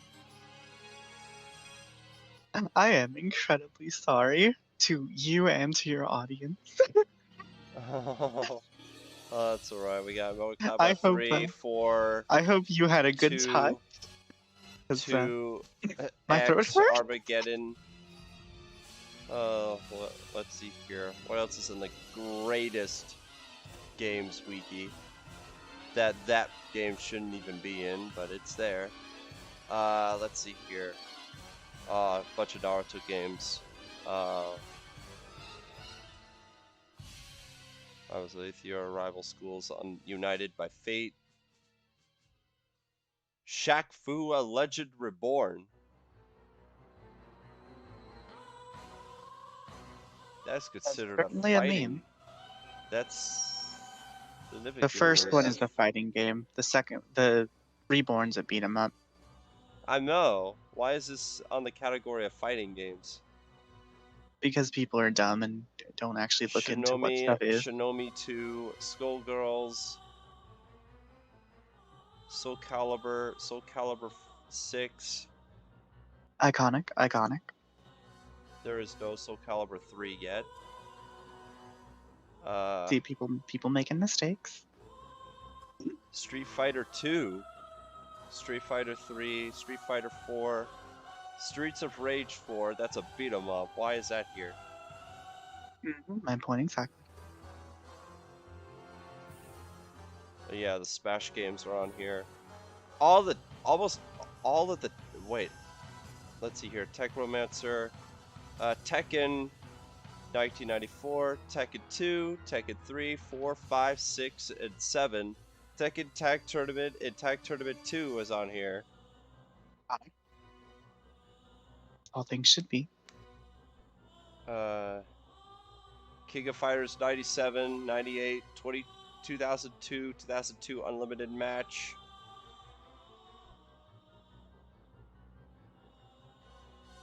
WWE 2K14.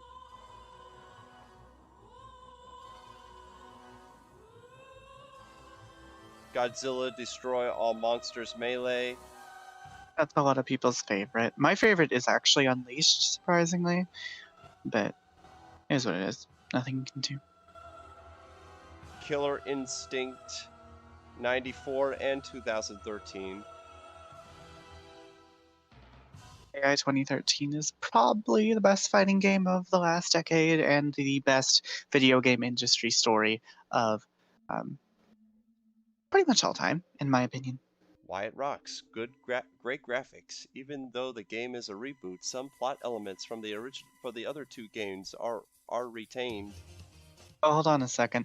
They did bring back Suhao, actually. In one of Aaron Black's intros, he throws Suhao's head on the ground because it's a reference. Clap.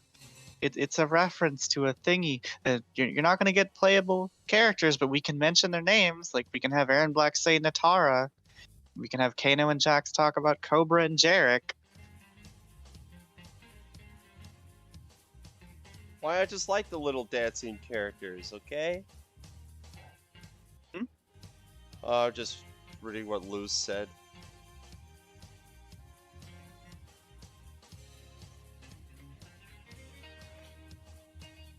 They are my streams after all. I understand. even though the game is a reboot, some plot elements from the other two games are retained. Every character from the first two games is here, especially the bosses, including some of the new characters. You can fight Gargos while playing as Idol. And it's great. Rashma Battletoads is playable, alongside with the Arbiter from Halo. There is a Shadow Lab mode, which studies how a player plays the game, and then uses that information to create a Shadow Fighter and AI for any character who is specifically based on that player's playstyle and techniques for that specific character, complete with that player's gameplay mannerisms, even going as far as imitating a player's taunting and flaws. You can even create shadows to play against other players online. Even when the player is not present, shadows attempt to adapt to fights the way their owner would. Shadows for a player's specific character grow stronger the more that player plays. Incredibly cool feature. It's basically the AI thing from Mortal Kombat 11 and Injustice 2, but it actually learns from you and doesn't just always do the optimal win strategy. And you can fight your shadow, although I don't remember how to do it properly. Great gameplay that takes everyone great. Great gameplay that takes everyone great about the previous games and refines them with modern elements. You can watch two AI players fight each other, which is somewhat enjoyable. A campaign mode. Great soundtrack that tops the first two game soundtracks. The announcer from the previous games returns. And the Killer. I don't think the Killer Instinct soundtrack. Honestly, I don't think it has a bad track. I don't think there is not a song I would put in. There's only What? one bad quality. I'm gonna be honest with you. I haven't the slightest idea what it is. What is it? The game has bare bones initial content, since you can only play as the rotating fighter and Jago once you unlock them. You must pay real-world money to unlock more characters. However, this was averted from the Steam and the Definitive Edition for both Xbox One and Windows 10. Okay, yeah, I was gonna say that's with the free-to-play version that they're talking about. Yeah, that's more the free-to-play version. Yeah. Okay, yeah, that's a flaw, but you don't have to play the free version, and the characters aren't even expensive. Gonna be realistic. And you can buy them in seasonal packs if you want to.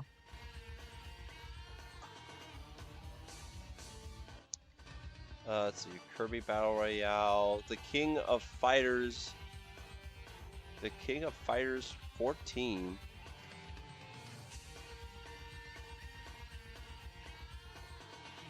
All I don't like is the boss. The boss is lame for SNK standards. Yeah, well, the in-game graphics at launch look mediocre on par with a PS3 game. These are the bad qualities of that game. The online multiplayer has had issues at launch. It did, that's true. The girls of the same game are reused in SNK Hironis as a canon to the series. That is a flaw. That really is. Although I will say this, Athena's costume in King of Fighters 14 is her best costume in the franchise. Fight me. Also, she has those hot moves like Psycho Ball and Psycho Sordo. No. Stop. The gameplay didn't add nothing new to the series, and the 2D fighting genre, as well as since the EX move mechanic was already included on games like Street Fighter 3 and King of Fighters 13. Ridiculous AI from being easy for King of Fighters standards. Yeah, the AI is awful. It's super easy. Yeah, it's just ridiculously easy. They turned into an AI. I hope that's fixed for 15 though. I do as well. It turned. Now, don't get me wrong. Don't get me wrong. I don't want some flippin' 98 bullshit or 2002 bullshit where the character's just gonna pull out flippin' Daigo combos on your ass on flippin' easy, and then you're gonna get matched with Rugal and get utterly destroyed. For 20 minutes. Yeah, that's... What's wrong with the final boss? First looks like a scary monkey. The problem with Verse is he's super freaking easy. Yes. And his design is kind of lame. In my Yeah, the personal opinion, design I is think is kind of awful. lame. I don't really It's like not, the it's not final boss. awful. It's just not that cool. But don't get me wrong. King of Fighters has had some lame bosses in the past, like the It flippin' turned into an Easter AI Island guy, who defends too much. He is the shadow unforgivable. thing. And when it comes to counterattacks, and on top of that, there are times when they can't act properly against certain situations, like throwing a projectile similar to King of Fighters 11's AI. Damn, that's a bird right there. Hashtag no mind no buy.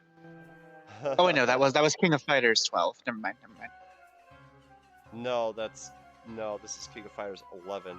That's what they're Yeah, referencing. King of Fighters 12 was the one that didn't have my hashtag no mind no buy.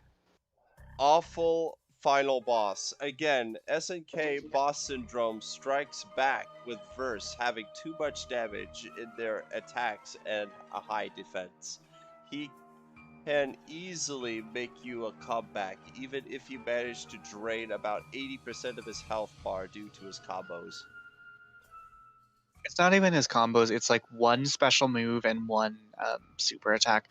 Like, that's his problem. He's super easy. If you just block his stuff, he's no problem. And he's really easy to block. And he's not gonna dish out like long extended like chain combos and shit. Unbalanced gameplay. The biggest issue here is the fact that several characters missed moves, while some others like Kong and Leong have only 3 moves. Yes. I think characters like Athena were pretty well balanced. She had pretty good answers for stuff. To add insult to injury, several moves, DM, SDM, and Climax moves, were poorly recycled from King of Fighters 13 and other King of Fighters games, as well as list hits and animation details, probably because the game has a novice development team, and some others can be mated on max mode, when they can actually be mated by default by just pressing one alternate button on previous installments, like the double Venom Strike of King.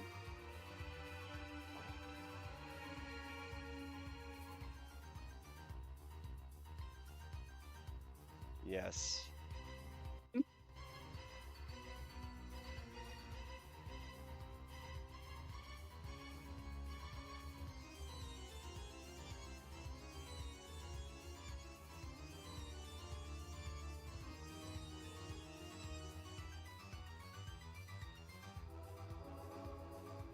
Yes, I do want 90s KOF bosses. I want Gaonets, Omega Rugal, Orochi Leona, Orochi Iori, and Zero, C0, and Lovely Ignis. Or Ignis, however you say his name. I want King of Fighters 11 to be on the Crappy Games Wiki, please. What? Magaki was a great boss. What are you talking about? Magaki was so fair and balanced. He was easier than Verse. Magaki was No! You want 90s KOF final boss hardness? Yes, I do. Yes, we do. Yeah. Yes, I don't we want do. anything. We want I don't want Rugal, anything as we want stupidly freaking hard as Magaki though. Magaki was we want stupid. Orochi. And flipping Gaonets or Geonets, however you say his name. We want Gaonets. Geese Howard. And Geese Howard. Those were awesome final bosses. And Geese Howard and Billy Kane better be in flipping King of Fighters 15 because they haven't been revealed yet, and they've got some characters left on the roster. I better see Geese and Billy. King of Fighters 2001. This game was outsourced mainly to the South Korean studio Autoloth due to SNK's bankruptcy at the time. It also didn't help that the franchise had to meet an annual release, meaning that this game feels rushed. Most of the pointers below are likely due to these reasons.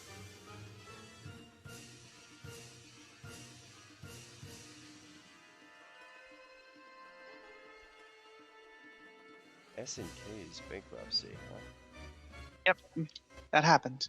Well, that's why it took them so long to SNK nearly went bankruptcy by Arose's actions. In 2000, SNK was on the brink of bankruptcy, leading to the company being acquired by Arose, a Japanese pachinko and cashless manufacturer. Despite promising to SNK that Arose would continue to use the company's various game properties and help back the company, they were instead slapped onto pachinko machines, leading SNK to lose even more money due to Arose deliberately underfinancing the company. Despite SNK seeing a small amount of success with the Capcom vs SNK series, this wasn't enough to help save the company.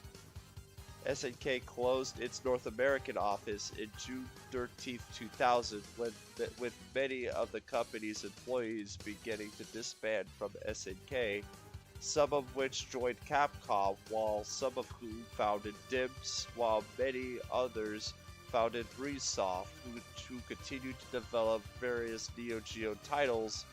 Arose later halted the Neo Geo brand and closed several underperforming businesses after milking all of SNK's more useful assets. Arose was simply going to let the company die off, leading to SNK's founder Eikuchi to leaving the company to found Playmore. Arose allowed SNK to simply file for bankruptcy in 2001 with all of their assets to pull up for auction. Playmore later purchased the vast majority of these assets, later renaming the company to SNK Playmore and opening back up many of their closed divisions. SNK Playmore later sued Arose for copyright infringement, as Arose was still using SNK's game properties even when those assets were purchased by Playmore. SNK Playmore won the lawsuit and was awarded 5.64 billion yen in damages, which is 57 million US dollars. Jesus Christ.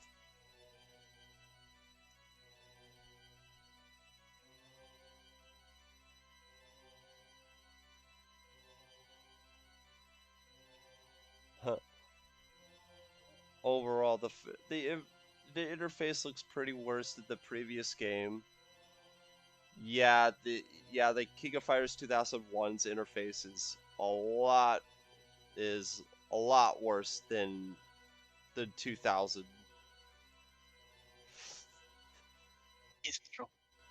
Also, I appreciate the fighting game references in the comments section, by the way. The portraits are either ugly or rushed feeling. Some of the fighters' moves were modified and worsened. Give me a wave. The worst defender is for Bao. His Psycho Ball attack moves were either removed or extremely simplified, with only the Psycho Ball Crush moves remaining intact.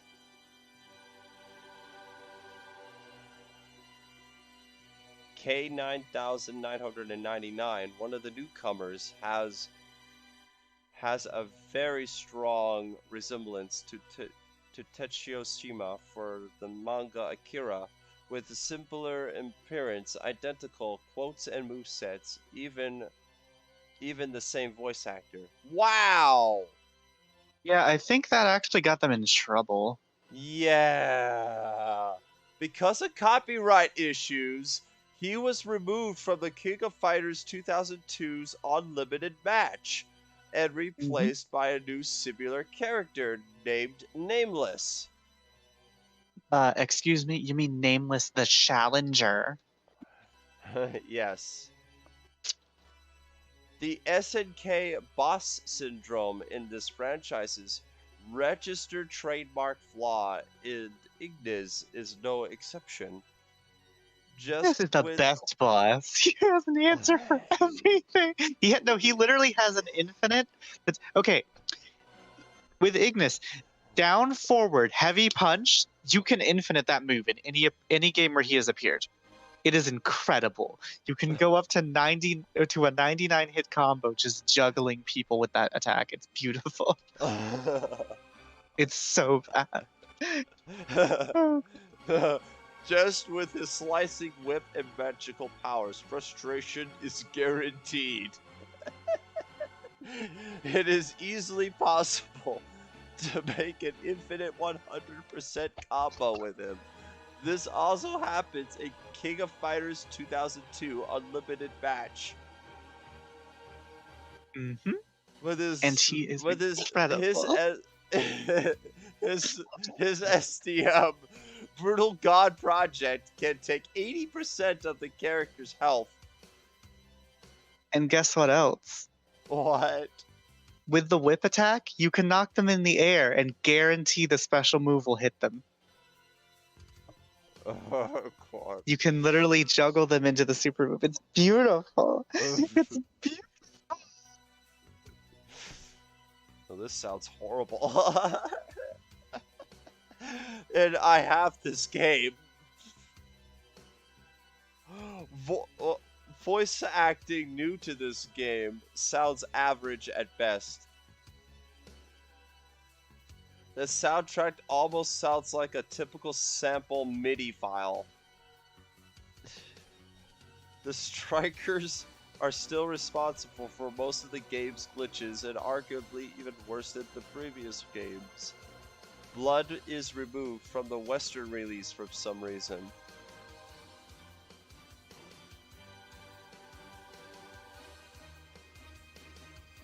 Why the Neo Geo AES version sucks? No, there are two versions of the same game on this platform. One version fixes most of the pointers below, but it is unfortunately said to be a bootleg as seen to be a bootleg. The pointers below focuses on what is seen on the version that is not considered a bootleg. The main menu is extremely unfinished. It feels like a debug mode or a safe mode screen. Something with glitched sprites is incorrect looking color palette. The options menu is a pure black screen. While there are still selectable stuff, you can see almost absolutely nothing. This means you almost can only play the game by default with little to no customization.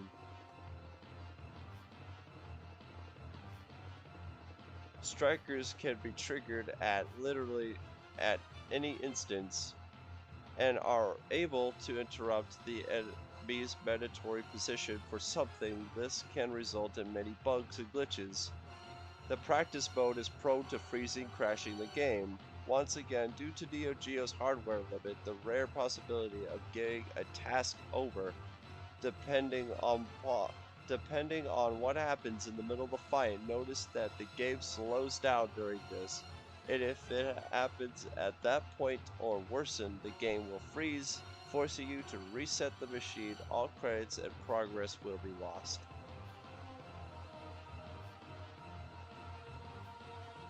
Well, guess who's not getting that version? I'm going to guess you. Oh, shit, Jesus. Good qualities of this game. Yes. There is only this is the only so far King of Fighters game that allows you to play with a team of 4 fighters in a single stage, which is pretty good because it breaks the standard of 3 of the previous games. However, there is a disadvantage of giving you a maximum of only 1 stock bar. This means you cannot perform super desperation moves or super cancels. Still pretty solid roster with lots of good fighters to play with. First appearance of Mei Li, Angel, and Foxy. The return of some fighters from previous games like Oro Dahaman, Haidern, and Lee and lay. Yep. Some SDMs due to this game are totally unique and would later be used as a basis for the hidden super desperation moves for the next game. Robert Garcia's special moves are not charge based anymore. This was a criticism in both King of Fighters 99 and 2000. While the soundtrack is totally not the best, the sound font is pretty unique. The PlayStation 2 version is a considerable improvement. That's the version I have. It even features a totally new opening. Yeah, I kind of like that opening.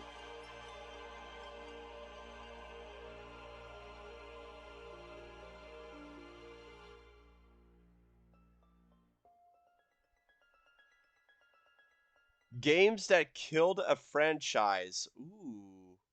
Blackside Area 51. Soul Calibur 5 for a period of time. That killed a franchise. Let's see. Alone in the Dark Commando. Illumination.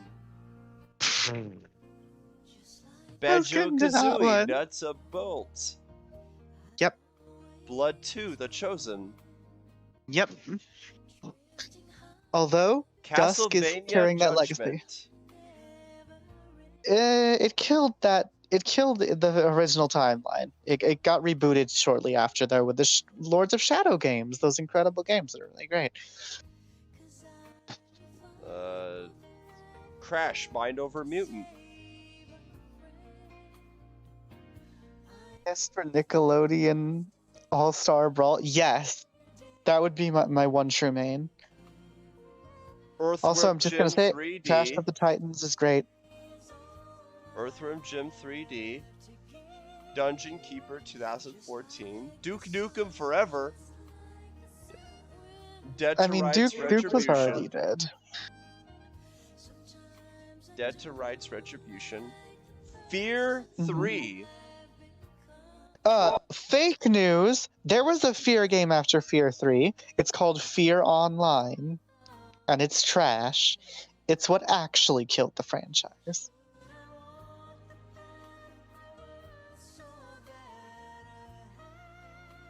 Thank you.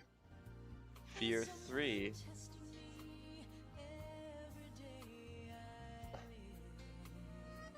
I mean, Fear 3 ain't great. Fear 3 isn't even good. But it is not what killed the franchise. What killed the franchise was Fear Online. Final Fight Street Rise. Jak and Daxter, The Lost Frontier. I want to play Final Fight Street Rise. Killzone Shadowfall. I have that game. I never finished it, although I started it like 4 times. Well, it's considered considered that game that killed it. Yep, it was the last Killzone. It was a PS4 launch title, actually, and it had some cool commercials. It's a very pretty looking game, even today. Mass Effect Andromeda, Marvel's Capcom Infinite. Yep. Metal Gear Survive. Yep. Mortal Kombat vs. DC Universe. Perfect Dark Zero. That's fair. Yeah, that's true. Samurai Showdown Zen. Saw 2 Flesh and Blood. Shadow Man Second Coming. SpongeBob SquarePants featuring Nicktoons Globs of Doom. Spyro Shadow Legacy.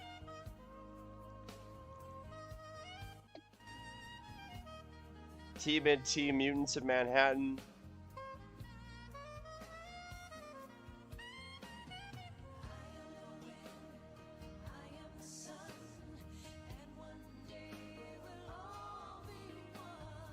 Yeah, there are a few here that I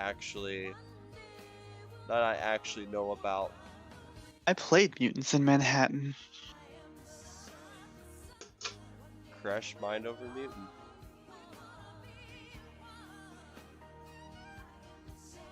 Yeah, the gameplay hasn't improved from Titans at all. Oh yeah, there is a DS version too that also is terrible.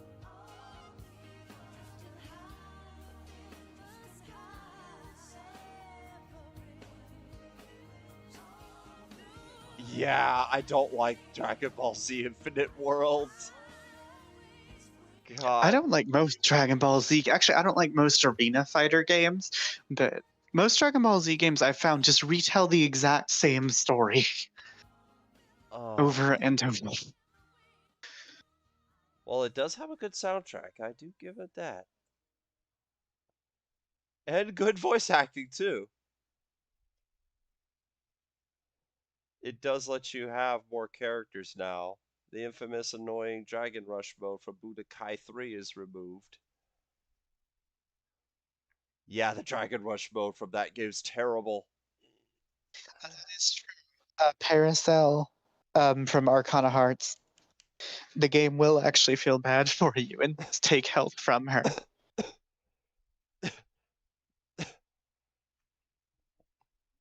I can't really seem to have fun with this game. So I could say no to that last good quality.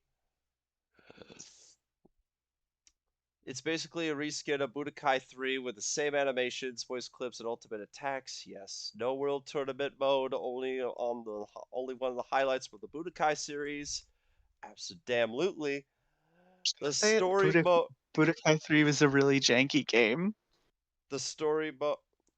Well, the story mode is filled with lame, dumb mini games, and one involved going through portals. One have you clicking buttons at the right time, and others you fight objectives. Or fight objectives. Yeah, that's stupid. You can't perform ultimate attacks properly because the controls are rather delayed. Yeah, there are delayed controls in this game. That is atrocious. There are delayed Like, controls in this game. That's one major flaw. Poorly animated cutscenes, yes. Even by 2008 standards. Absolutely. The game looks worse than Dragon Ball Z Budokai 3 with plastic looking models and blurry textures. Yeah, the game's graphics is bad. Watered down capsule system, while with the slots being dedicated to each type of item rather than allowing you to use whatever sort of capsule you want to have on your skill list. Recycled music tracks from the previous Budokai games and the first Budokai Tenkaichi game, which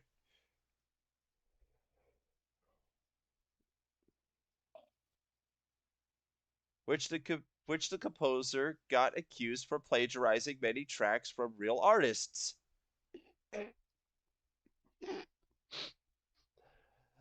That one I actually forgot. But it did happen. Confusing controls. The only way to get Zenai, the game's currency, now is by beating missions in the story mode. Yeah, you have to replay the story mode over and over again to get the game's currency. That is not fun. But there's a game I stupid. played like that really annoyed me. I can't remember what it was though. The ultimate. Yeah, I played this game. I played this game. The ultimate moves without cutscenes look lame and will be hard to notice if the opponent is performing an ultimate. Watered down gameplay compared to Budokai 3. Yeah, like I said. The difficulty is rather unbalanced. Yes, unbalanced difficulty. Unbalanced AI. Ugh. There are some bugs and glitches. Yeah, that's for all games. Due to its mini games, it makes the story mode hard to finish at 100%. That is true. Some animations are choppy, bland map screen. The map screen is horrible. Like, it really doesn't help you at all. There are no instructions given automatically. Instead, you need to highlight them to read them. The ultimate attacks can be hard to complete due to the way of how they were implemented in comparison to Budokai 3. It effectively killed the Dragon Ball Z Budokai series, not counting the HD remake of Budokai 1 and Budokai 3 released in the Budokai HD collection for the Xbox 360 and PS3 released 4 years later after this.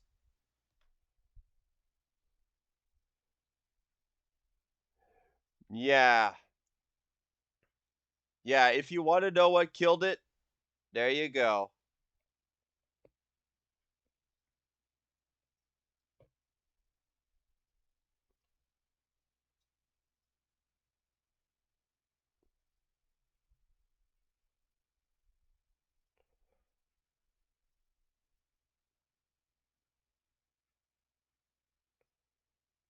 Meanwhile, Praise or whatever her name is will be literally a low tier character in Nickelodeon All Star Brawl, so she easily gets demolished by the likes of Cat Dog and Lincoln.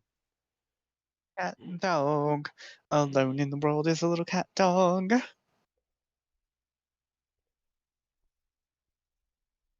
And in case you want to know why the Budokai series is dead, that's why.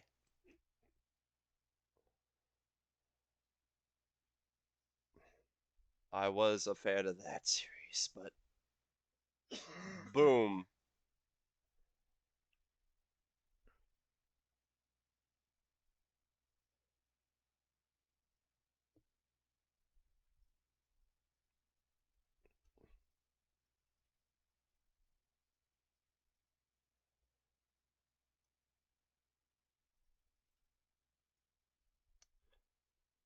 Ratchet Clank games, Resident Evil games. Okay, I think the Resident Evil series is kind of a shadow of its former self, but it is certainly not dead by any stretch of the word. No. This is a category. Oh. Okay. You have Resident Evil games. Let's see what's on here. Let's see here. Resident Evil Survivor, Umbrella Corps, Operation Raccoon City, Survivor 2, Code Veronica, the Origins collection on the Nintendo Switch, and Resident Evil 6. It's a good game. Operation Raccoon City is a fun romp. Survivor 1 and 2 are trash. The Origins collection, I don't know about the Switch version, but it plays fine on the PS4, Xbox, etc., etc. Oh my god! There is a lot. I mean, a lot of bad qualities in Resident Evil 6. Holy shit. Okay, let me teach you something about Resident Evil fans, or at least some of them. A lot of Resident Evil fans, at least a lot of quote unquote Resident Evil fans, are kind of like, they're very childish in the way they look at the franchise. Like, a lot of people played Resident Evil 1 through 4, didn't play any of the spin offs, didn't watch any of the movies, didn't actually pay attention to the plot, and they played them when they were younger, and they remember when they were younger them being actually scary and shit, and they're not. Resident Evil has never been about being scary. It's they've been slower paced, and they might have been about resource management and had more survival elements to them, but they were never actually scary. They were always campy, silly, fun, little romp, B movie horror grade games. And 6 is still just as much a B movie, and it shows a lot of love to its characters and their legacies, like with Leon, with Sherry and Jake being the kids of Bergen and Wesker. There are some problems with the gameplay, like Chris's campaign. But yeah. And the combat in Resident Evil 6 is probably some of the best third-person shooting gameplay you will get in the industry. They're not scared. No, I'm not saying anybody who thinks that is wrong. I'm just saying the majority of the Resident Evil fan base has this idea in their head of what Resident Evil's supposed to be, and the reality is it's not what Resident Evil has ever tried to be. Not everybody thinks that way, but a lot of people do, and that's why you get a lot of people who will criticize 6 for things that the other games have also done, or people who will praise 7 for doing nothing new and for having an extremely bland color palette and ultra boring gameplay and art design. It's kind of like how with the history of Resident Evil's controls, you had tank controls in the old games, which people nowadays, some people probably did like the tank controls, and there is an argument to say that it does add to the tension having to fight the controls, even though that's kind of a dumb argument, in my opinion, because having to fight the game you're playing to play it is not good. It's not good. But people didn't like the tank controls when they were around. So then people complained about that, and eventually you got Resident Evil 4. And Resident Evil 4 was... Yes, my name is Emily Alucard. Yes. Okay, so when you get to Resident Evil 4, people were like, oh, these new controls are amazing. It's super great. You can move around, you can freely aim, and all this cool stuff. And then they kept that from 4 to Revelations to 5 to 6 to Revelations 2 to blah, blah, blah, blah, blah, blah, blah, blah. And nowadays, there are people who go out of their way to... Hi, Emily. Nice to hear you. How have you been? I've been doing good. I've been doing pretty good. I don't know how long you've been in the stream, but you missed me yelling about Mortal Kombat?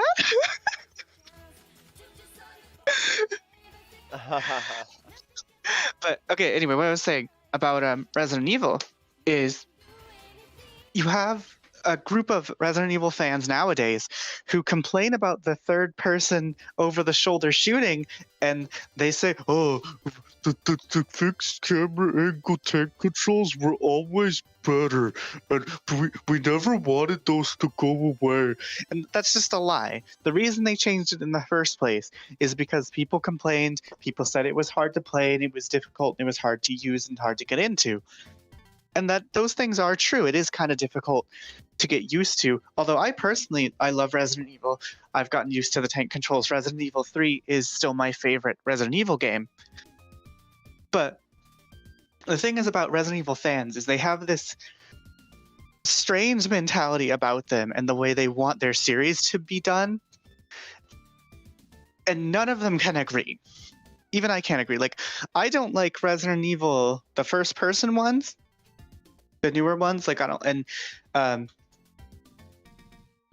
like 7 and 8 because I feel like tonally they don't feel like Resident Evil games. I feel like they look a little too desaturated, and there's not a lot of campy fun in them.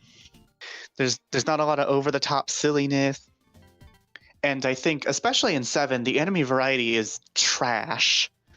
And a really cool thing about Resident Evil, especially in the old ones... And I'm going to be playing Resident Evil 7 later.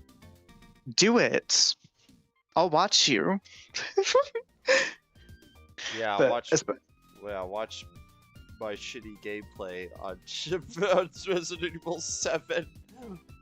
In Resident, okay, I'll just use my favorite one as an example. In Resident Evil 3, you have normal zombies, you have the Del Drogos, you have the stupid spider things, you have the baby gravediggers, you have the hunters, both beta and gamma. You have the dogs. You have a huge variety of enemies that all, for the most part, play differently and can damage you in different ways. Like the Drogos and the spiders can poison you, causing you to need to find a specific herb in the environment or use one in your inventory that'll heal you, or else your stats will be negatively affected. In 7, you have normal mold guy whose only attack is to swing his one arm at you, or fat mold guy whose only attack is to swing his arms at you. And, well, technically there is also bugs, but all those do is fly in your face, and it looks really boring, and you kind of just swipe at them with a knife or burn them with a flamethrower.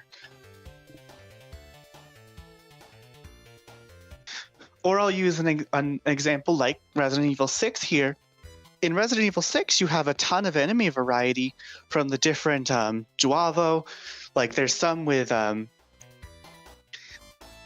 god, what's the flippin' bird called? Like praying mantis legs, I guess?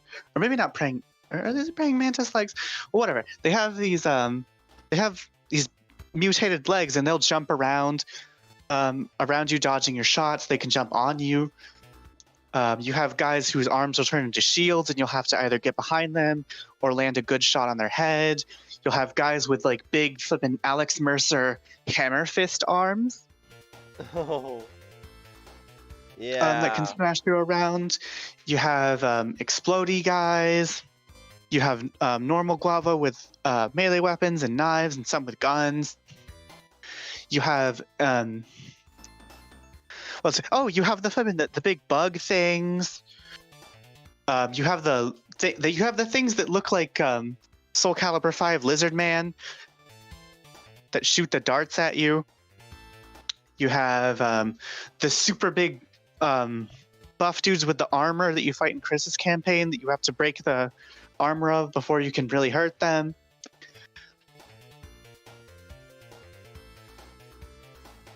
Yeah.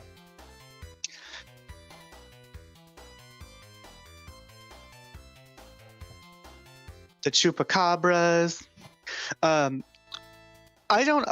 remember the enemy names in 3. I don't really remember all of them in 6. That's why I'm giving the broad descriptors instead of saying the names, because I just don't remember all the different enemy names. I know that the regenerators at 7 are legit horrible. Oh yes, you do have regenerators in 6. Well, they're not regenerators in 7. They're molded. It's a different thing. You told me there were. No, they look like regenerators. Oh, you said they're... Oh, okay, I remember now. They look like regenerators. They have... 6 has regenerators, and so does 4. 4 is what started off the regenerator.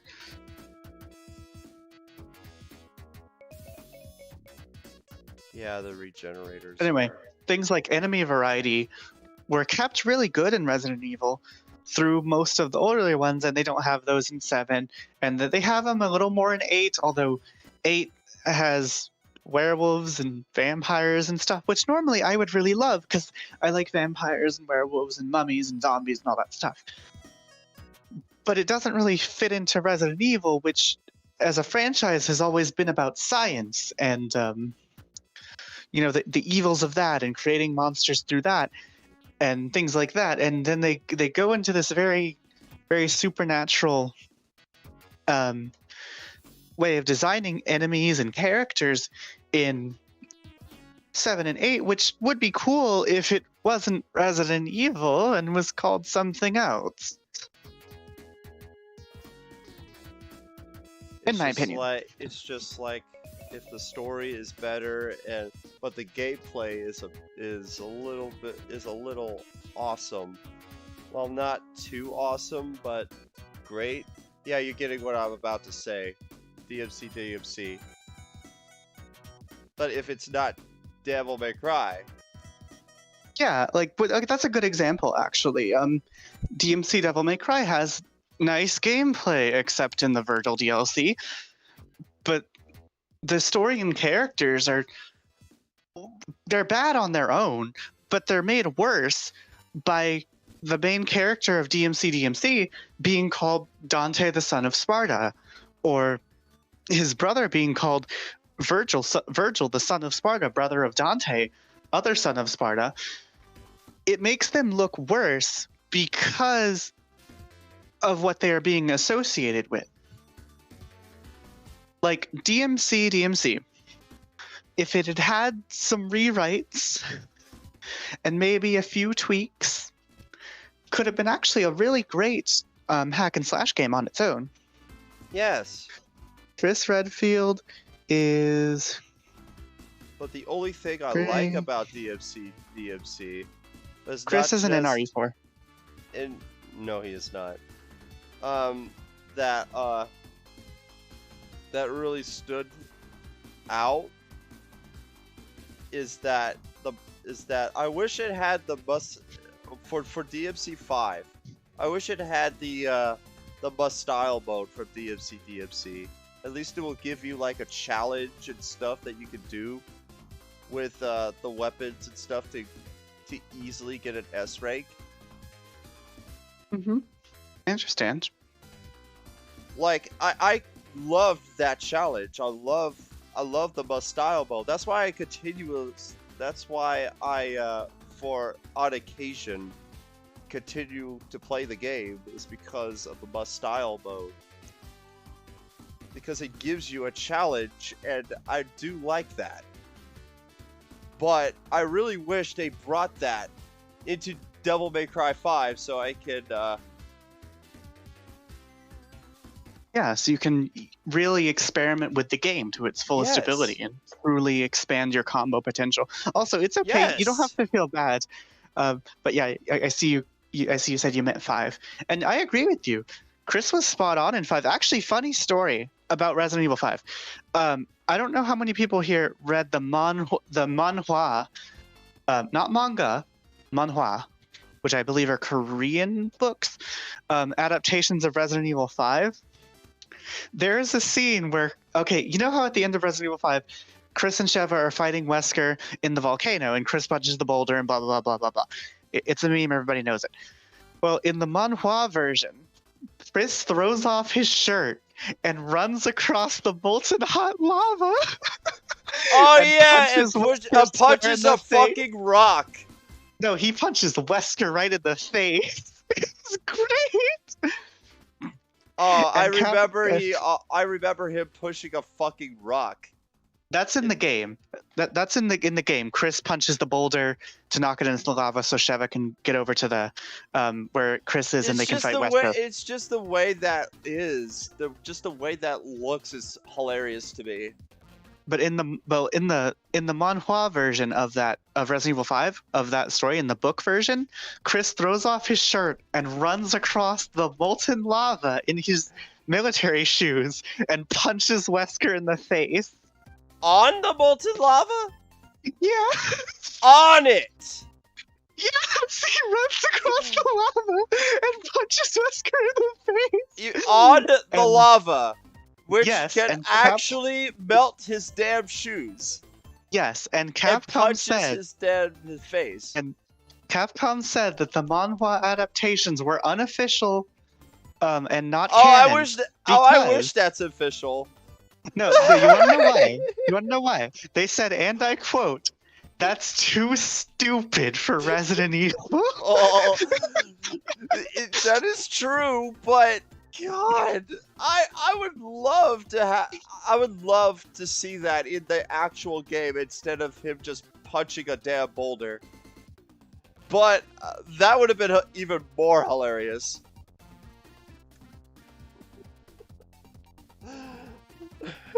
Even though it will be nonsensical, but it will be hilarious in that right. Although, something I believe is canon to Resident Evil is the 4 stage plays. Yeah! One of which is called Resident Evil The Sound of Music, I think. Yeah, those are canon. Or the song of something. Yes. I know what you're talking about, but yes, those are real. Yes, there are Resident Evil musicals, and yes, they are canon.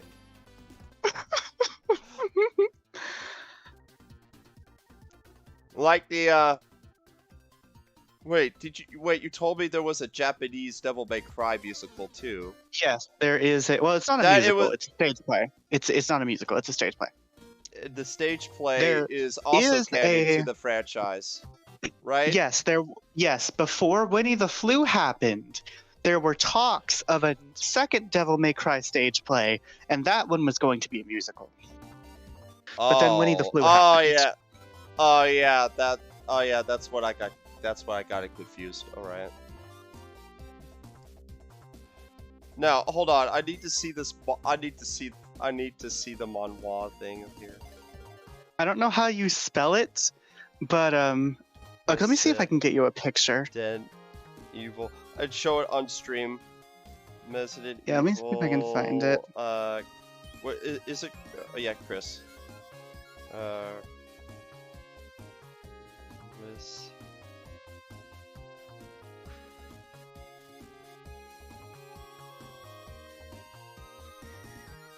Chris punches boulder meme.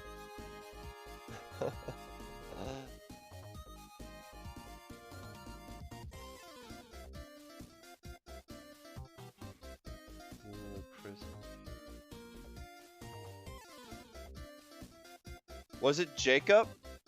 You said? Hmm? Chris punching Jacob?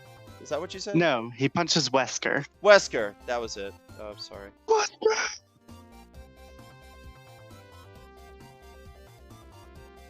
I need to see this shit. In the manhwa. Please. Please let that be in here. I need to see that. Please, for my amusement.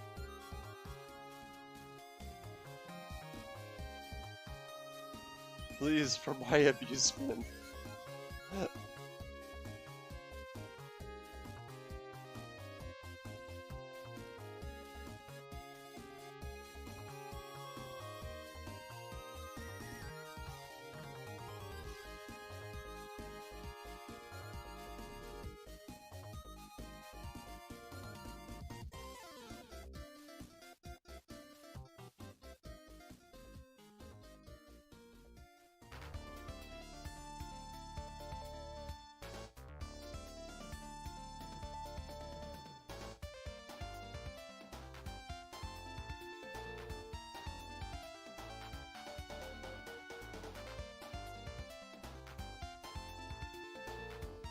To be honest, I don't even know how to spell that, to be honest. Neither do I. I remember the last I time know how to spell found manga, but I don't know how to spell manhwa. Neither do I. I remember the last time I found it, I had to put in like a really specific thing to find it. I did put Chris punches Wesker, and it just gives me a bunch of video results. Hold on.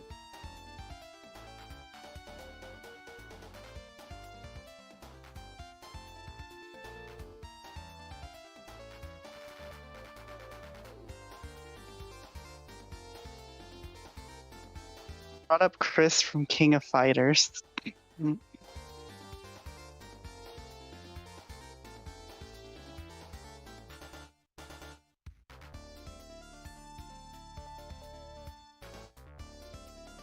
Press square to punch a fucking boulder.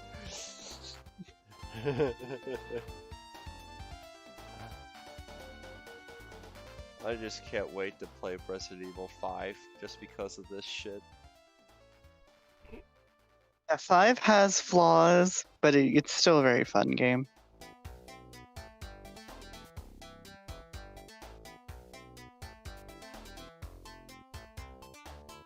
Oh shit, I think I might actually get to it.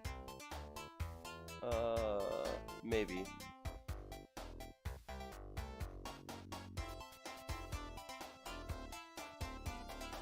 Resident Evil comics.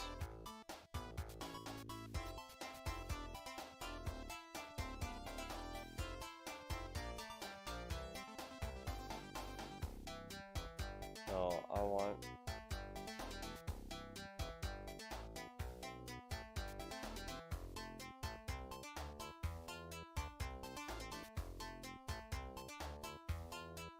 Which one is tie-in? Oh no, this is manga. No, I don't want manga.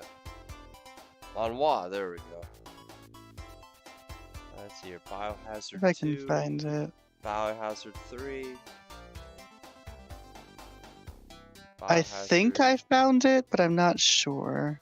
Biohazard Code Veronica.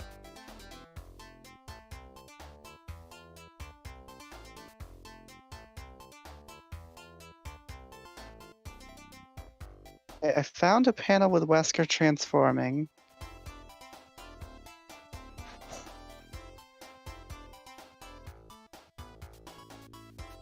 There's a lot of these. There might be a little hard to find at least the one that we're wanting.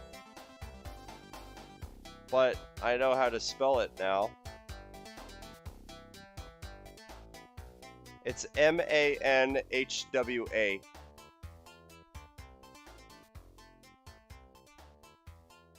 Thank you. That's how you spell it.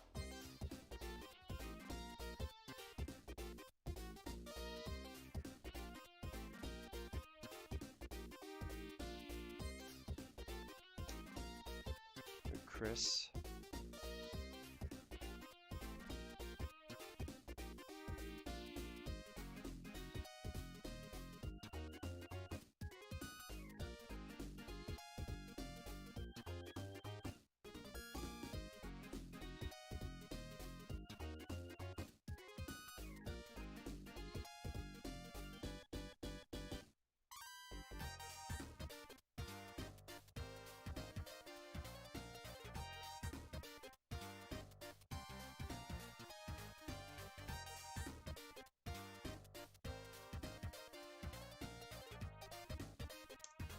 I found Leon punching Birkin in the face.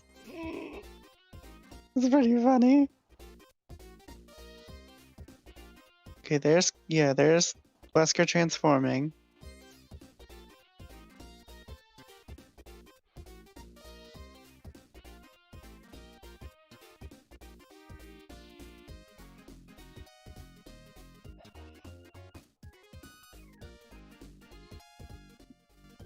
Let me just search up Wesker. Let's just search up.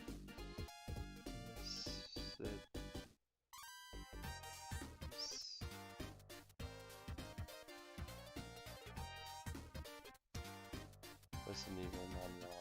Let's see what we get.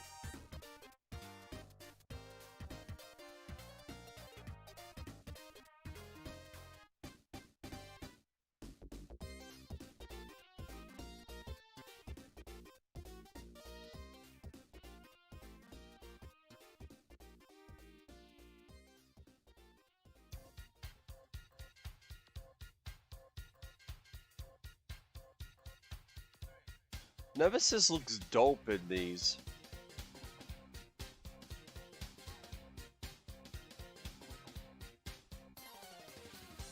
Oh, apparently Nemesis punched someone too. I can't even tell who that is. I think I just recounted that.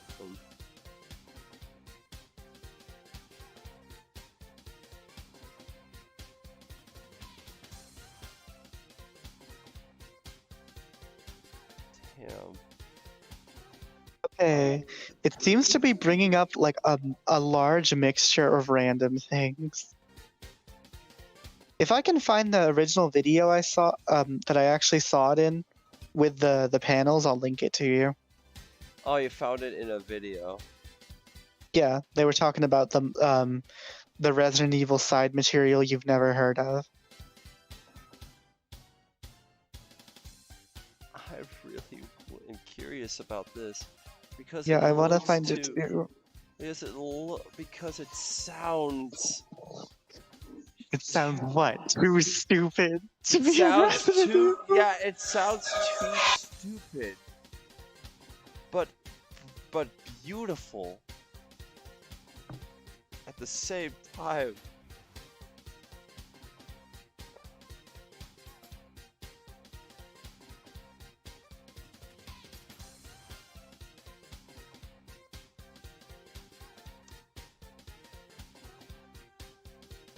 How would a Nickelodeon X KOF game sound? I don't know.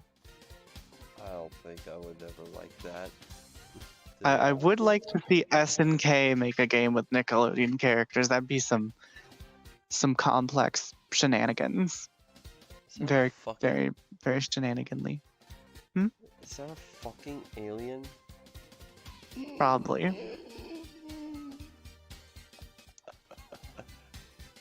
Oh god.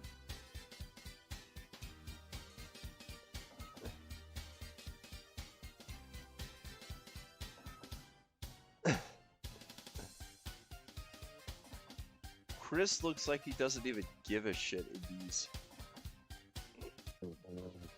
Like he doesn't give no...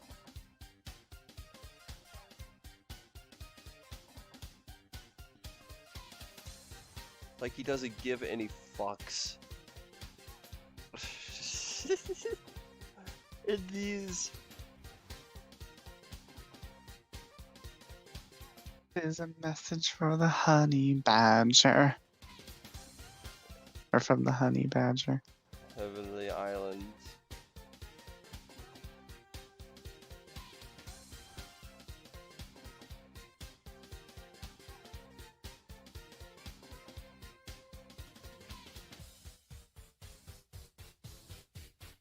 Wait, Heavenly Island, is that the one where flippin' Claire and somebody else, it's on like the supermodel island or whatever?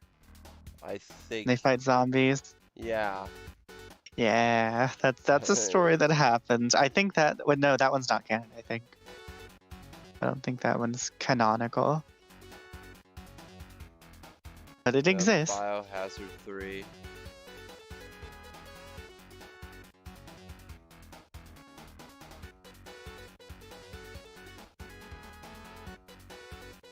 Biohazard Code Veronica, Biohazard 0.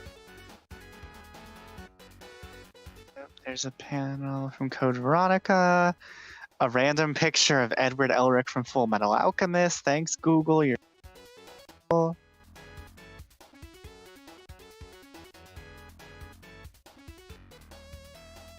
When would I find one?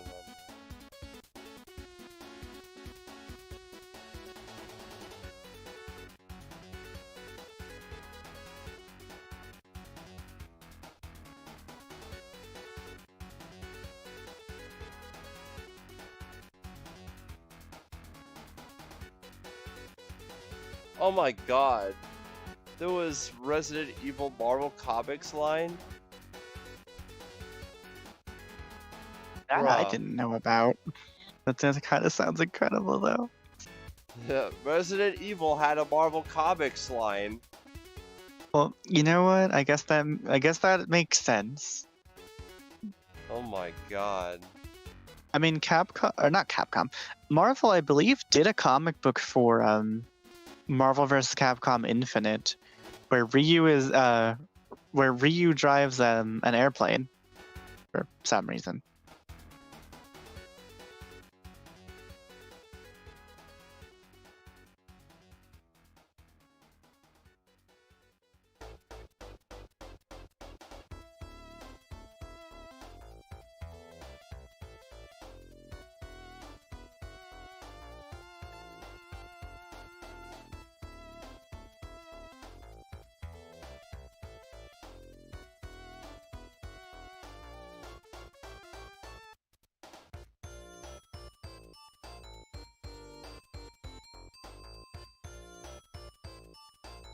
A nice Jill cover for The Last Escape manhwa. I'm gonna buy that. I'm gonna look up exactly how much that is and I'm gonna buy it. That's interesting.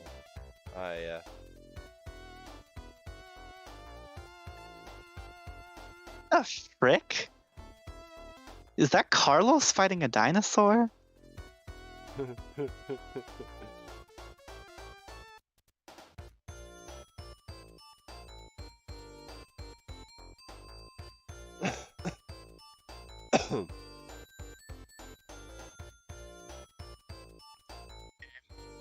If I can find it again, I'll send you a screenshot and then I'll link you the video.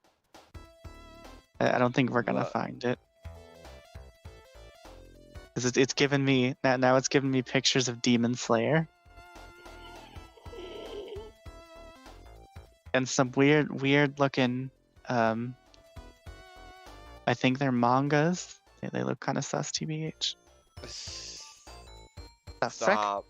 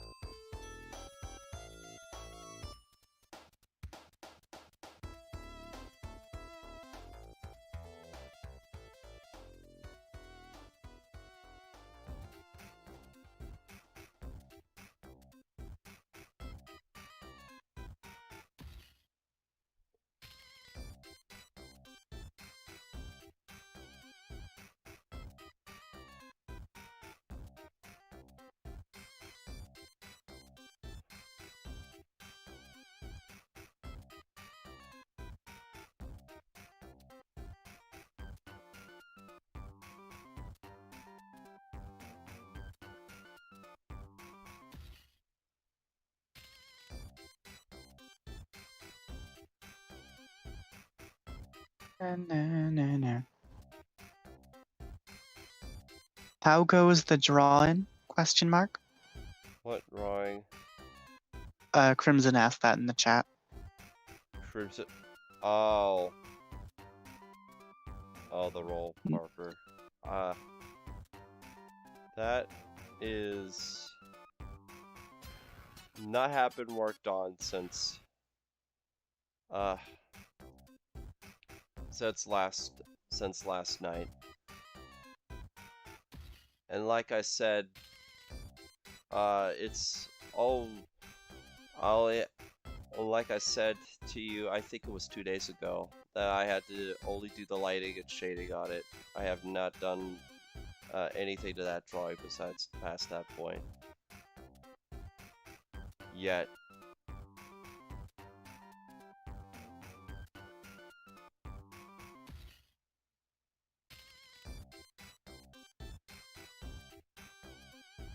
Yeah, I am just really curious.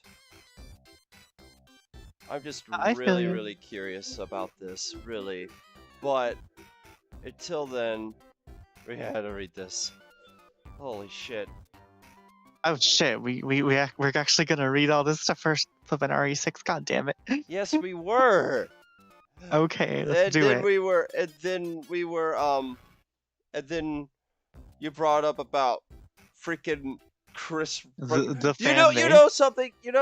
I'll pull up a GIF just to sit on the side to set up the mood. Do it. Let's do it right now. Wesker punching a boulder. Do it. Chris Redfield punching a boulder. I don't even know why I said Chris Wesker. I don't even know why I said that. Chris Wesker.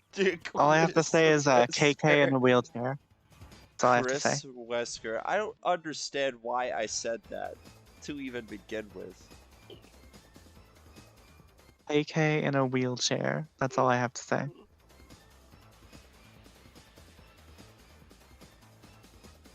If you get that reference, you're cool. If you get the KK in a wheelchair reference.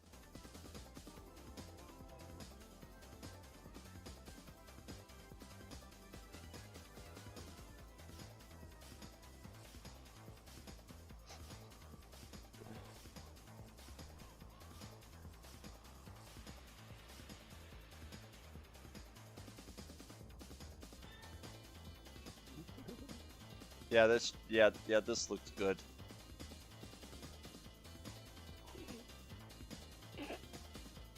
Is that fucking Leon doing that? What? Did you find the one where he's punching Birkin? No, I found an image of Leon doing it for some reason. There must be a mod.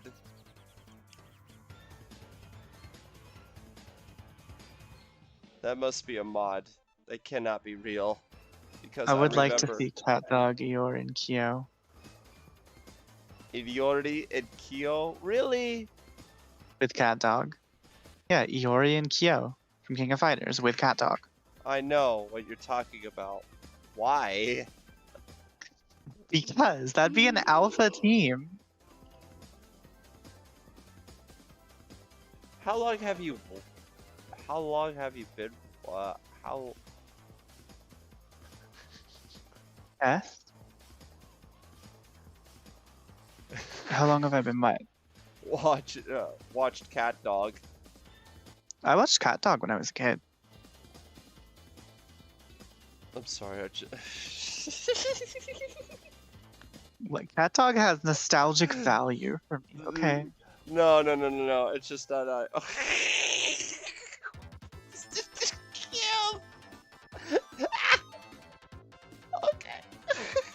Post it on the stream. I did. Look, on the right side. Oh, I see. You see it now.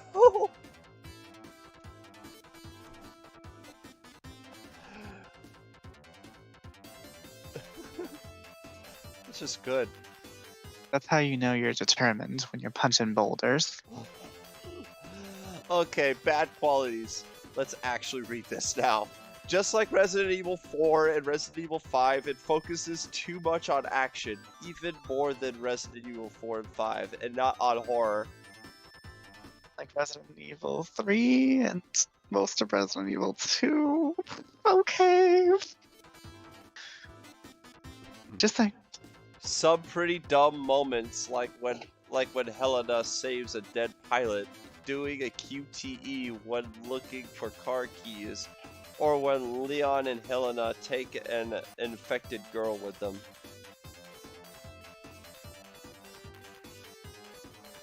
Okay, I will say the thing with the pilot, well, not the pilot specifically, but the guy that they save, they don't actually see him get bitten, if I remember correctly. It's okay. So there's two guys. There's one who's driving, and then there's one who's getting them, like, waving at them, getting them to run across exploding cars and shit. And that guy gets grabbed by a zombie, and he's holding on to the helicopter, so he kicks the zombie off, and Helena helps him onto the plane. So he would have been infected prior to that, and they wouldn't have really had any way of knowing. Also, I'll defend the QTEs, because for the most part, I think they actually work with the game. They work with either the tension of what's happening, or just even in some cases the hype of the moment. Like when you're Jake and Sherry and you've got the big drill thing, and you do the QTEs and you knock back the Oostank. It's actually pretty hype, honestly. Yeah, doing a QTE when looking for car keys, though. Okay, yeah, it's silly, but you gotta understand the context of what's happening. It's not really a QTE. That's kind of untrue. What it is you look around the car, because Leon and Helena are escaping this college campus, and there's a bunch of zombies around them. It's not actually a QTE. You're looking around. You're looking around the car to find where the keys are hidden. So you look around and you can interact with stuff to open it, to find these keys. And it works pretty effectively your first playthrough when you don't know that when you don't know it's scripted. It works pretty well because you have zombies like banging on all the windows on the roof and stuff, and you're in as much of a hurry to find these as Leon is. And also, it's not technically a QTE. For whatever reason, the game has limited resources, which doesn't work since the game is more action-packed than any other Resident Evil game. This is especially egregious when you consider that the previous games that were more action-focused, Resident Evil 4 and Revelations, don't have this problem. Actually, 4 does have limited resources, and Revelations has a fuck ton of limited resources. Do you know how many times during my first playthrough, because I was flipping stupid and trying to take on every enemy, I just ran out of effective ammo? And then they have a boss that's like straight up a flippin' SNK arcade boss, teleporting around with his one-hit kill, magic hands animation and bullshit. If you played Resident Evil Revelation, you know who I'm talking about. Yes, I do know who you're talking about. Yeah. I have played Revelations. And also, 6 gets around the problem of having limited ammo resources by actually giving you melee combat options, like the parry that you can do and the physical attacks. Oh, yes. Another strange addition was a stamina meter, which feels arbitrary and only makes the game harder since you have to melee if you run out of ammo, since there's limited resources. Also, I'm going to point this out. Every character has a knife as well, just like in every other Resident Evil game if you run out of ammo. You do have the knife. And also that stamina thing, the reason it's limited because then you could just spam the incredibly strong and incredibly good melee attacks and just be invincible. Once again, see this person here. Kind of stupid, to be honest. Well, here's the thing. The person here making this point is saying, they say you have limited resources, which limits your gameplay, and they say that's a bad thing. But then in their very next point, they say it's a bad thing that the game gives you a solution to this problem I just complained about. Too many vehicles, turrets, and running segments for a Resident Evil game. Okay, I will give it that some of the vehicle segments are kind of trash, but there aren't a lot of turret segments that I can remember, and I've played that game a bunch of times. Like, now that I think about it, there's the motorcycle segment in Jake and Sherry's campaign. There's the snowmobile stuff. I remember there was a sliding section too. Yeah. And there's a turret segment / vehicle segment in Chris's campaign. Yeah. And then there's the stuff with the planes in Chris's campaign. But those aren't clumped together. Those are spread out pretty far around the campaign. Like again, this is really an opinion-based complaint, but to me at least, those served as a fun. Well, this flippin' snowmobile one's kind of ass, but the other ones served as a pretty good breakup of the usual gameplay. Although I kind of suck ass at Chris's one, but that's not the game's fault. That's my fault from just not being that good at that particular bit of the game. But again, this is an opinion-based thing. And this person also said earlier, hey, it's too actiony and you have limited resources, so I'm gonna complain about this segment that is still actiony but doesn't use up your resources. While a game having high variety is a good thing, it makes the game seem like it has an identity crisis, seeing as how it has elements of stealth, horror, third-person shooting, driving, puzzles, etc. Okay, see, that point would make sense if you didn't know about Resident Evil 6's game design. Resident Evil 6 is divided into 4 different campaigns, as you already know. Yes. And they each play differently, and they each separate the elements that this individual was just talking about. Like the stealth stuff typically is in Ada's campaign. The more slow-paced horror-like elements are in Leon and Helena's campaign. The heavy action third-person shooting gun stuff is in Chris and Pierce's campaign. And then Jake and Sherry have a kind of healthy balance of everything. So you get a variety slice of life situation with Jake and Sherry's. But each one, and it was designed this way intentionally, each campaign is supposed to exemplify a different aspect of Resident Evil's legacy. Which again, if you're a fan and you actually played all the different kinds of games, you really appreciate that kind of stuff. Because like I was complaining earlier about NetherRealm Studios and newer Mortal Kombats, those games don't respect the fans, the series legacy, or elements that made the franchise great. 6, yeah, it's not perfect. It doesn't do it it doesn't do everything right, and there's some enemies that can just eat shit in that game. And there's some segments that are annoying and aren't my favorites to replay through. But you can tell from all the different game designs that when they were making this game, they were thinking of every type of Resident Evil fan. And they wanted to make something fun for everybody. And it is a lot of fun. Yeah, if you like certain parts of Resident Evil more than others, you're gonna like other parts of the game more than others.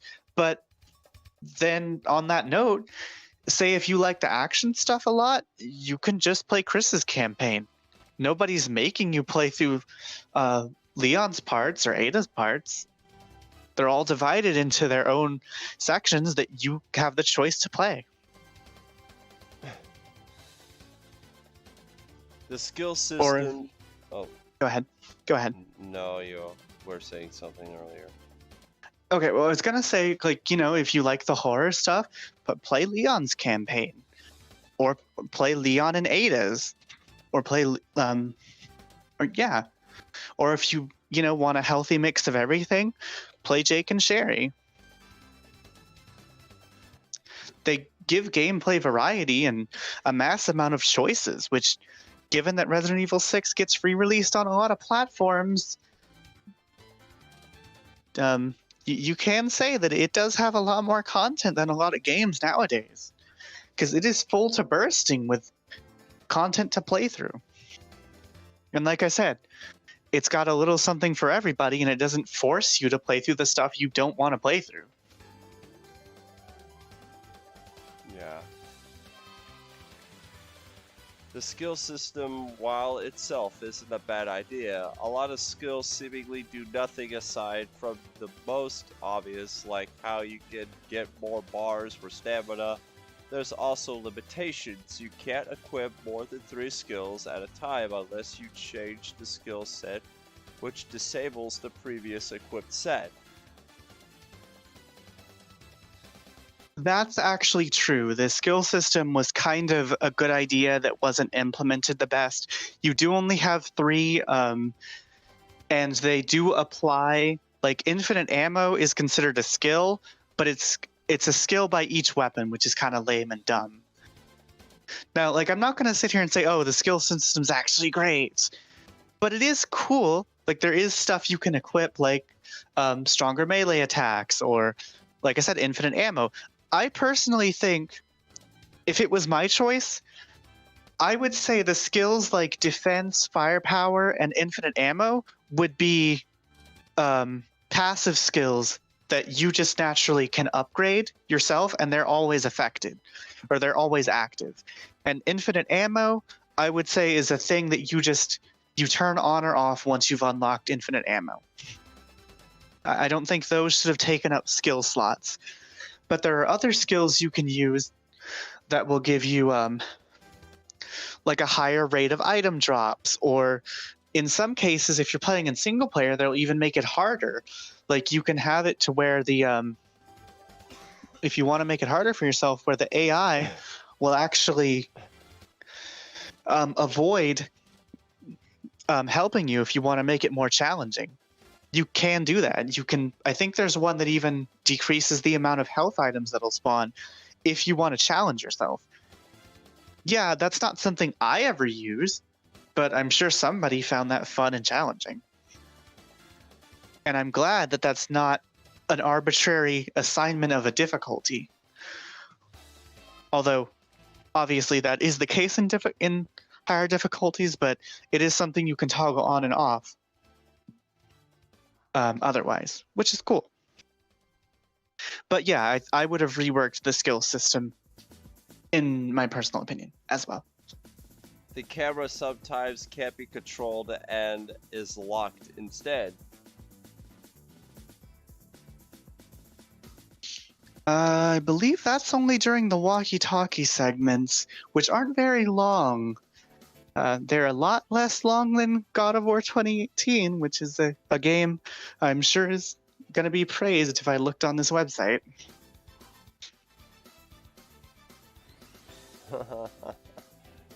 A lot of slower scenes of a lot of the slower scenes of the game, despite having good atmosphere, are very bland and boring, especially at the first time. Especially at the first level of Leon's campaign, since you mostly just walk slowly through hallways while following some guy for what feels like 10 minutes.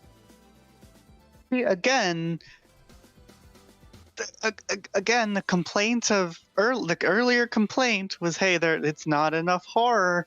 You know, that's suspenseful. That's called that's atmosphere. That's horror atmosphere. It's slower moving. You're with this person. You don't know what's gonna pop out. You're following him to this place you're unfamiliar with. That's horror atmosphere. That's what this person claimed to want. But then they complain about it because it's also not what they wanted, and they wanted it to be more actiony. I don't understand.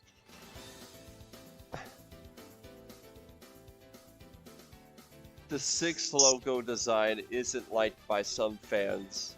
A common joke made about it is a person sucking a giraffe's penis. I've never seen that, and that just sounds really gross and immature. The prologue level doesn't teach some of the gameplay mechanics to the player.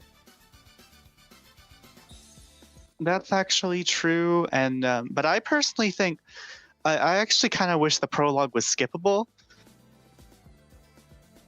It is on repeat playthroughs. You never have to play it after your first time installing the game, but especially because the game's been re-released on like the PS4, the Switch, and the Xbox One, I really wish the updated versions had made that skippable. But that is true. The tutorial doesn't teach you everything. And now I could make the argument of, hey, does every tutorial teach you every aspect of the game? But that's also a dumb argument. While the game does look good, there are many areas that have low quality textures. Some are so bad that they look like JPEG images, which the game attempts to cover up by hiding them in very dark places. I can't say yay or nay to that because I've never really looked at the game's environments extensively to see like a flaw that way. It was also found out to be toned down as Resident Evil 5 uses DirectX 10 while Resident Evil 6 uses DirectX 9. Though DirectX 10 was removed from Steam version of Resident Evil 5 due to stability issues.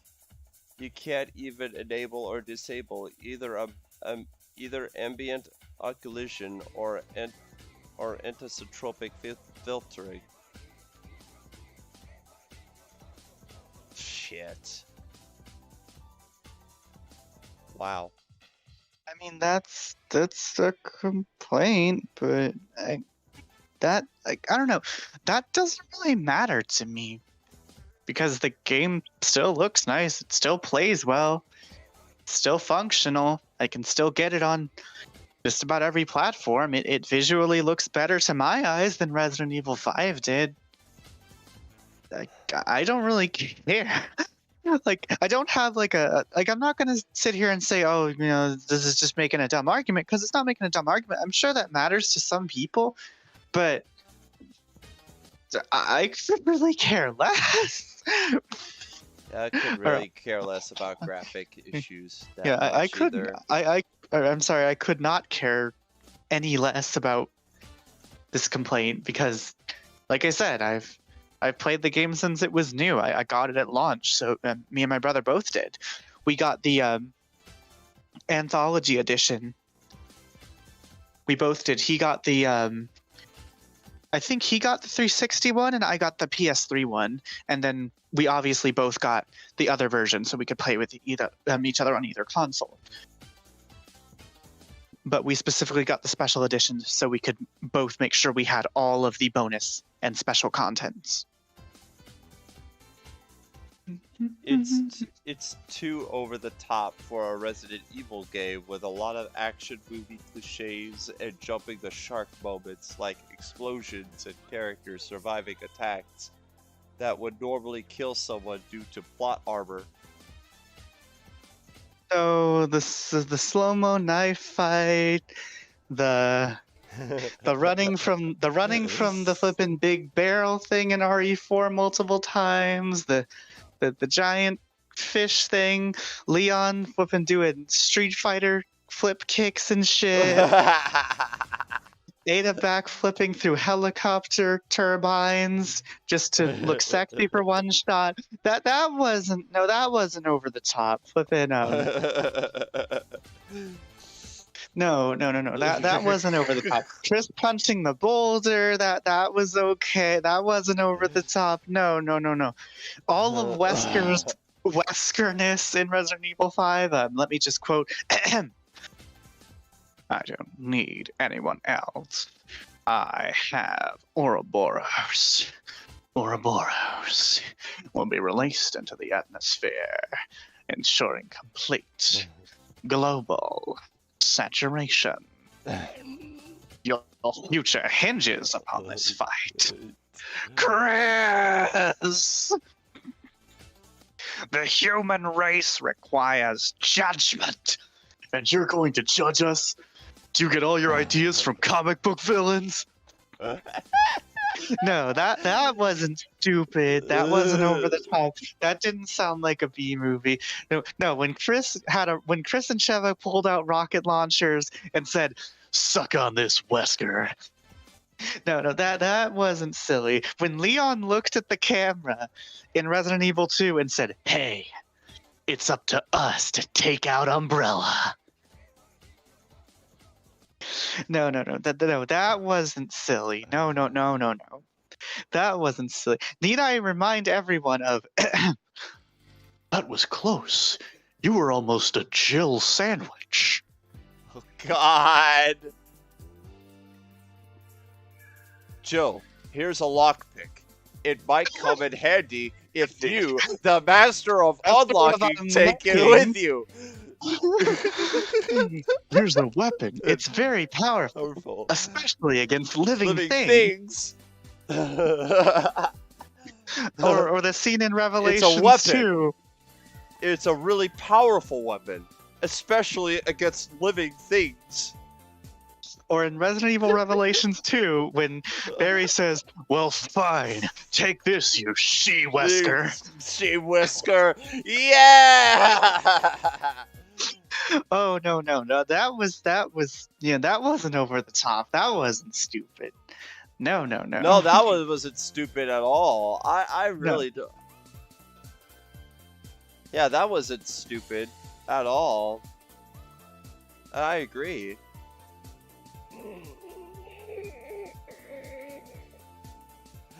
Yeah. Leon pulls out his his grappling hook thing after he does like some ninja knife throws on Salazar in Resident Evil 4, and then you fight the flippin' xenomorph. Yeah, that wasn't silly. Or the scene where the lasers are coming at Leon near Sadler's throne room, and Leon straight up flipping Spider-Man runs up the wall and then flips over the lasers. No, that wasn't silly. No, that wasn't over the top. Hey, Emily, what about this GIF? Real quick.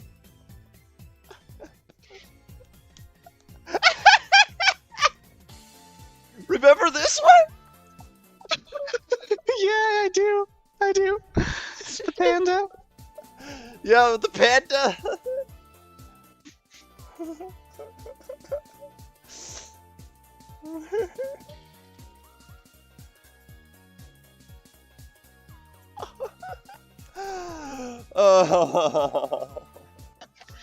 NPC animations, mainly the BSAA soldiers in Chris's campaign, are bad. I mean, they seemed fine. It seemed fine and functional. Every time I've played it, which has been a bunch of times.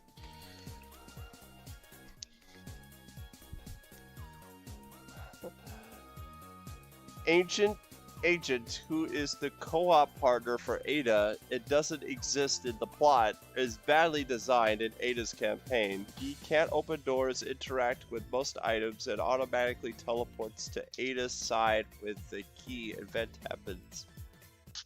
Okay, that's actually true. Although I'm not gonna lie, see, this is another opinion-y one, where like, yeah, I would have allowed him to, interact if it was, a perfect world. I think he probably should have been allowed to interact with items and stuff. But I'm not gonna lie, it is hilarious playing with a friend and then just teleporting them with you, or just kind of standing there like a jerk and being like, "Oh, come on, buddy, just pull the lever, pull the lever, buddy." It's kind of funny. That adds to some nice co-op fun. But yes, Agent is he is bad. He is kind of badly designed. He should there's certain things that they should have done for him that they did not do.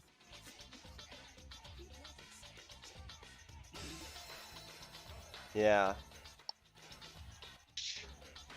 Also, I'm gonna take me a sleeping pill because I'm gonna really need to go to bed soon.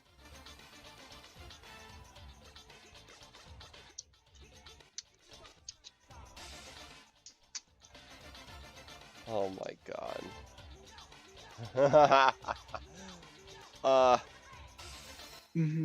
Let's see here.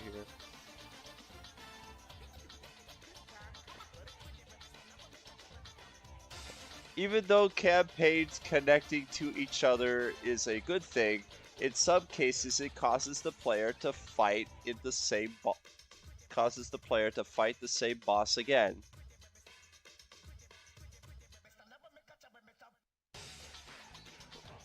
I mean, again, that's an opinion-based complaint. I mean, don't get me wrong, all complaints are opinion-based. Like, I know what it sounds. I know. It probably sounds like, well, Emily, you just keep saying that, but all complaints are opinions. Well, yeah, I know, but things like that are extremely subjective. And yeah, if you're sitting there playing through all of the campaigns in like one day, it would probably feel kind of repetitive. But again, there's a lot of space between those, and a lot of the times, the stuff you do where it's with other characters, it's not super long. It's not like usually the big consuming part of the chapter, and it's nice to get to see in some of the fights. You get to see the fight from a different angle. And again, you do have somewhat differing gameplay styles, especially if you're playing as Jake, who has a bunch of like melee combat crazy stuff he can do. As compared to most of the other characters.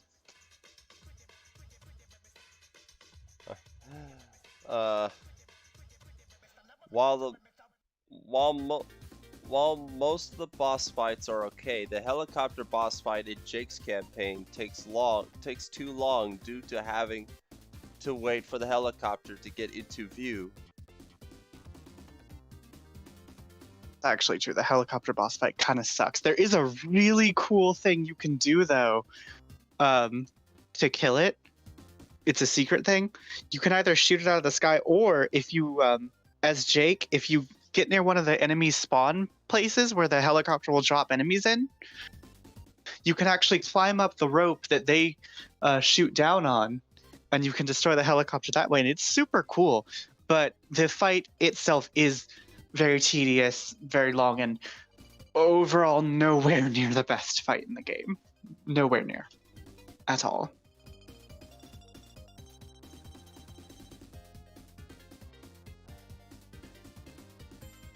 How many more points do we have here anyway? There are 36. Jesus, what are we on? We are at 18. Oh my goodness. Okay, we're at least halfway there. The inventory system is very clunky due to the horizontal and vertical layout, which makes the switching between weapons tedious since the inventory is done in real time. Again, I don't know. I don't get that complaint. It's actually like, well, okay, don't get me wrong. I would prefer the big briefcase type inventory just because I like Resident Evil a lot. I would prefer the older style, but it's a lot better than 5, where it was just a tiny little square that would pop up on the screen in real time, just like 6, and you'd have to kind of sort through or move this or combine that or blah blah blah. But in 6, the way it's done is weapons like guns and ammo are on one bar, and herbs are in another section, and then vertical is like your grenades, your first aid sprays and stuff. So it's, in my opinion at least, it's a lot easier to quick cycle through items for the specific one you need at the time. Again, that's going to be a difference of opinion. Some people will wish it fully stopped the game so you have time to think and stuff, or maybe make a couple different choices. But that one's really subjective. Not everybody's going to like that one. Not like, some people will probably be like me and think it really helps you make quick on-the-fly choices with the game's fast-paced combat. But other people won't like that. That one's a really subjective one. Why am I doing this? What? What are you doing? Are you putting? Wait, did you put up more GIFs? What the hell?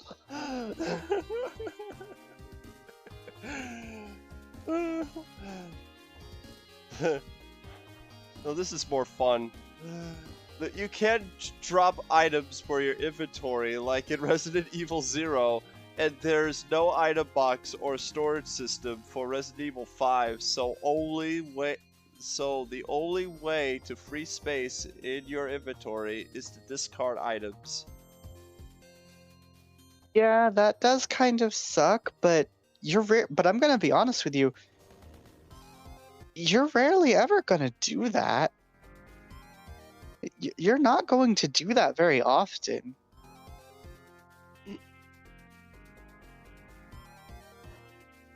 Yeah. Yeah. I saw the Jill at Subway.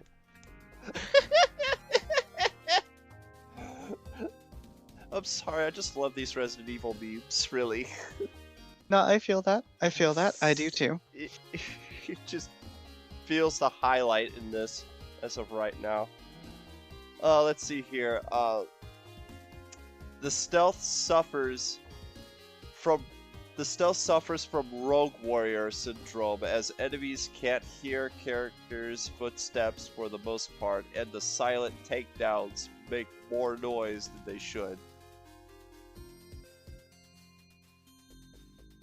Okay, that's... I mean, yeah, that's true, but would you really want it to be any other way in a game like this? Would you want it to be realistic? Because I wouldn't. No, I wouldn't either, to be honest. I get what they're saying, is that they'd like the stealth to be a little more realistic, to be a little more, maybe hardcore, a little more punishing, and maybe a little more tactical. And I get that. And that actually would have been nice to see how they would have done that. But I don't think the way it is, it's really a problem. Again, I think this is something that, yeah, it'd be nice if it had more, a little bit more love and care in that area. But I also don't really think it's a big deal, because it's still, the stealth for what it is still functional, and it's still a lot of fun to walk up behind like a Juavo or something who's on a ledge and just boot to the butt, and he falls like 1,000 stories and dies. That's pretty funny. Excuse me. Yeah.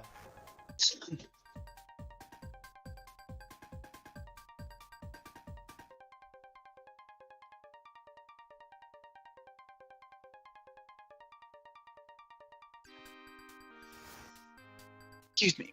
Excuse me. Some of the enemies are scripted in some parts. During these parts, the enemies don't react to getting shot. You mean like how some of the enemies in the other games were?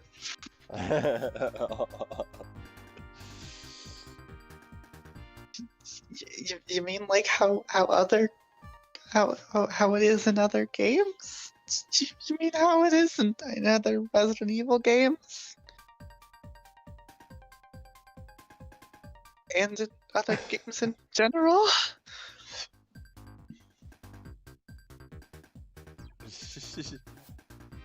Or...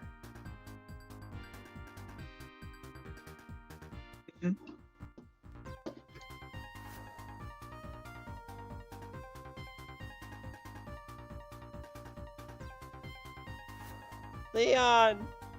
Help me, Leon! Leon, help! Help me, Leon!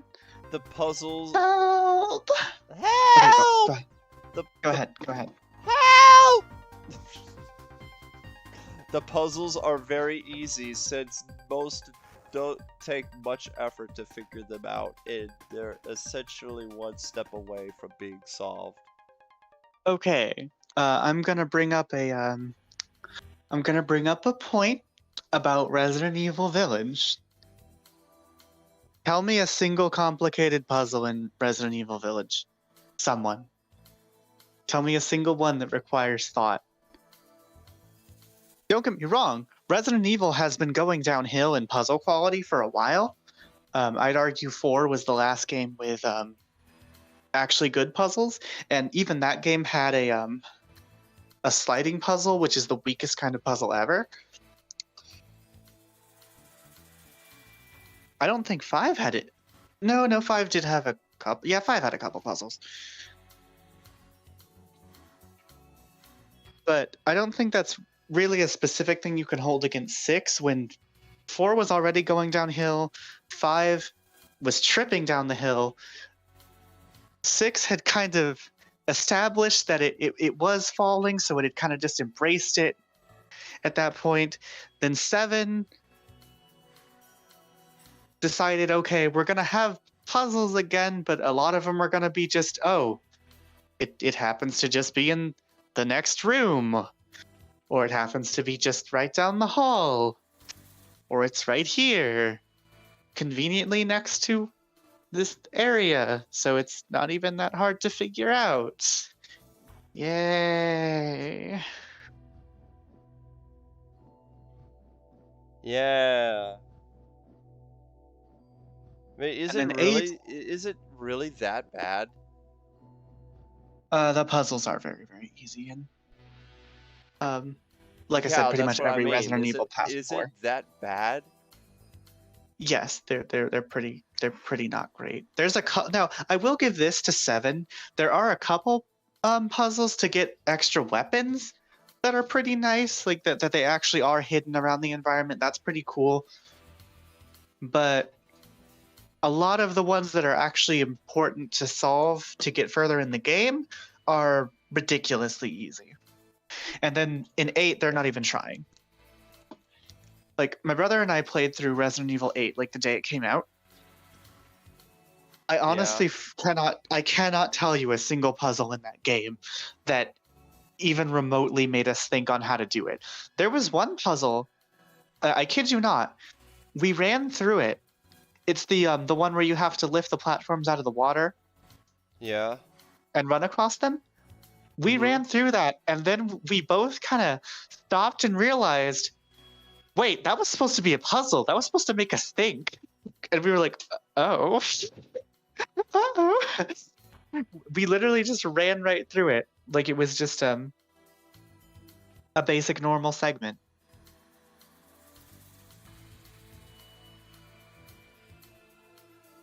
Yeah.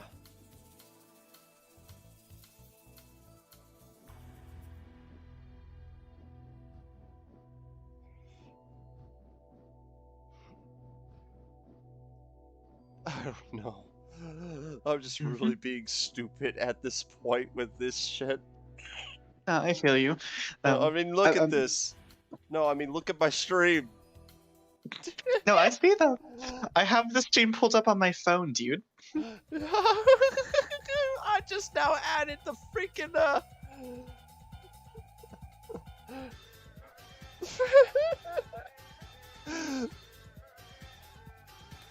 the freaking stranger and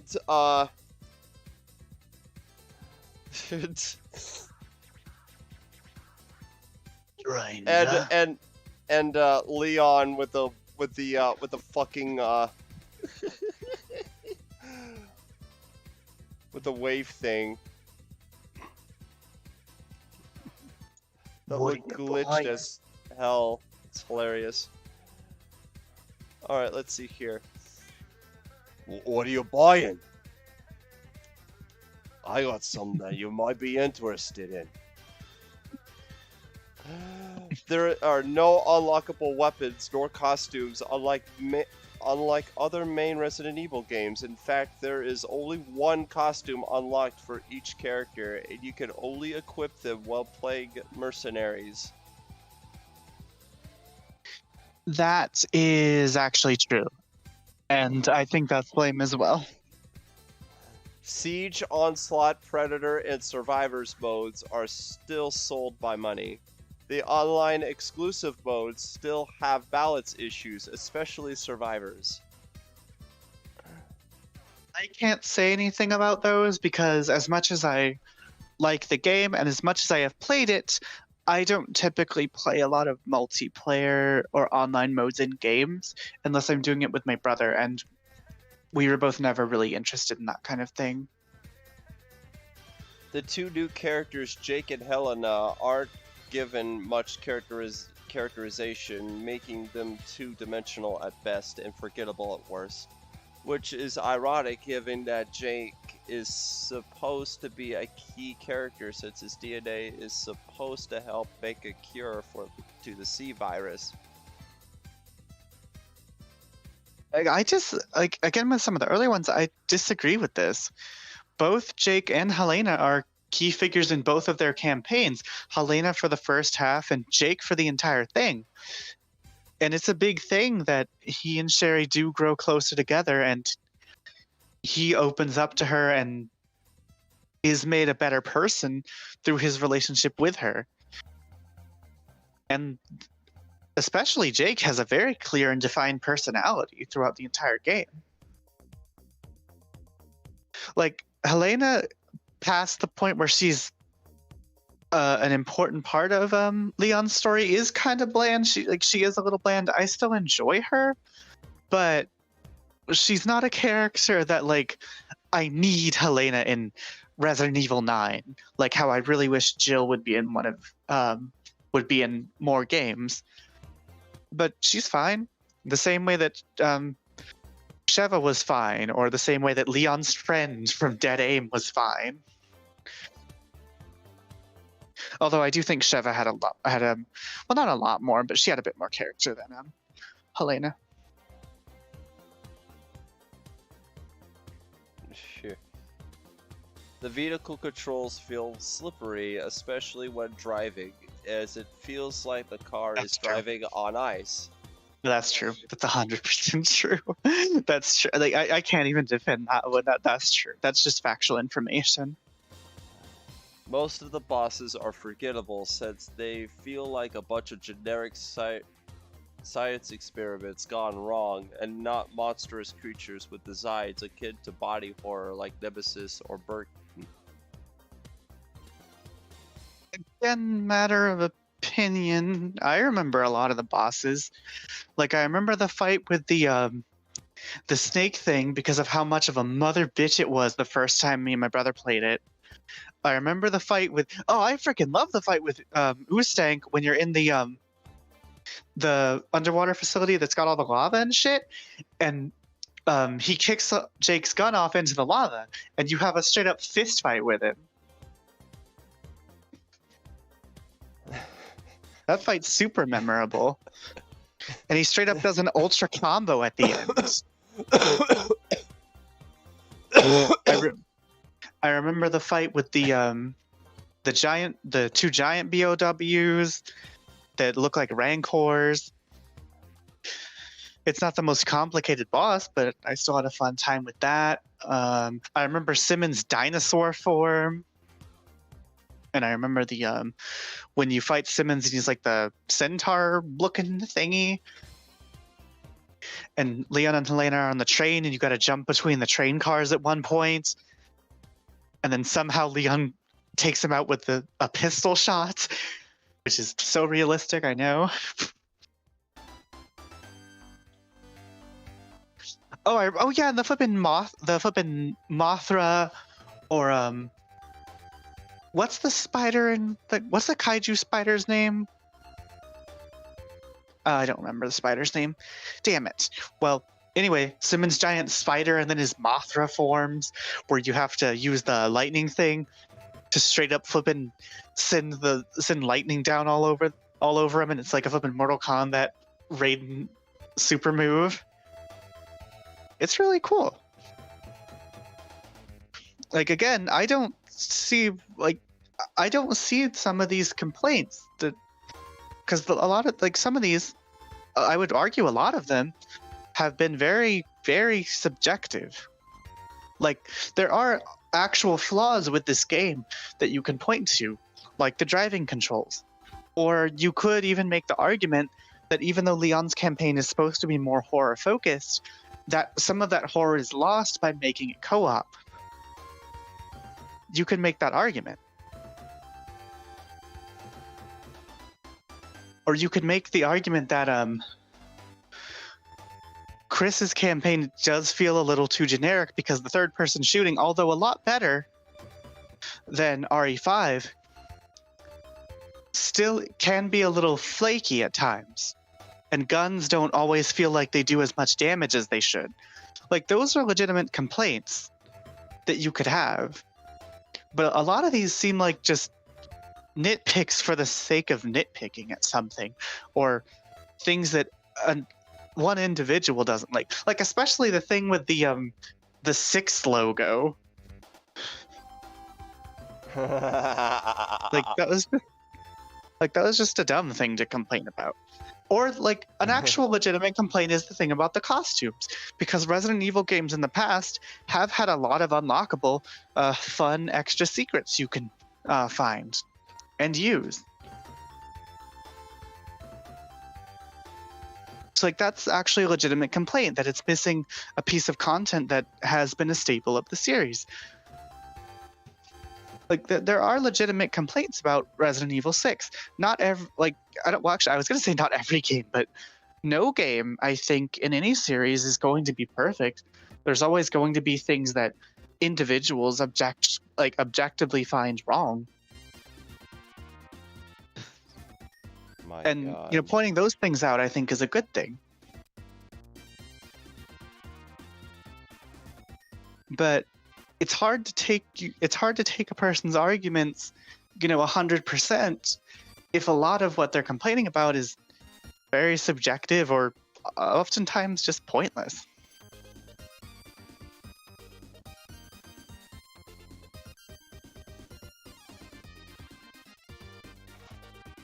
Like, and I say pointless specifically with the the logo complaint. I think that was just an incredibly pointless complaint. But anyway, sorry, carry on. Let's see here. A lot of combat can be pretty repetitive after a while, and it's even worse when fighting enemies with weapons, as it plays more like a generic third-person shooter. This is especially apparent in Chris's campaign. Yeah, see, that's exactly what I just said. Well, not word for word what I just said, but That is, like what I just said, that is a legitimate complaint, and that is true. Especially with Chris's campaign. I think Chris's campaign is the worst in the game, probably for the gameplay for the most part. Because it does feel a lot of the time like a kind of average FPS game in some of the levels. Now, in some of the other levels, it does feel a little more Resident Evil 4 and 5 action-y, campy fun.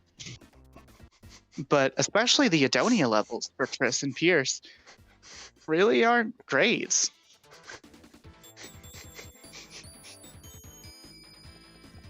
Oh my god! I'm sorry. Oh my god! Is that Dio? Yeah, that's Dio. With Jotaro. It's beautiful. I love it. But yes,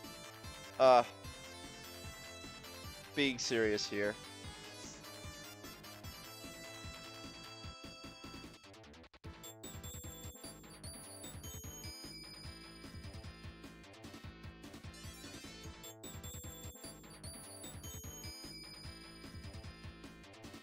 Yeah, being serious here. Well, you were just finished with that? Yeah, I finished my points. Okay. The game's tone is inconsistent since it constantly switches back and forth between Solomon and serious to balls to the wall action. This also affects the pacing of the game.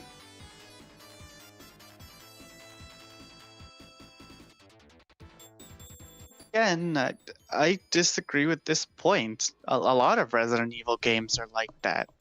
Like, look at Resident Evil 5.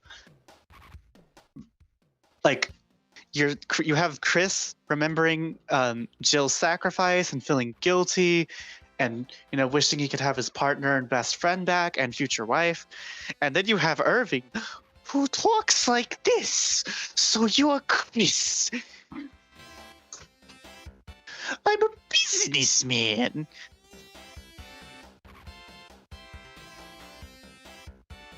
And you have a guy who talks like that and turns into a giant flippin' lake monster thing, and you have to shoot him with miniguns and rocket launchers. Like, that's a tone shift. You have flippin' Wesker hamming it up with, your future hinges upon this fight. 7 minutes. 7 minutes is all I can spare to play with you. Have fun watching Jill suffer, Chris. Found you! Ah, there you are! And then you have the fight with Jill, where Chris and Sheva are trying to get the device that's controlling her off of her to free her. And there's this really dramatic music playing. You're having to struggle to fight her, but also not kill her. And then when you get it off, you find out that she couldn't control her actions, but she was aware of everything she was doing. She was aware of the people she was hurting, and that she was attacking her, her partner, and best friend and future husband, Chris. And that's kind of serious. That's kind of a big moment. But again, 5 minutes earlier, you had, ah, there you are. Found you, Chris. Chris. Like, you had Wesker hamming it up, and and don't get me wrong, I love Hammy RE5 Wesker.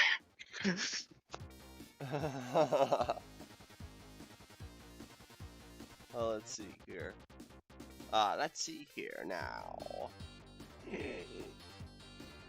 There are sections in each campaign that require to search for 3 objects, which feels more like busy work. I mean, you could say that about a lot of video games. You can say that about a lot of video games. Like, don't get me wrong. Yeah, there's a couple that I think could be a little better. Yes, like the market section with I could say that Leon for and a lot of Helena. video games, Chris. But you could really make that complaint for a lot of stuff, and it's like, yeah, don't get me wrong, it could have been done better, but at the end of the day, it's not that big of a deal to me. Because again, the gameplay is still fun. The gameplay is still fun. Typically, I'm playing it with my brother, so I'm having a great time, joking and talking about life and stuff. Sandwich, yeah.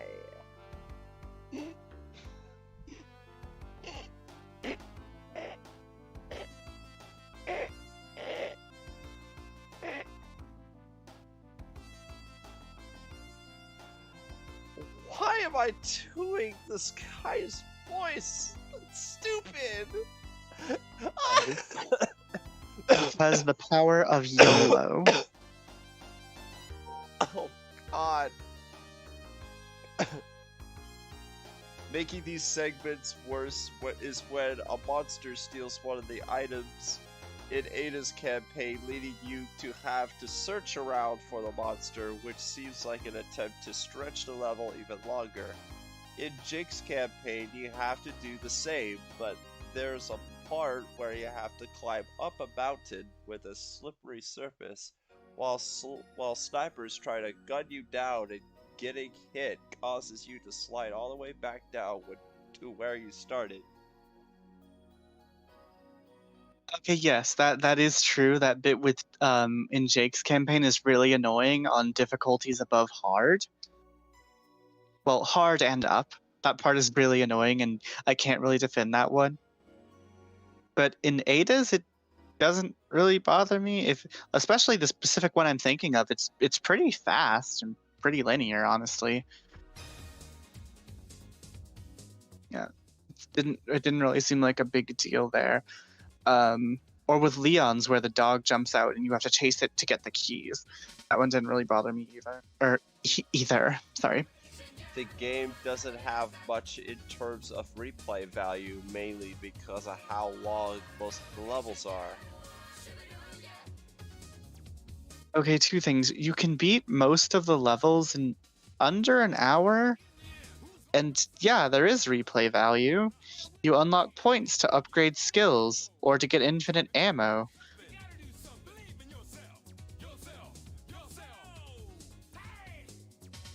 Or just because, again, you find the gameplay really fun. Like, yeah, like I know, I get the argument of, well, Emily, not everyone's going to find the gameplay fun.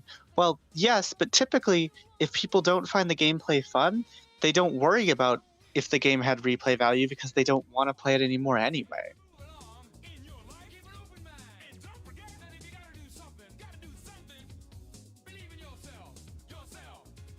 The game does. Oh, I know. The Rascalap Anjay sections are pretty annoying. They behave similar to regenerators from Resident Evil 4 that can't be killed with firearms, and their body parts will attack you if they are removed from their body, meaning that you have to completely deal with multiple smaller enemies that keep jumping towards you.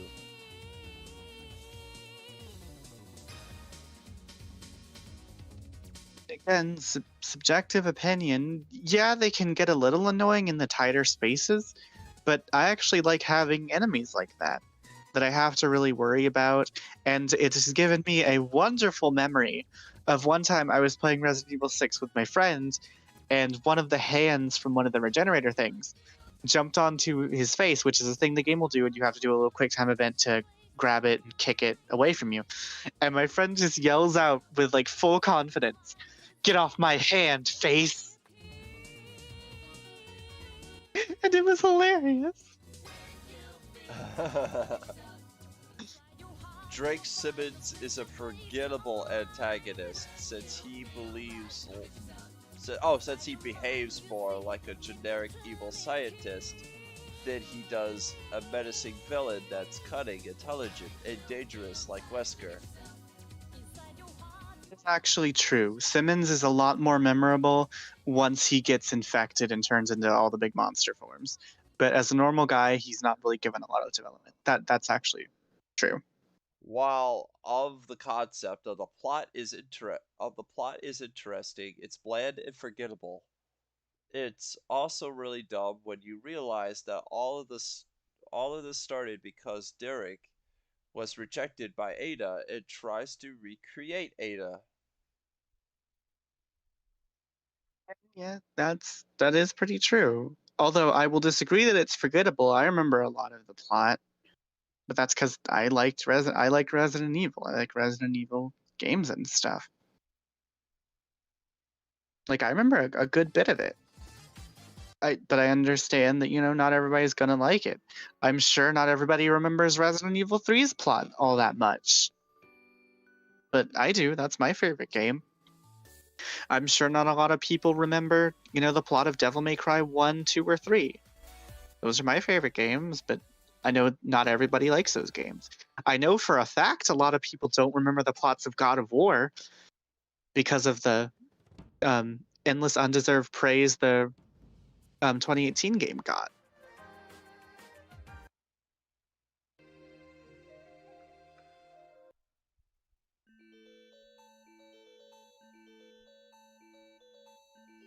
There are certain mechanics that are cruel when playing the game that aren't told to the player at any point, like being able to quick mix herbs, pay targets for partners, quick recovery, and more. To be honest, I didn't even know you could mark targets, and I've played that game probably 100 times. So you just gave me another reason to replay it. Thanks, buddy. Thanks, games.com or whatever this place is. More? What's this more? Yeah, let's see here. Pay targets for AI partner, which is L1 plus circle. Oh shit! Rapidly regain stamina. Take cover or lie prone. I knew about enemies that one. Elbow backwards or aim for the head or melee twice. Yep. That's how you do the you can do the melee finishers. Sliding, dash with action button, X on PS3, then hit L1 to slide. To spin 180 degrees, mid-slide, pull back while sliding. To shoot while sliding, tap R1. Rolling while standing, aim with L1, then tap action button in left or right to roll in that direction. Release L1 to mid-roll to stand or continue to hold L1 and lie on the ground. On the ground, tap left and right to roll. Dodge. You can also dodge enemy attacks while on the ground. Dodging. Aim and hit the action button while standing. Running attacks. Dash with action button and hit R1. Quick shot. L plus R1 when near an enemy. Tap repeatedly to attack multiple nearby targets. Insanely good to chain that. It's like it's like an actual gunslinger combo in Devil May Cry. Quick recover. Mash the action button when knocked down or hold back to tap the action button. Counters. Timing is key.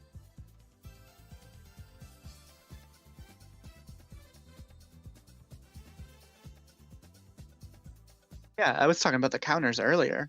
But another thing you can do, actually, and I don't think it's going to be listed here, is you can dual wield pistols with Leon if you hit the triangle button while aiming.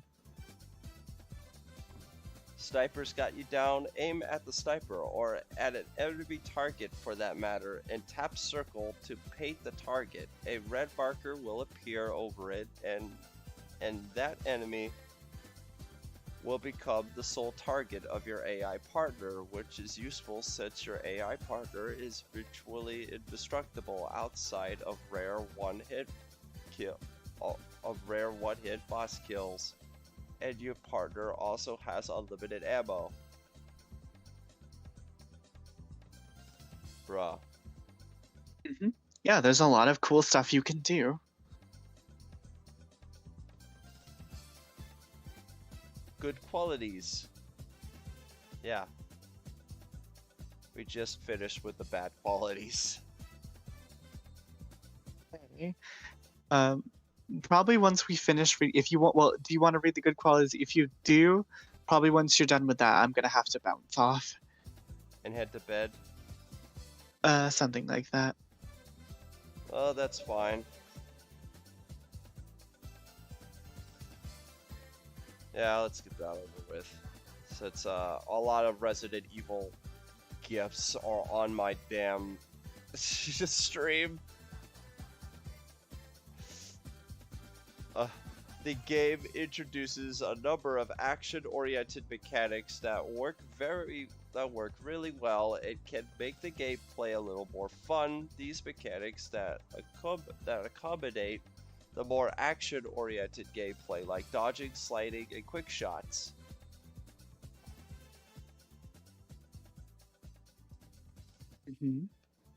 The melee system is also improved from Resident Evil 4 and 5. Lots of variety in them.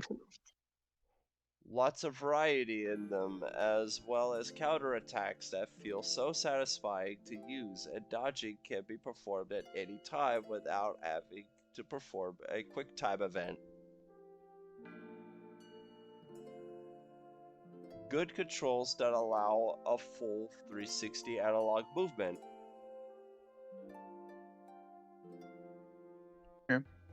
You can move. You can walk and aim. The concept of shooting, trying to prevent the truth behind Raccoon City is going public is pretty interesting, just not well executed.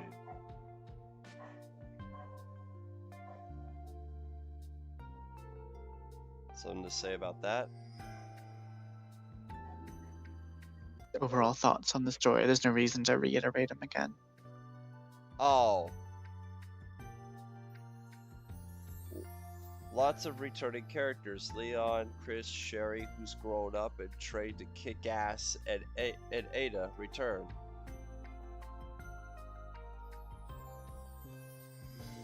Yep.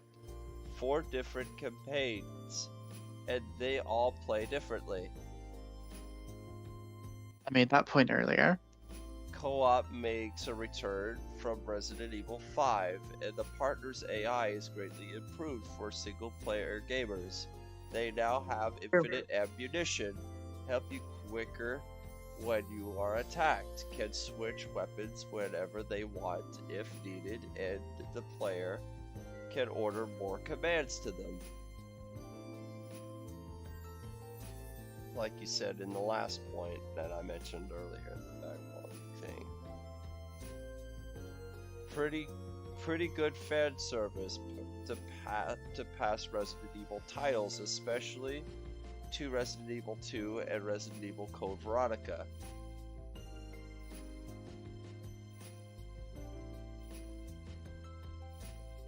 It's true. Good amount of enemy variety and enemy designs. You already talked about that. The game is the longest Resident Evil game, clocking in about 22 hours.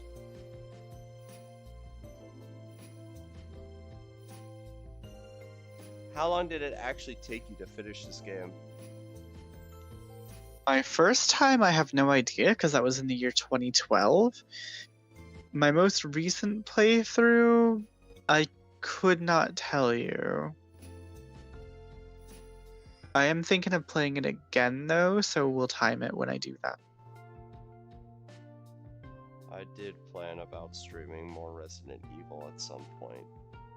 So, while most of the bosses are forgettable, some of them are decent, especially Simmons' mutated forms. Did you talk about this before? Yeah, I did. I went on a whole thing about Simmons' mutated forms. The Mothra-looking one, the spider-looking one, the dinosaur, the one where you're, the one during the train chase bit. The ending of Chris's campaign, where Piers sacrifices himself, is really well done. Yeah, it is very heartwarming, and it's sad. The voice acting is decent. I would argue it's pretty good across the board. I don't think there's anyone, at least that I can remember, who was like, "Oh, that's really bad," or "Oh, that's noticeably, an underperformance from someone." Despite some some of the low quality textures, the graphics of this game look gorgeous. The color palette is solid and decent to see, and the character models were highly detailed. Even the female designs are very attractive, like Ada Wong and Sherry Birkin in their adulthood, especially for the 2012 standards.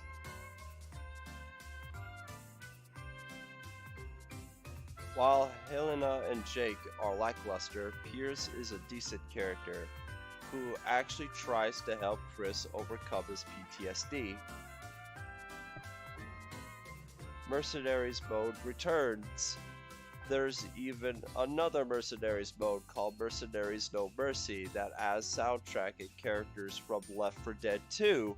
The differences are the player needs to kill 300 monsters to complete the map instead of 150.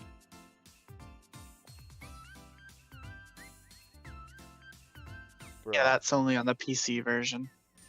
Bruh. Mm-hmm. Ancient Hunt mode allows Ancient Hunt mode that allows players to play as a monster and hunt down the other players. The monster variety can be played is pretty high. Zombies finally returned to a main Resident Evil game after them being missing for 8 years. Siege, Onslaught, Predator, and Survivors modes, while having balance issues, are greatly improved over Resident Evil 5's online exclusive modes.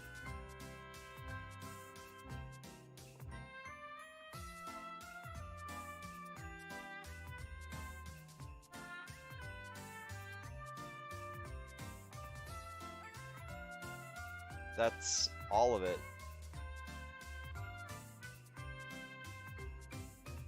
Yeah. Oh, there's some trivia here too. The game is banned by the Ministry of Culture of China for damaging and threatening and treating the sovereignty of the nation due to the game features and plot around the Chinese bioterrorists wreaking havoc in the city of Shanghai. Yep. That doesn't surprise me. That A doesn't large surprise majority me of the either. game is in China.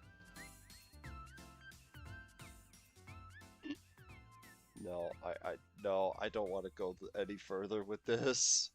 Really. I think you know what I'm about to joke next. Let me just tell you that the virus in this game is actually called the C virus.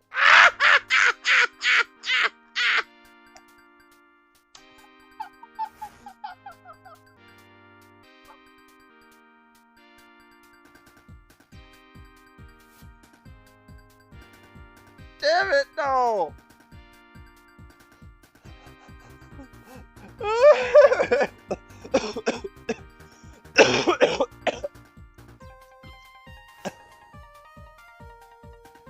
That's good.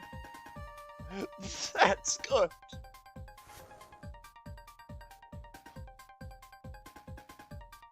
That was sarcasm, by the way.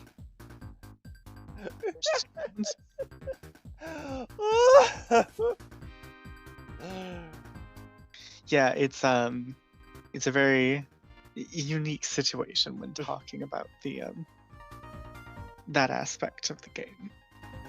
Yeah, I don't really want to go any further with that joke, but I understand. Don't want to get Susaned. But you got it. Awesome. That's all I needed to know. Yeah, don't want to get Susaned. I understand. Oh my god. Oh my god. But yeah, that's all of Resident Evil 6. And some other Resident Evil stuff that we all didn't know about.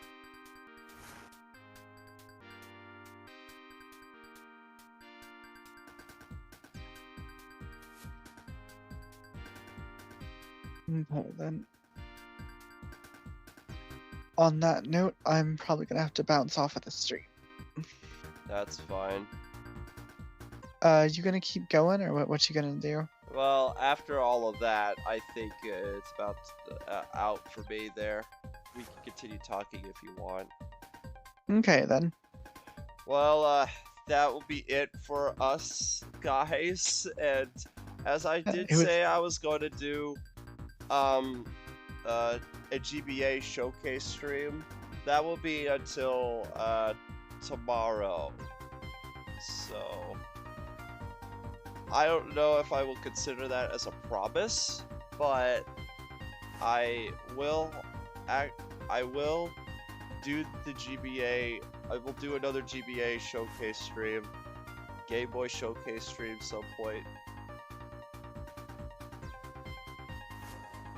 Outslog as also for some Sam & Max, getting that out of the way, and doing another part of Superstar Saga. I mean, September is going to be a little busy, since I also had to set things up for October and all that. So, anyway. With all that said, thank you all for watching and listening to Emily's rants here, and all that's really good information. Hope you learned something about Mortal Kombat. Yeah, and Resident Evil. And Resident Evil and flippin' so some other stuff I'm sure I talked about too.